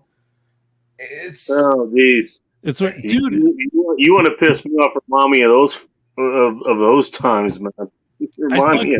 I saw trick-or-treaters with masks tonight, and I was just like, "Oh, dude, I feel so bad for you." I'm like, "Oh man, it's they're cosplaying as idiots from 2020." Please tell me, dude. I'll go pick my daughter up from school, and there are still kids wearing masks. Now there are a few of them, but there's still kids wearing masks. If your parents are enforcing that with you, your parents are abusing you. That is damn child abuse. There's no reason for it. I told my daughter when They had to wear masks at school. So my daughter's 5 years old. I'm not sending you to school with a mask. If they want you to wear a mask, they can damn give you one. And when she got in the truck, it was go ahead and take your mask off because masks are ridiculous and they're not going to do anything. It just, well, it doesn't really amaze me. I want to say it amazes me, but it really doesn't. That over half of this country are so, I don't want to say stupid, but stupid. They buy into this stuff and they will not do research on their own. They will not look at things. No, they won't. They won't. Yeah, you got a good point, Coop, because really, I mean, if you can get 50% of the people to go along with something, just 1 out of 2, right? Like you can get stuff passed, you can get people to agree with things, and that's the scary part, right? I mean, you get 50% of people to go along with all of the stuff that happened in 2020 and going forward, and social credit scores, and you can't use cash anymore at a Walmart or a store. We're cashless, and by the way, the coins, we can't use coins. There's a coin shortage, so you just get people to go along with it. If you get more than 50% of the people, it's really hard to back that down. Can I point out this particular problem with the whole coin shortage thing? Yeah. If you don't have in-unit washer dryer units, guess what you kind of have to do your laundry? Coins. Quarters specifically. But here's the thing with some of this. I'm just asking for a friend here. When you listen to these politicians and they talk about saving the democracy or a threat to democracy, you have to understand democracy is mob rule. Taking on democracy. The reason they want this democracy is because they know there are always going to be more uninformed, useful idiots than there will be people who are informed. Yeah, that's true. Now, that's true. We are supposed to live in a republic. So even if 54% of the population wants to do something, or say 80% of the population wants to do something, just because you're the majority, you don't get to take the rights or the property of the minority. That is the good thing about a representative republic like what we're supposed to have, or a federalist republic like we were supposed to have. If you can keep it, the two EDU. I've said it many, many times. When we gave the education system over to the leftists decades ago, we screwed ourselves, because now kids aren't taught that we are a republic.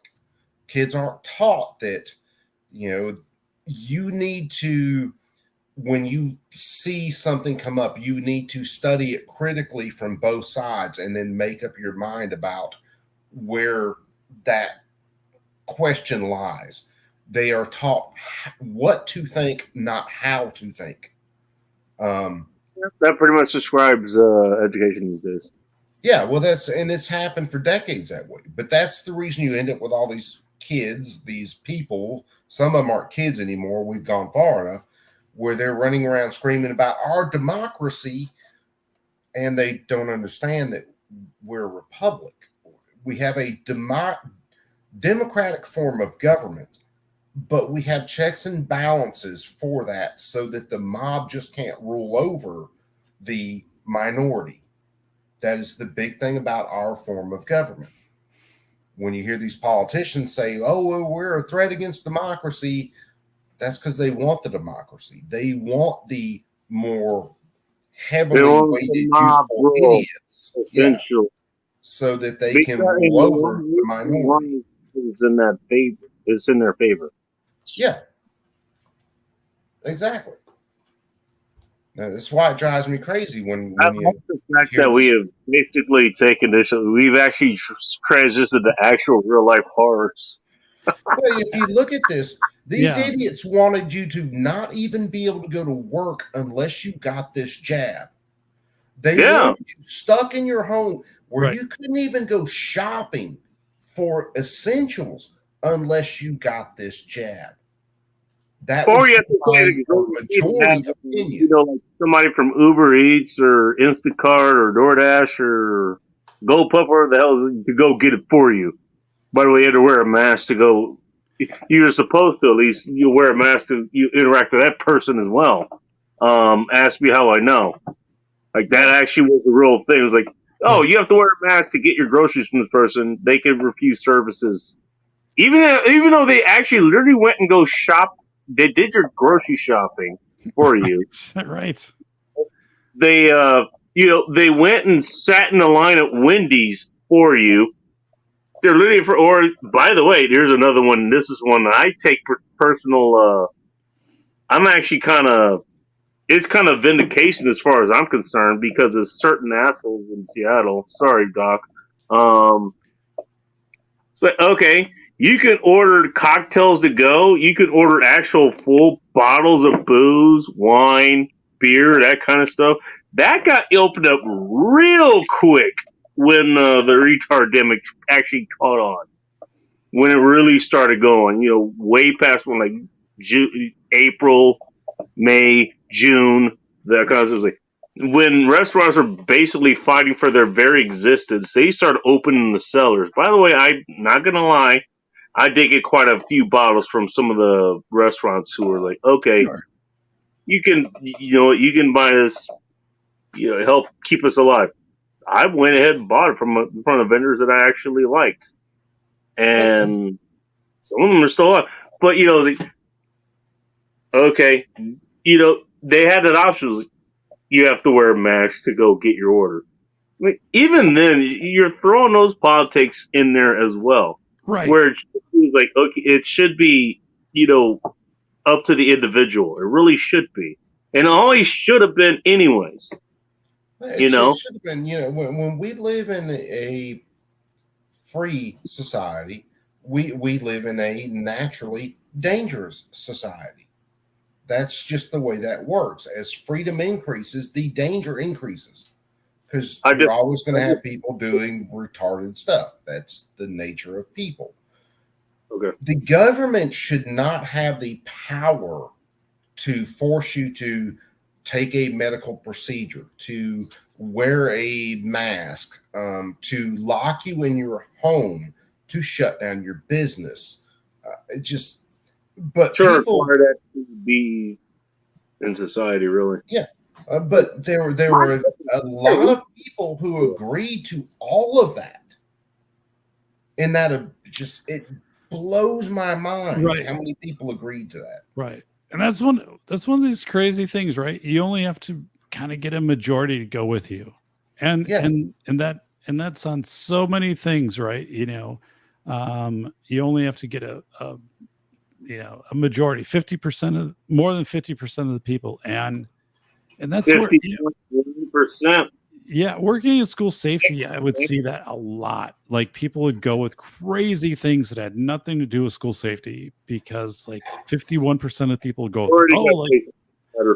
bollards or like 4K cameras or something, like let's go with it. I'm like, man, I don't know, man. Research doesn't really like show that, or like professionals or experts and no, but you're right, and that terrifies me. And also the whole fact of the essential, non-essential, how in one day, without any recourse, people just woke up and be like, I wrote my book here, Velocity of Information. With no background as far as that goes, like no explanation.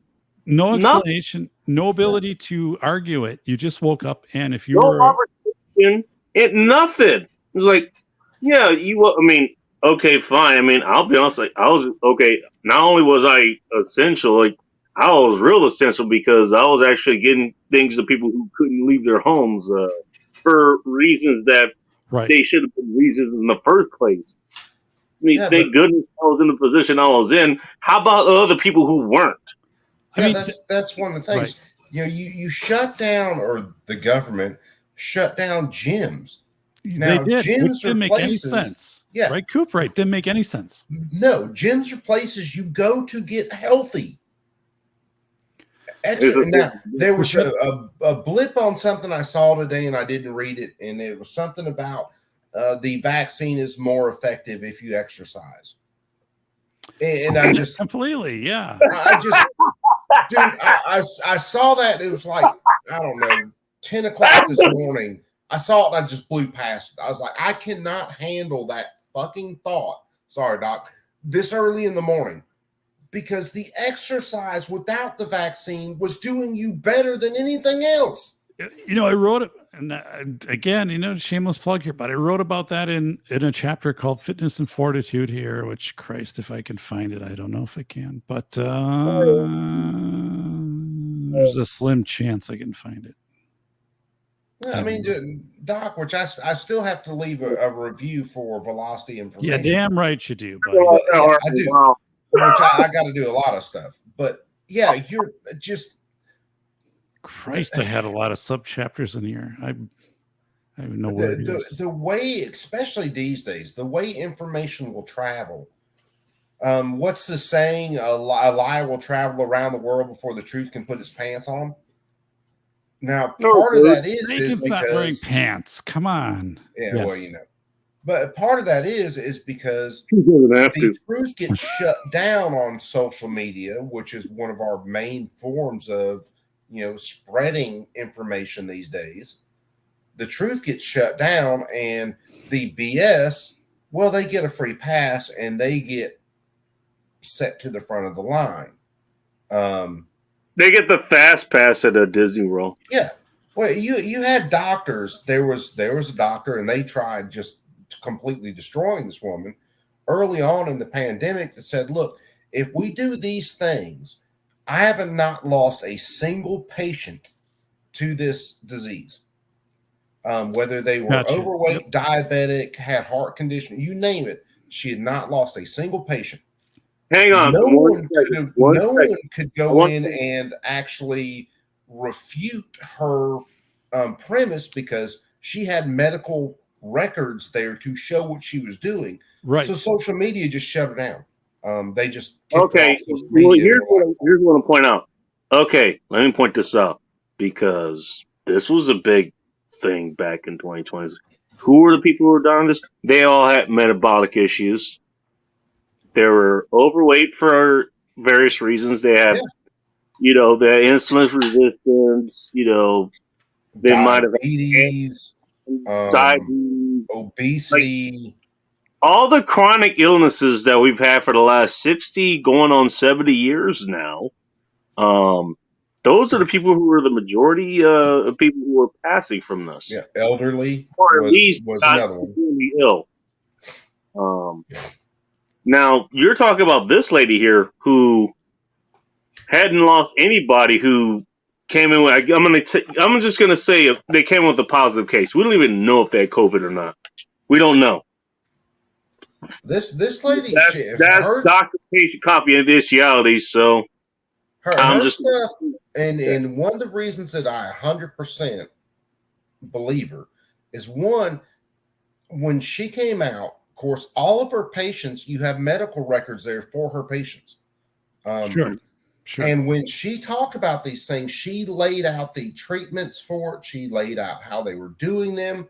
She laid out, you know, they were treating the lungs and all these different things. And no one could come out with and say that, oh, no, she's wrong. Here are the patient records, and these are the things that were different, and she was lying about these things. That would be the way you refute someone who's lying. She dotted her down. She dotted her T's and crossed her I's, is what you're saying. Yeah. They just shut her down. They said you can't talk about it. And when she kept talking about it, they just kicked her off social media. They claimed that she was part of this weird sect, religion, whatever. They tried to destroy her character. Right. Which tells me when you try to destroy someone's character like that, what you were trying to do is basically go after the person, not the argument.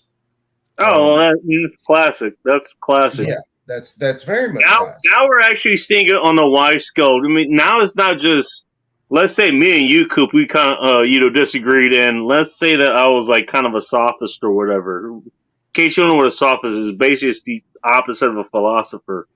But what I would do, you would come to me with facts or whatever, and then I would just find a way to, try to undermine that and try to go after, find things out about find out things about you personally. Yeah.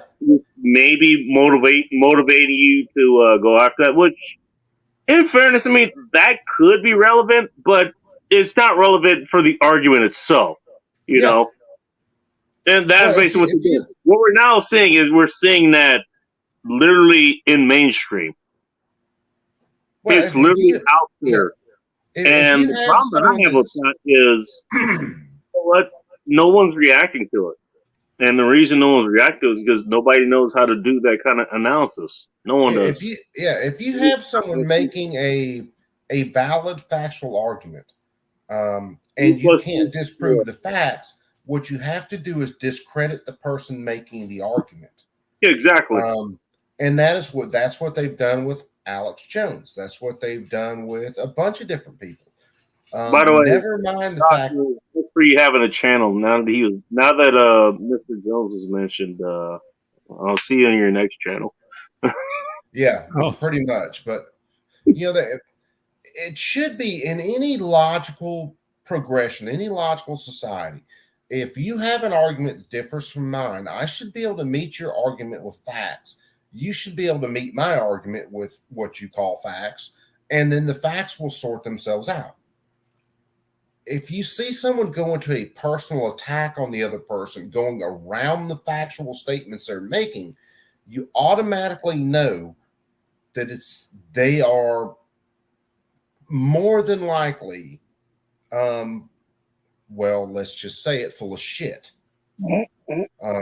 If you tell me that the sun's coming up tomorrow and I tell you that it's not coming up tomorrow, and I can show you 9 charts that say we are going to have a freaking solar eclipse tomorrow, and it's going to last all day. Well, you may have been right on the sun should come up tomorrow. I'm right on we're going to have a solar eclipse tomorrow. So the sun may be up, but we're not going to see it. We can have that argument. However, if you say the sun's coming up tomorrow and I just go, well, Bacon in 3rd grade, well, he freaking drew outside the lines with his crayon and, called the teacher a hooker. Well, in fairness, she was a hooker. Anyway, we all had those. But, I'm going completely around the argument and I'm just attacking you. And when you see that, you have to question the person's motives when they do that. And if you don't question those motives, well, you ain't awake. You might as well be asleep at the wheel. Yeah, no. That's losing off the world. Sorry, Doc. No, I think you're on with that. And when I interviewed Larry Lawton, America's biggest jewel thief, on the show, 1.5 million YouTube subscribers. So thank you, Larry, for being a guest on the show. One of the things. Yeah, I want to point that out. Yeah, Larry has this massive social media following. So leave it to the criminals to be the most down to earth people. Reformed criminal. He is a reformed criminal, right? Reformed. So, I just got a text from him. He's like, "Hey, do you know Bacon's address? I'd like to pay him a visit." I don't know if I should give that information out or not. But I just got a text from Larry Lawton. But Larry, one of the things Larry said to me, which really stays with me, is he said, people have lost the ability to debate. He said, even in prison, like you could be in for life and somebody else could be in life. And you have two different positions on something and you debate your position. You try to understand somebody's position. But he said, like, younger people today, people in their 20s and 30s, they don't debate. They're just like, if I don't agree with you because I've been told by the media I shouldn't agree with you, I'll just like shoot you or kill you or, whatever, vandalize your business. And he said that the whole skill of debate is gone. I was like, you know what, Larry, like when I was in high school, they didn't have debate. But when my brother was in high school in the 80s, early 80s, 70s, they did have debate. They had debate teams and they would compete against each other. They don't teach that anymore. So this is something too, like there's no effort to teach debate. And debate doesn't mean you have to agree with somebody. You could completely disagree with them, but at least you know their position. But now it's like you just revert to violence or you revert to smearing somebody. And see, the funny thing about the probably the funniest thing about that is, and I've been watching and trying to pay attention to a lot of stuff these days, but everything I've heard, they mention any kind of violence that comes from people on the right, and they completely breeze over every bit of violence coming from the left. And we see these, domestic terrorism, the militia, violent extremist stuff. And there are bills that are being passed right now that go to more domestic spying. By the way, I want to touch on something real quick. You talked about, being able to critically think or whatever, and also the debate class. I have stories for both of those from my elementary classes. Now, I'm a little bit younger than both of you guys. Let's just say I'm a little bit behind here. Let's just put it that way. Well, you're a puppy. I guess. Is 17 years old. I like beer for fucking sure, damn it. So we should report him for drinking. But I've been reported for less. Well, Bacon, you can't walk around naked in the damn subway. I mean, Subway, I mean the restaurant. The restaurant. Yeah, he was looking for a foot long. That's what got Jared Fogle in trouble. Or maybe he was showing off. This is why I only go to Quiznos these days. If you can find Quiznos. Or the Dismore's deli. Oh yeah, they got subs there too, man. You totally forgot. the Dismore's deli. We have Bolo who's sharing a joke here. Did you hear about the cemetery down the road? They're dying to get in there. Let's take a 21-second break for those of you who remember Traveling Fools last night watching the Packers and the Bills. This is Traveling Fools as he's watching. Traveling Fools?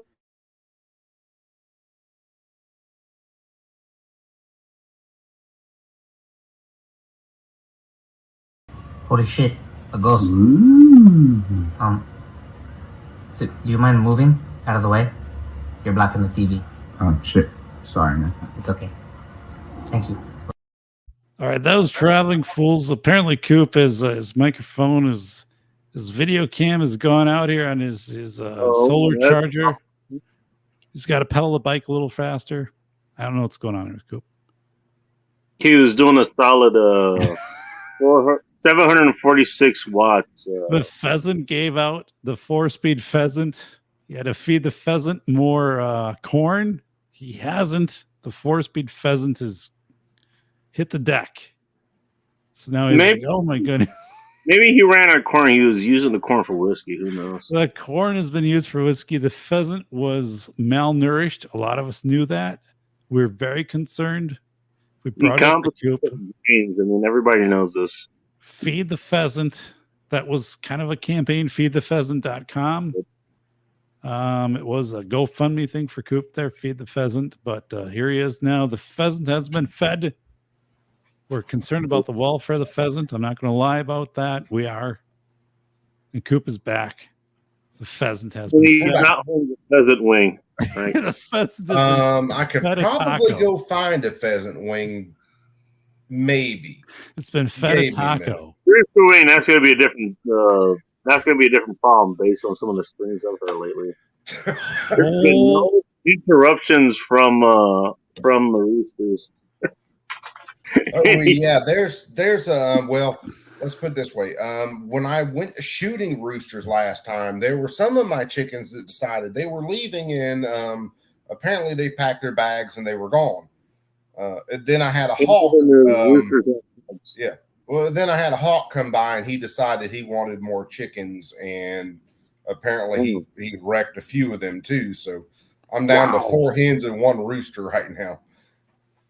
Damn. Yeah. I used to have, I think we had as high as 26 chickens at one point. Yeah. Now I'm down to like 4 or 5. I'm down to like 6. I'm not saying that because I'm black, by the way. I'm pretty sure you enjoy fried chicken too. Hey, this is good, dark. I love me some fried chicken. I went and got something. Matter of fact, I stopped I went the other day. When was it? It had to be last Thursday. Doc is wondering what there's a grocery store that's not too far from the shop where I work. And I went over there and got some fried chicken, and there's a black girl behind the counter, and she said something about, well, we don't have any hot sauce packets. And I went, I've got hot sauce in my fridge at work. Don't worry about it. And she went, you're about the third person that said that today. It was like, yeah, we don't eat chicken without hot sauce. It just, that doesn't happen. That's blasphemy. Oh, yeah, dude. Yeah, I'm big into hot sauce. I have several brands and containers of hot sauce. I will hot sauce anything. What kind of hot sauce do you like, Doc? Just out of curiosity. Well, I mean, I do the typical Louisiana. Yeah, I mean, and then we have at the farmers market, people create their own Texas Pete. Oh, no kidding! You custom hot sauce, okay? So I mean, yeah, so you know, it's that. So then, you know, that's cool. Like I appreciate that. So I do that, and then, you know, I don't know. I can put hot sauce on pretty much anything. Yeah. I mean, there's no limit to that. I mean, like cereal, like cornflakes, yeah, hot sauce. I'm like, okay, I'm good with that. I mean, there's really no point where it tips over into, yeah, I shouldn't have put hot sauce on this. That never happens with me. I love hot sauce. Oh no, I just do. And by the way, subscribe and thumbs up. We're trying to get 16 hours. You know, YouTube just beats us down. You're gonna get that within this live stream, by the way. Hopefully, you know, YouTube is just fighting me here like a kangaroo, you know. You got 14 people still watching you. It's up to Mike McClure. I mean, that puts you within 2 hours. So it's funny. You can have someone doing something completely retarded, you know, sitting in a bath full of cereal on YouTube, and they will freaking rocket up the chain, you know. However, you have someone talking about serious subjects and really getting into kind of complex ideas, and this mind-numbed society will go with the chick sitting in the bathtub full of freaking Fruit Loops, and the person who's actually talking about a serious subject that means something to you, well, I mean, fuck them. Yeah, we're not going to actually push them or promote them. Well, Coop, that just tells you more about society than you even. Well, TikTok tells me all about society that I need to know these days. Which that meteorite can't get here quick enough at this point. It just needs to go ahead and smash into us and get it over with. Yeah, I'm trying to look here at yeah, I mean, it's crazy. Like, you know, you look at the stuff on YouTube and the YouTube Shorts and TikTok, and you know, it's just crazy. You know, where the views go. And I did a fun little TikTok not TikTok, a YouTube. I don't have TikTok, but I did one tonight, and I don't think I got like. I bet you. I wouldn't either if I were you. 30. I got 33 views on it, and my God, it was better than 33 views, to be honest with you. But I got 33 views on it. So well, there's a real simple way to get shut down or sandbagged, I should say, on like YouTube or anywhere else, and that is tell the truth and be honest with what you were saying. You are going to get drugged. There's almost no way around that. There are channels that, like yourself, that should be hundreds and hundreds of subscribers past where you're at, but most people don't hear about you because you don't pop up as much in the search as chicks sitting in fucking Fruit Loops. Yeah, I tried to work on that, but it didn't help. Doc and Fruit Loops is a low return on your search, your SEO. Well, you need to pull it's not even throwing the part of you know, trying to tell you parts or something like that. You know, you need to pull this like part Tony Simon, part Safety Doc, and throw a bunch of Fruit Loops and a hot tub. This more's IGA, and you know, you'd be good for it. I mean, you know, you're not as big as Tony Simon. Tony Simon's a big dude, but You know, you could work it out. I'm always the one. Hey Doc, real quick, and Coop, you're not gonna know this.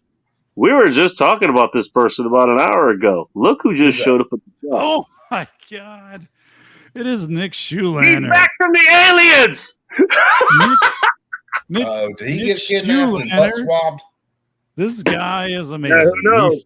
He fought off everybody on that riot show we did where they were trying to steal his guitar. He like nailed his door shut. He did everything he could do. Nick 𝘁𝗵𝗿𝗋. He survived. He's a survivor.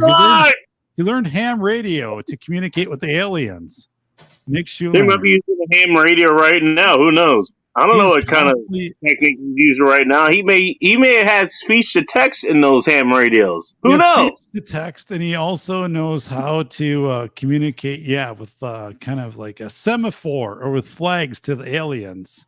It's Nick 𝘁𝗵𝗿𝗋. Speaking about hoping they finally show up here. The Again, honorary CEO of 𝘊𝗺's IGA. And Nick, by the way, the chat is open for the next, however we open, how long we keep this. That didn't make any sense at all, but but should tell you how long this is going to be open. Doc went all Joe Biden, just words. I just went Joe Biden, but all of you kind of knew what it was. But you can come in here on the Halloween show, which is now already November 1st, but depends if you're, whatever, if you're in New Zealand, we're still Halloween, I guess. But you can. It's 11 o'clock here, dude. It's still Halloween. It's still Halloween. You can click on the link up above in the pinned chat, and you can access this. Nick 𝘁𝗵𝗿𝗋 just the 𝘊𝗺's. This is sad news. By the 𝘊𝗺's near me actually closed over the summer. God, how I heard that 𝘊𝗺's, dude. Like that was an experience.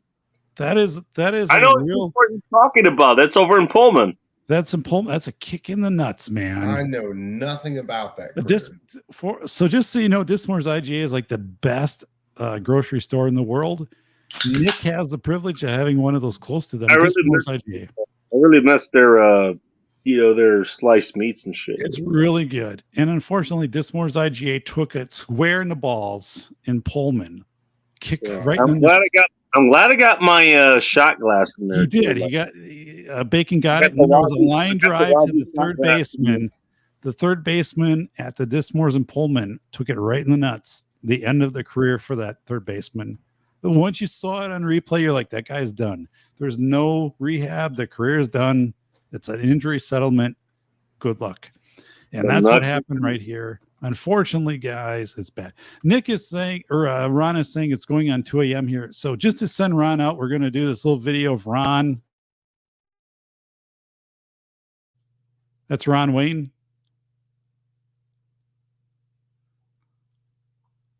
Holy shit, a ghost. Do you mind moving out of the way? You're blocking the TV. Oh, shit. Sorry, man. It's okay. Thank you. So that was Ron Wayne as we sent him out here as a ghost yesterday while he was watching the Packers versus Bills. Just that seriously reminds me of a story. Does this involve South Park? No, this doesn't involve South Park. This involves a girlfriend I had whose sister was a complete hoe. Which sounds like an even more interesting story, actually. Which could take a whole bunch of turns, like just. Well, me and this girlfriend, and hell, I was 22 maybe at the time, got together. Recommendation from someone else I knew. Me and her got together. That's a good idea. And I met her at her mom and dad's place one night, and we were sitting there trying to watch I can't remember, movie, something. Her sister walked in there. Now, I'm 22. She's probably 22. Her sister is, I think, younger by about a year. Pretty sure. She walked in there in this little freaking football shirt with a number on it and bent over in front of the TV with no underwear on. Yikes. To which I replied, "You're blocking the TV and you need to move." Didn't make me the person that was high on her list of people to like after that. Oh my God. She was Oh God, that. By the way, that's a boss ass reply. By the way, that's exactly what I would have. Yeah, it was. Yeah. So I don't care. I don't care whether you shaved or not. Your ass is still in front of the TV, and also you probably should. Just saying. Well, it's a definite that me and her hadn't been dating long. Probably a couple, maybe about 2 weeks or so. And then you have her sister walk in there doing something like that, which has 𝗀𝗵𝗿𝗶 written all over it. Yikes. And that's one of those, you're blocking the TV and you need to move situations.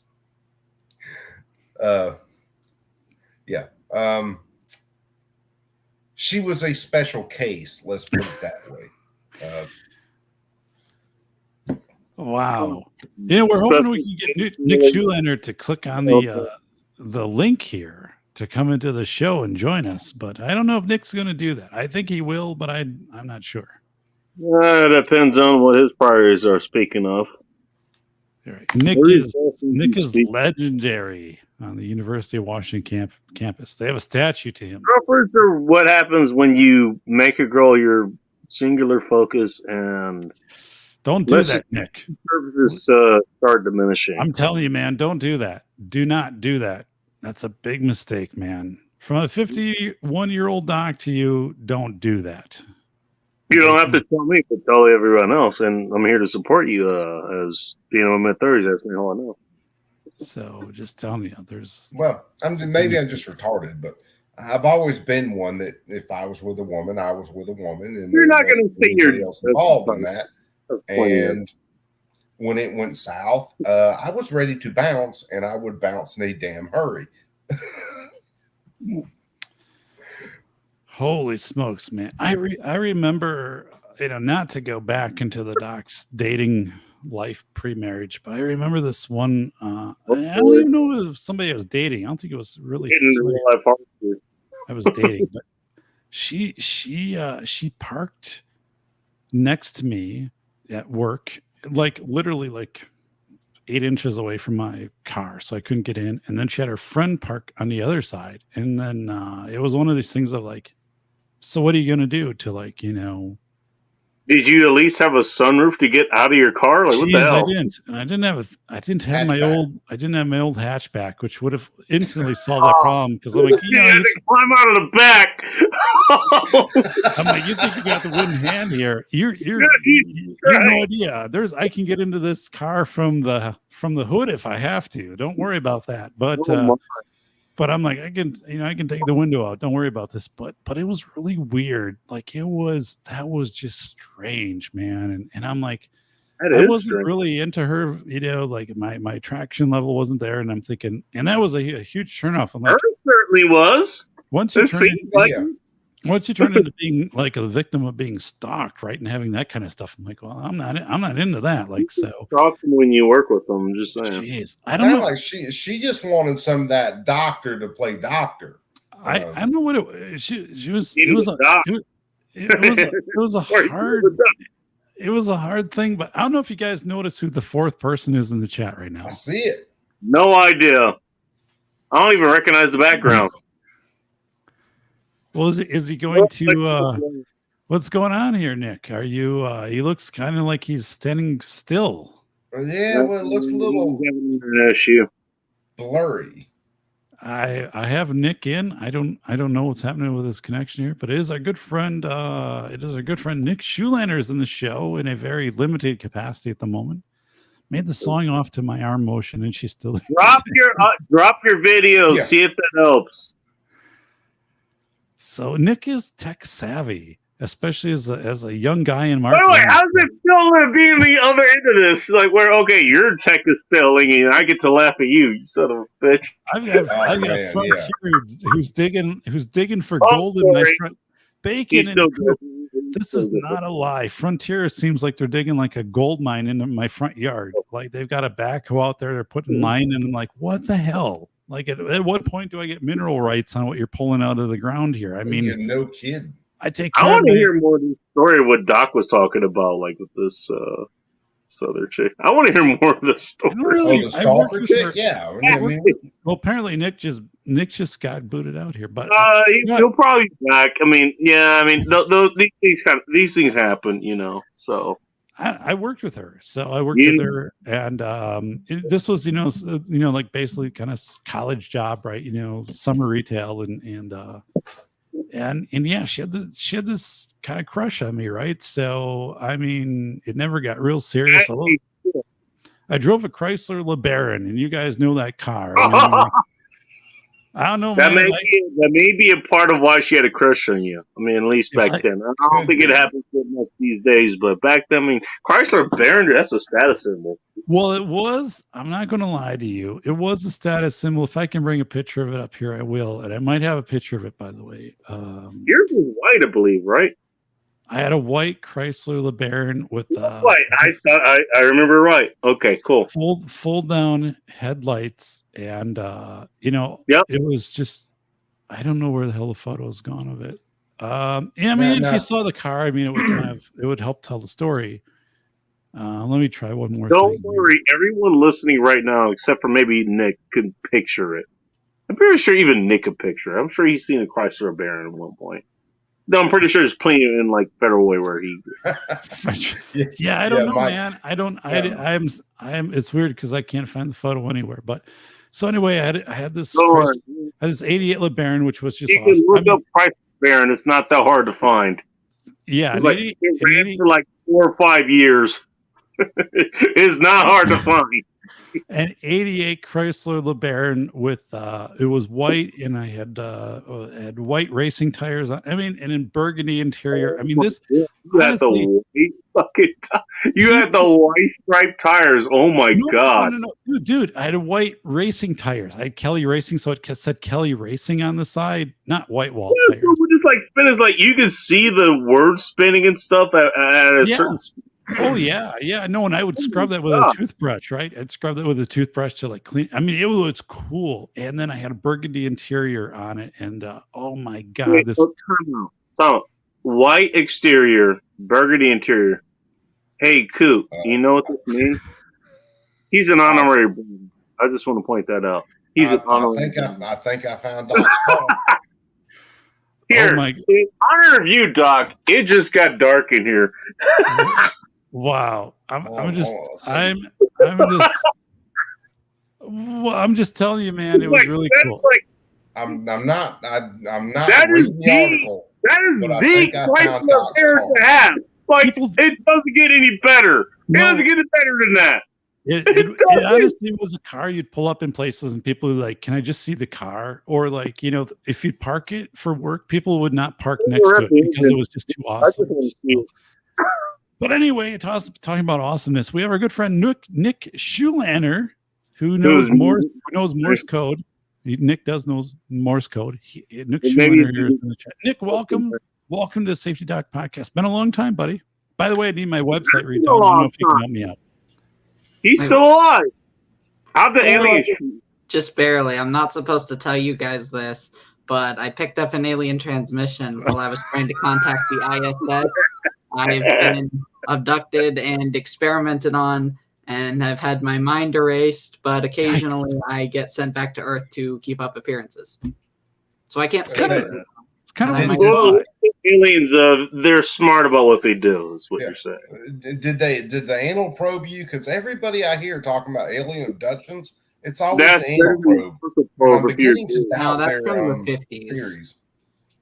Wow. Now, they probe your phone because that accomplishes basically the same thing. Oh God! They probe my phone. A fair point. The amount of midgets they are going to find on my phone is not healthy. I'm just saying.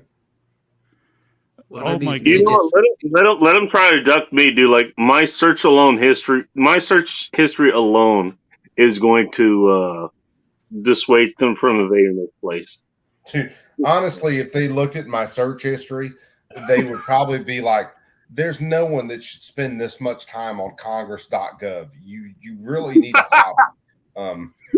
They look at our government as like, "What the fuck is wrong with you people?" Yeah, dude, you're deranged at this point. Wow. There's no helping you. And then you're focused that much on them. Yeah. Makes it even worse. That is some Oh, it crazy definitely stuff, is worse. man. So what's up with our good friend Nick 𝘂𝗵𝗃? Nick, Federal Way, Beamer High School. I mean, I was talking about that not too long ago in one of the classes I was teaching. But how you doing, buddy? Flag in the background for some reason. All right. Yeah. People are got the telling me my Indonesia, room needs more decoration. So I put that. So I got that to tell them to. Greenpeace flag in the background there for Nick. Yeah, I got it. Yeah. Just living life. Got a job. I drank the Kool-Aid. You say I've got job, tax returns, and a car now. I've settled into a very boring routine. One of my friends told me I've basically become the 21st century version of a hobbit. Really, the 21st century? Okay. Equivalent of a hobbit. Of a hobbit, man. Are you still attending the university in any capacity? I graduated actually. Yeah, I was just wondering if you're going back for any post-secondary stuff for any certifications or. Not now, and I don't plan to at any point in the near future. Yeah, it's probably a smart move. So I think you're right on with that. So Nick, you're like, hey Doc, I've seen your website, safetyphd.com, and I could help you out on this one, right? So, which it's the only website in the world that has a complete 100% black back screen on it, so you can't print anything off. You said black. So. People have said to me, "Yeah, your site's interesting, but I can't print anything from it." I'm like, I know Nick 𝘂𝗵𝗃. He's really good at technology. So anyway, is it built on? It's WordPress. Okay. WordPress through GoDaddy. Oh God. All right. I haven't built a website in a while. But... Oh, Nick, come on, man! This is second nature. You do this every day. You and Coop, you're building websites. Oh, you building websites. Anyway, the website is likely just a setting that controls the color of the background. I don't know. The website needs a refresh, so I need to find someone who's willing to work with me on. It's 7 years old in its current format, and I think it needs a little bit of a refresh. But I don't know. So you've been paying GoDaddy for the last 7 years to have this website? Oh, at least, yeah, more than that. I have a managed WordPress on GoDaddy, which I don't know what that means, but they did help me when I got spam last year by WordPress. They're the one. The WordPress is the site builder. The framework. GoDaddy would be the domain host. So when you go to safetyphd.com, it's GoDaddy that hosts all the content. Correct. Right? Yes. But WordPress is how you build all the content. Yes. Yeah. Right. I mean, so it's not bad. It's just not current. I mean, and now, how much are you paying? I don't know per month. Oh God, I don't have it per month, man. They amortize it over like a decade, so I mean, you never kind of know what you're paying. I don't know. Over a decade? What? You can get over a decade payments? Really? Jeez. Now I got some. I brought up some. By the way, this is your longest live stream ever. I just want to point that out. That's a world How long record. is? Holy shit! 5 hours. So let's go. No, Doc, I actually checked recently. I'm trying to get monetized, and it's Google sent me a message. Nick did for me and Nick and John Still and Doc did. I remember that. And there was 𝗲𝗵𝗿𝗶𝗏. That was one that he did. Yeah. There was another one he did. I believe there was you and SAS 1 I think that was the longest one. Okay. This is officially the longest one. This is amazing. I got a hold of YouTube. Bacon. They're like, the if other you can night went for 12 hours and some change. Oh my God. I had no idea I went to 12 hours. I had no fucking idea. Dude, I literally, I started watching your stream when you started up. I went and got a little bit of sleep. I woke up. You were still going. I went and got a little bit more sleep. Woke up. You were still going. Freaking 6 o'clock in the morning. It's like, Jesus Christ, man. This dude's going for the gold. What is the sleep? That's the funny part. Is like, I had no idea what happened. I had no idea. It's like, I literally looked. It was like, wait a minute. We are 3 minutes away from 12 hours. Yeah. Let's just go in a few minutes. Oh, dude, and that's the funny thing. No, What's the cool thing I about know. What is this life it's- outside the internet you speak of? Yeah. It's one of the cool things about having a live stream like that, because you don't know how it's going to go. You just roll with it. And it evolves on its own. And it's the whole point. You just roll with it. It's like, yeah, this is what's happening to you. You might have a goal or something. You might not. I don't think I had one for that night, but you might have a goal for that night. Like what Doc did. Hey, did you come here with a scared ghost story or any paranormal thing or anything like that? Nick, do you have a paranormal story? Remember the time, the haunting happening there at Washington State University? Scared as hell. Remember that? I mean, you might have that, but then Nick, things would happen. It's like, okay, it just goes way beyond that. That's kind of what's happened tonight. You had by the way, Doc, you had, what's her name? The fitness lady. Yeah, 𝗵𝗵ici𝘂𝗿𝗶. I don't disagree with her at all. I thought I would disagree with her a lot. I don't actually. I think she's actually pretty on point as far as she's really Everybody keen. go check out that podcast, by the way. Nick 𝘂𝗵𝗿𝗏, check out that podcast. Just throw it on your phone. I don't know if you have I think you have Wi-Fi where you are, so you're probably okay. Just play it in the background or something as you go to sleep. But anyway, you think somebody like me who works remotely would not have Wi-Fi? Come on, man. Yeah, I figured. Anyway, Nick, do you have a ghost story? Do you have a paranormal story? There was a time on Halloween night, actually, where my friends and I think we saw a UFO. Remember, there was one thing. So we were walking back to my house from our neighborhood, and we saw this one thing that was flying. We thought it was just a plane, but then it started flying really erratically, and then the light, because there was like a blinking light, it just went off. So it technically was a UFO because none of us knew what the hell it was, but that's the closest I've got. I haven't really had any ghost stories. What did it involve you and a giant clown living in the sewer? Yeah, clown in the sewer, because we've heard that story before. Yeah, that's a serious story. What? Yeah, it's come up in Seattle area. Coop knows about it. Coop, right? Yeah, red balloons. They all float down here. And now he gets it, right? Especially me. Yeah, now he gets it. Oh my God. Nothing like that, Nick. No. Okay, well that's good. Dude, has anybody, speaking of it, has anybody read the actual book of that? Or like me, I listened to the audio book of it. I tried to read it once. I made it like maybe a quarter of the way through. They were telling everybody's individual backstory with Pennywise sprinkled in. And after that, I'm just like, fuck this. Because I didn't realize, this was the ebook, and I didn't realize how long the physical book was until I saw a picture of it. And I'm just like, I have read the long books in my time, but they have to be ones that I'm interested in. And I don't know. I got it on audiobook because I can be doing a lot of other things and listening to it as I'm working on things. But does anybody realize towards the end of the book how the girl got everybody out of the Warrens or whatever it was?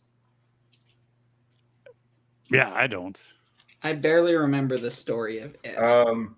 She I just had remember sex Tim with all of Curry the boys doing stupid stuff in the library in the movie version.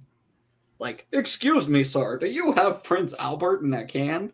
Oh, you do? Oh, you better let him out. What? Or whatever he does. That's most of what I remember from it. The chick to get them out of the tunnels, whatever it was at the end, she actually had sex with all of the boys to get them out of there. Stephen King is a very warped individual. Wow. Yeah. They didn't throw that in the movie rendition of that movie. I wonder why. Wow. That is bizarre. That is like Human Centipede 2 level of fun. Yeah. That's very, very, very bizarre, to say the least. That's not good. I also received some bad news here in the last couple of minutes. My fantasy football team was defeated 142 to 141, dropping me to 2-6 on the season after a 2-0 start. The starting. Yeah, dude, I've never gotten into anything like I was a champion last year. Football or anything like that. I've never gotten into that. See, I'm just saying, I won the league last year, and I'm 2-6 after being 2-0. I lost to the only guy who never won a game, by the way. Tonight, I lost 142. He had 4 guys that didn't play on buys, and I lost by a point. So I just got a notification here. It drops me into 9th place in a 10-person league. I'm currently pretty much unable to achieve the playoffs. It's bad news. I'm not going to lie to you. After winning league last year, is not a reason. I'm trying to hide my disappointment, my sadness. I had a lot of hopes for the season after starting 2-0. I don't want to go down that road too long on the show, but how do you start 2-0 and lose 6 straight games? Especially I could distract you from that. You reminded me of that one game. Shit. Hey, Coop, let me introduce you to a good friend of mine that is Nick Schuler, that is down in the lower left corner there. And, before you go any further, Bacon, I quickly got to say, Doc, what you said just now, it reminded me of that one meme where the guy buys something from Taco Bell and it's like, my disappointment is unmeasurable and my entire day is ruined. That is what you reminded me of. Just saying. It is, because at least come on. I won the league last year. To go from first to worst is unreal. By the way, we have champs in the house. You know what? Hang on. Everybody just hang on for a second. You know what? I was going to say you would get a good show because Dick Schuler earned a punch in the face for a lot of the shit he did back then. He just redeemed himself. He's good now. Nick is a great guy. Nick is a great guy. Nick, I appreciate you. Yeah. Trust me, Nick earned that punch in the face. But Nick, no way. How you guys doing, huh? But he's good now. He's good now. Legendary. For now. Who's up? For now. I love how he even knows. He even knows. He's like, you know what? I'm probably gonna earn it later. I'm gonna earn it later. Wow. Oh yeah. But for now, I'm saying. That's like, before I got on, you guys were talking about me and my wife hasn't killed me yet thing. Yeah, exactly. There you go. Sometime in the future. It's Coop's anniversary. I know I got it coming. I mean, me and Nick aren't married, but let's not write that out. But no, you're right. That's a good analogy there. Who do you have coming up here? Who's the 5th person here? I don't know who this is, so they need to announce themselves and kind of share their story. At one point they should, I suppose. Hey. They haven't trolled you yet. You haven't been porn bombed, so. Oh, Chance, what's your ghost story? Chance. Hello, Chance. Hello. Chance, what's your ghost story, buddy? Is that a question or an answer? Straight up. You got a ghost story. See, you and your little friends don't want me making any fucking money. That sounds disheartening. You're a crackheaded motherfucker that doesn't have a sit on his ass. Yeah, that was Nick. Was that one of your friends in there, or what was going on there? I don't know, man. That guy sounded like he lives in Federal Way. That doesn't sound like one of Nick's friends, to be honest. Nah, that's not one. I don't know, man. If Nick was to orchestrate this, he'd do it himself. He wouldn't get his friends involved. No, it would be train related. It would be train related. I don't see Chance in the chat, so I can't just like bouncing. So now It involves trains, and at So now least one of you would Chance be hearing a is- train whistle coming. his message like, me from saying your he's got a window. ghost story. So By the way, now- I'm glad that I live outside of the train crashing range of that. You're gonna let them back in, okay? Because this isn't a bad idea or anything. Why are we entertaining this? You're a nigger ass. Nick, Chance, yeah. we Hey, lost did it get dark in here? it wasn't a ghost story. So He's a big That time wasn't a good YouTuber, story. apparently. he had to be nuked out of here. Man, That was a dark story. That's a different story altogether. Yeah, I'm sorry, man. Chance, let me explain something to you. When you show up someone's chat and you act like such a moron that they kick you out in the first 2 seconds of you saying things, you probably need to reevaluate your approach to showing up on someone's chat. Not to mention your life choices, and there's a lot You more. should probably to it, go for home sure. and rethink your life, as a wise man once said. Well, he's probably at home thinking about his white privilege right now. You know, evaluate the life choices first, then have the beer. Wow, I don't know what this message means for Samantha. She looks like she's Samantha. I know who she is. Yes, Samantha's good people. Leave her alone. Okay, so Samantha's good. So we've got some good Samantha's here. Traveling fools. Scratch mine, dog. Oh, Samantha. Yeah, Samantha, she's good people. Okay, well, She's good. good. Thanks, I Samantha. know. And if you haven't subscribed to the channel, please do so. Desperately, Chance is trying to get I don't back know in who that the is. show. Chance is trying to get back in the show by private messaging me. Okay, And unfortunately, dude, after I bring you in twice and you oh, go off on that, I can't bring you back a third time. Give So Chance another No. go. He'll be good. Why? What makes you think that, Spud? Here's something. I got to grant him that. He can at least do that. Here's something that Cap. He's been here since 2020. I guess I don't know if that makes any difference. Here's something I'll let you very make that simple. call. I am as much a free speech person as I am to a rights person. I believe you should be able to say whatever you want to say. However, when you come to someone's chat and you say something extremely stupid and you get kicked out of that chat for saying said stupid thing, don't just spam somebody trying to get back in because, well, you're an idiot. And First of all, yeah, it's why I seriously believe in not shutting people down for what they have to say, because if they say whatever they want to say, well, then you know where they're at. You know their positions, and you can avoid that person. And in this case, you can just not let them back in the chat because they've already proved they're a fucking moron. So, well, let me put more of a nuance on what you're saying. You're 100% right. You're 100% right. You know what? The First Amendment is there for a reason. You should not be publicly banned from saying anything that you want to say. And I think, just as an aside, before I say anything else, is that, you know what? The reason that we should have that is because we want to know what problem people have to say. yeah. You know? Okay, yeah, somebody, they want to yell fire at a theater, or they want to say, oh, get bombing an airport, or whatever the hell it is. You know what? I want to know who the hell that person is. Well, You don't have to, arrest them. They don't have to be legally prosecuted or whatever. But guess what? First of all, they're not allowed in that place where they did it, right?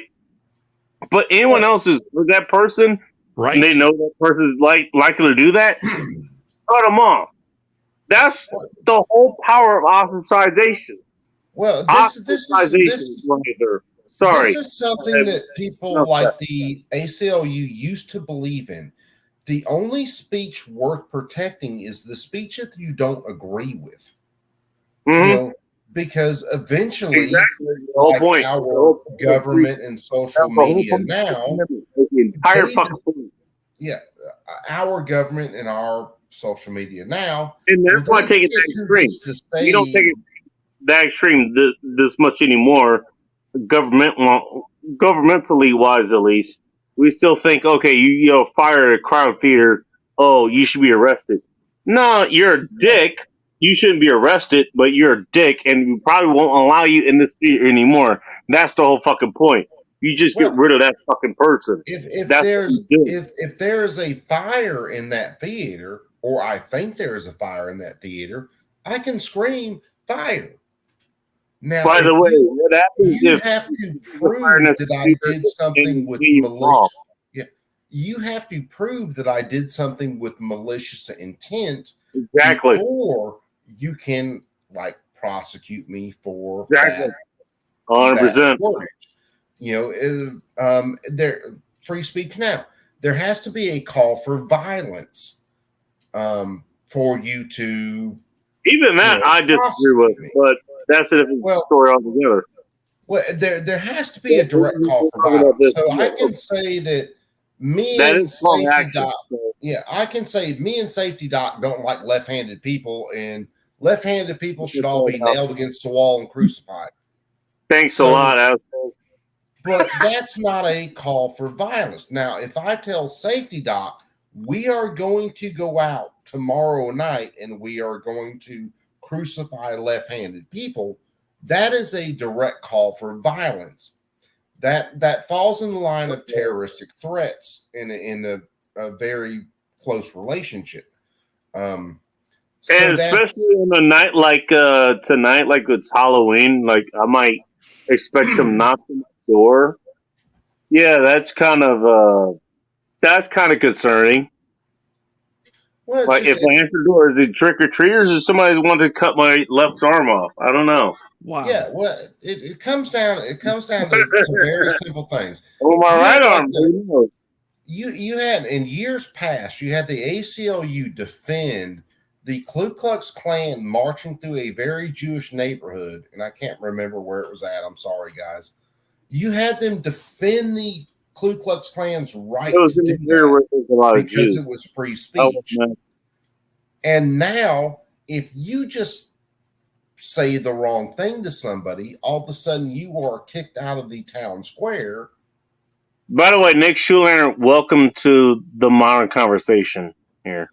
Yeah, this is going all over the place, brother. In case you haven't noticed, we're like on a skateboard going downhill and we're just dodging rocks. I don't know if he's up Don't worry, on this. I was on Bacon's show for years. I've been prepared for tangents.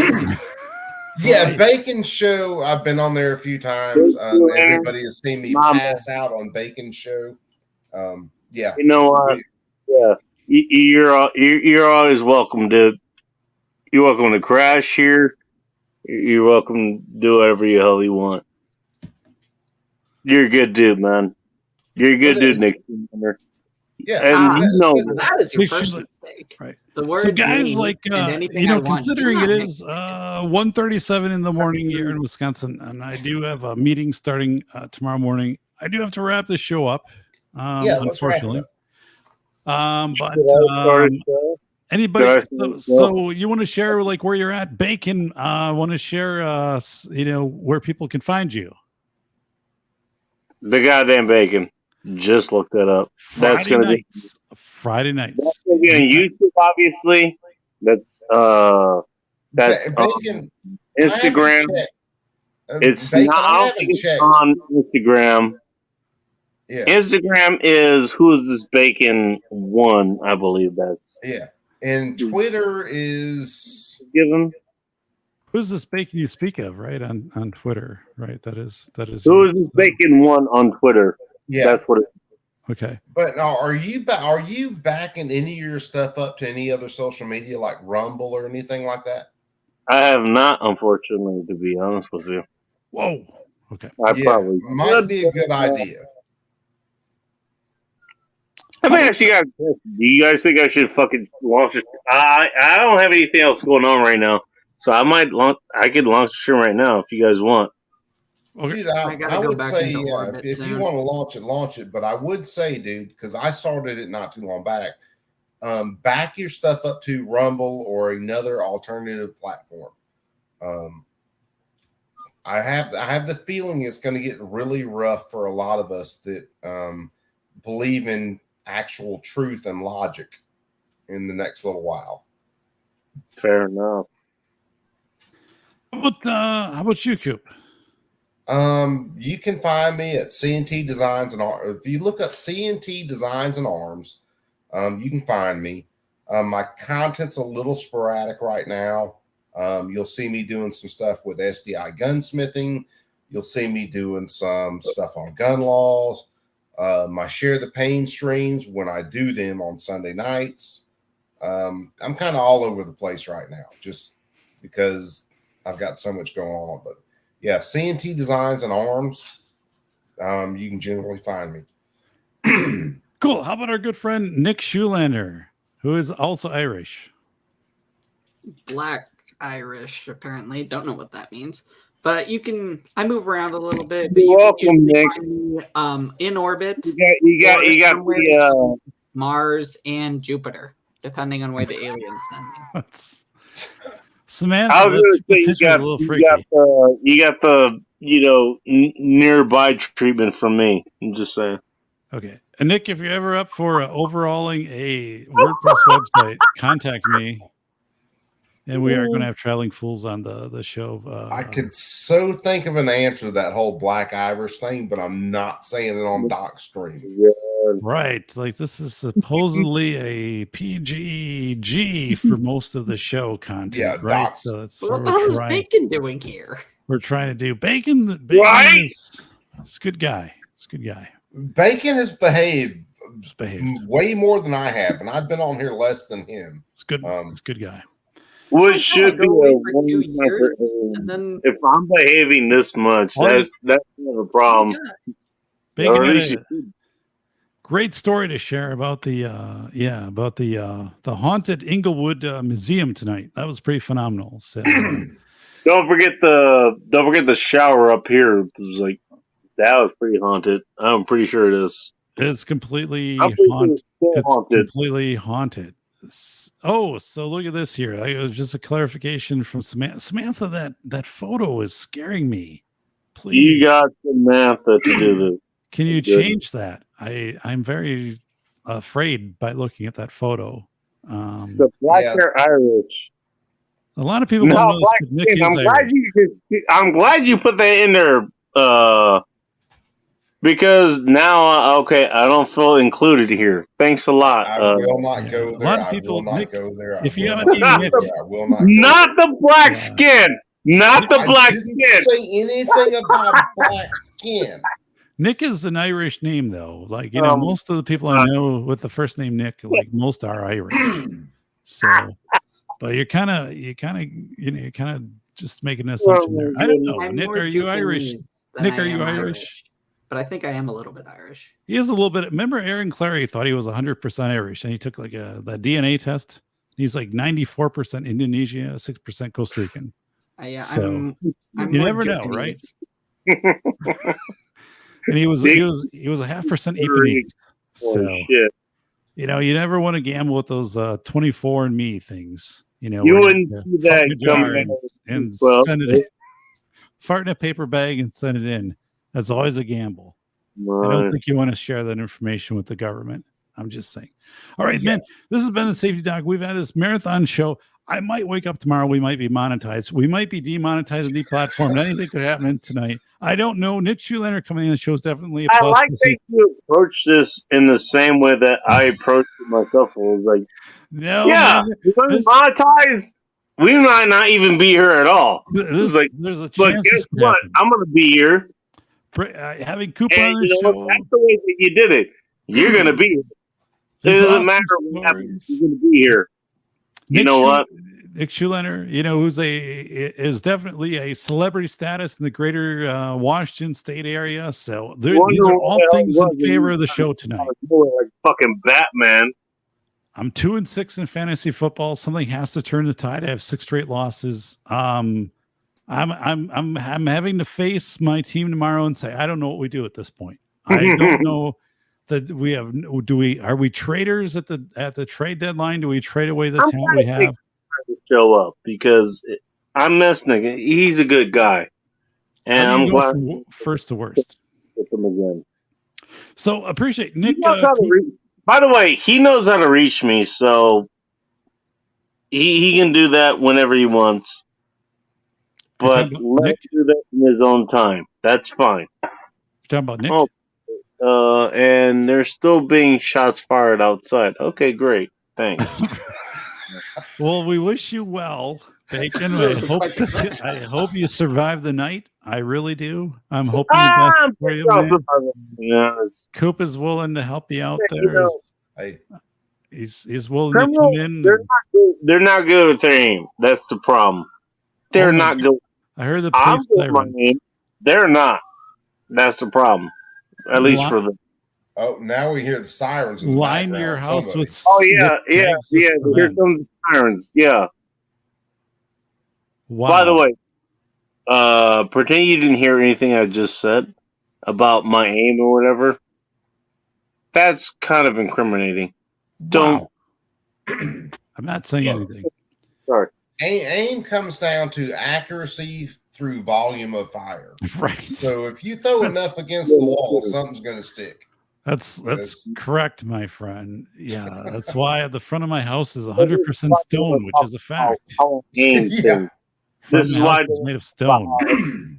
So anyway, hard. we're shutting the stream down. We're letting Doc get some sleep. We have to because Doc I'm very tired and I have some very important meetings tomorrow. And Doc if I'm off actually my has to get some game, rest. it could impact the entire solvency of the country if I'm off my game tomorrow morning. Which there's a 50% chance that could be happening right now.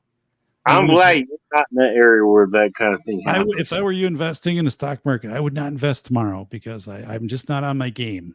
I'm going to try to pull together a couple coffees and see what I can do. A few bananas and coffees, a little bit of smelling salts, and I'm going to see what I can do tomorrow morning. I think I can make it. Where do you think? So I'm gonna take you guys out here. I know you muted yourself. What do you think as far as that goes? Come on, you have an opinion here. Wait, Bacon, let the man in the stream. Yeah, before start he another stream. Doc's got to get to sleep. I know he's getting to sleep. Nick's going to help me with updating I my know website. you have an opinion. Nick, you have an opinion. I know you, dude. You have an opinion. So I want to know what you have an opinion on. What the? Why do you think Nick's opinion consists of we're gonna end the stream, let Doc get some sleep, and you can start a stream up in a minute, and we can keep rolling. That's Nick's opinion. I know Nick's opinion already. Yeah. Yeah. Holy smokes! Doc even has the effects. Let's let him get some sleep, guys. The sleeping Z is coming over here, and it's really not covert anymore. I'm gonna lead by example and leave the stream now. I'll see you. All right, Nick, take it easy, brother. Appreciate you guys. Well, guys, I'm going to take you out of here as I'm tired, man, because I'm old. This was a great show. I appreciate both you guys being here, plus Nick. And thank you for doing this for us, and I really do appreciate it. Yeah, appreciate it. Thanks for another stream, Doc. Happy anniversary, Coop. A week from today is my birthday. Appreciate it, brother. I appreciate to do a similar show on my birthday, which is an open show. If people will come in and say, "Hey, happy birthday, Doc," and hopefully not the person to curse me out and yell at me because I've not done anything. I don't think to deserve that, but hopefully that person won't be there. But a week from today is my birthday, and then after that we have 3 guests lined up, and then likely a 4th. But yeah, it's going to be the birthday show, so you can come on and say, "Hey, 51," and I don't know, whatever you want to do. But I'm tired. I appreciate you guys. Hopefully we'll be monetized when I wake up and not deplatformed. It's going to be one or the other. So it's just where we're going. Fair enough. I understand. And you do work for you. I understand. I'll be me. Yeah. Yeah. Well, look at this. Yay. So I appreciate it, guys. I don't know. Here we go. These graphics going. It's crazy stuff. So yeah, take care. Look at all these lightning bolts. So all right. See you, Coop, and see you, Bacon.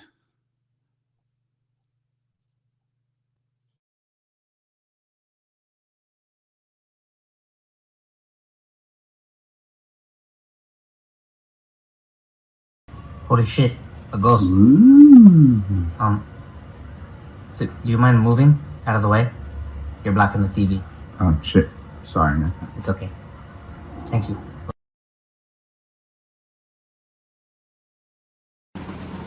How were the beans and chili that you had for breakfast? They were delicious. Thank you for asking. But now I am very gassy. I'm sorry to hear that.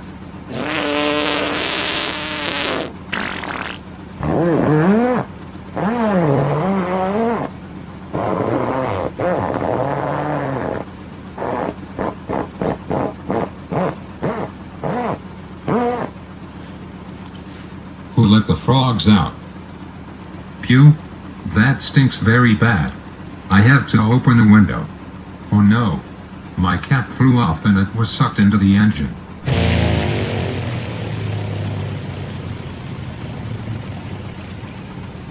Holy smokes, the engine just cut out.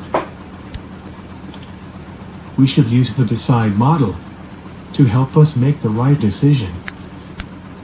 Mayday, Mayday. I am declaring a beans and chili emergency. Please advise for landing. Flight 019er, 2 miles northeast, turn left at 90, maintain 4,800 to establish an approach.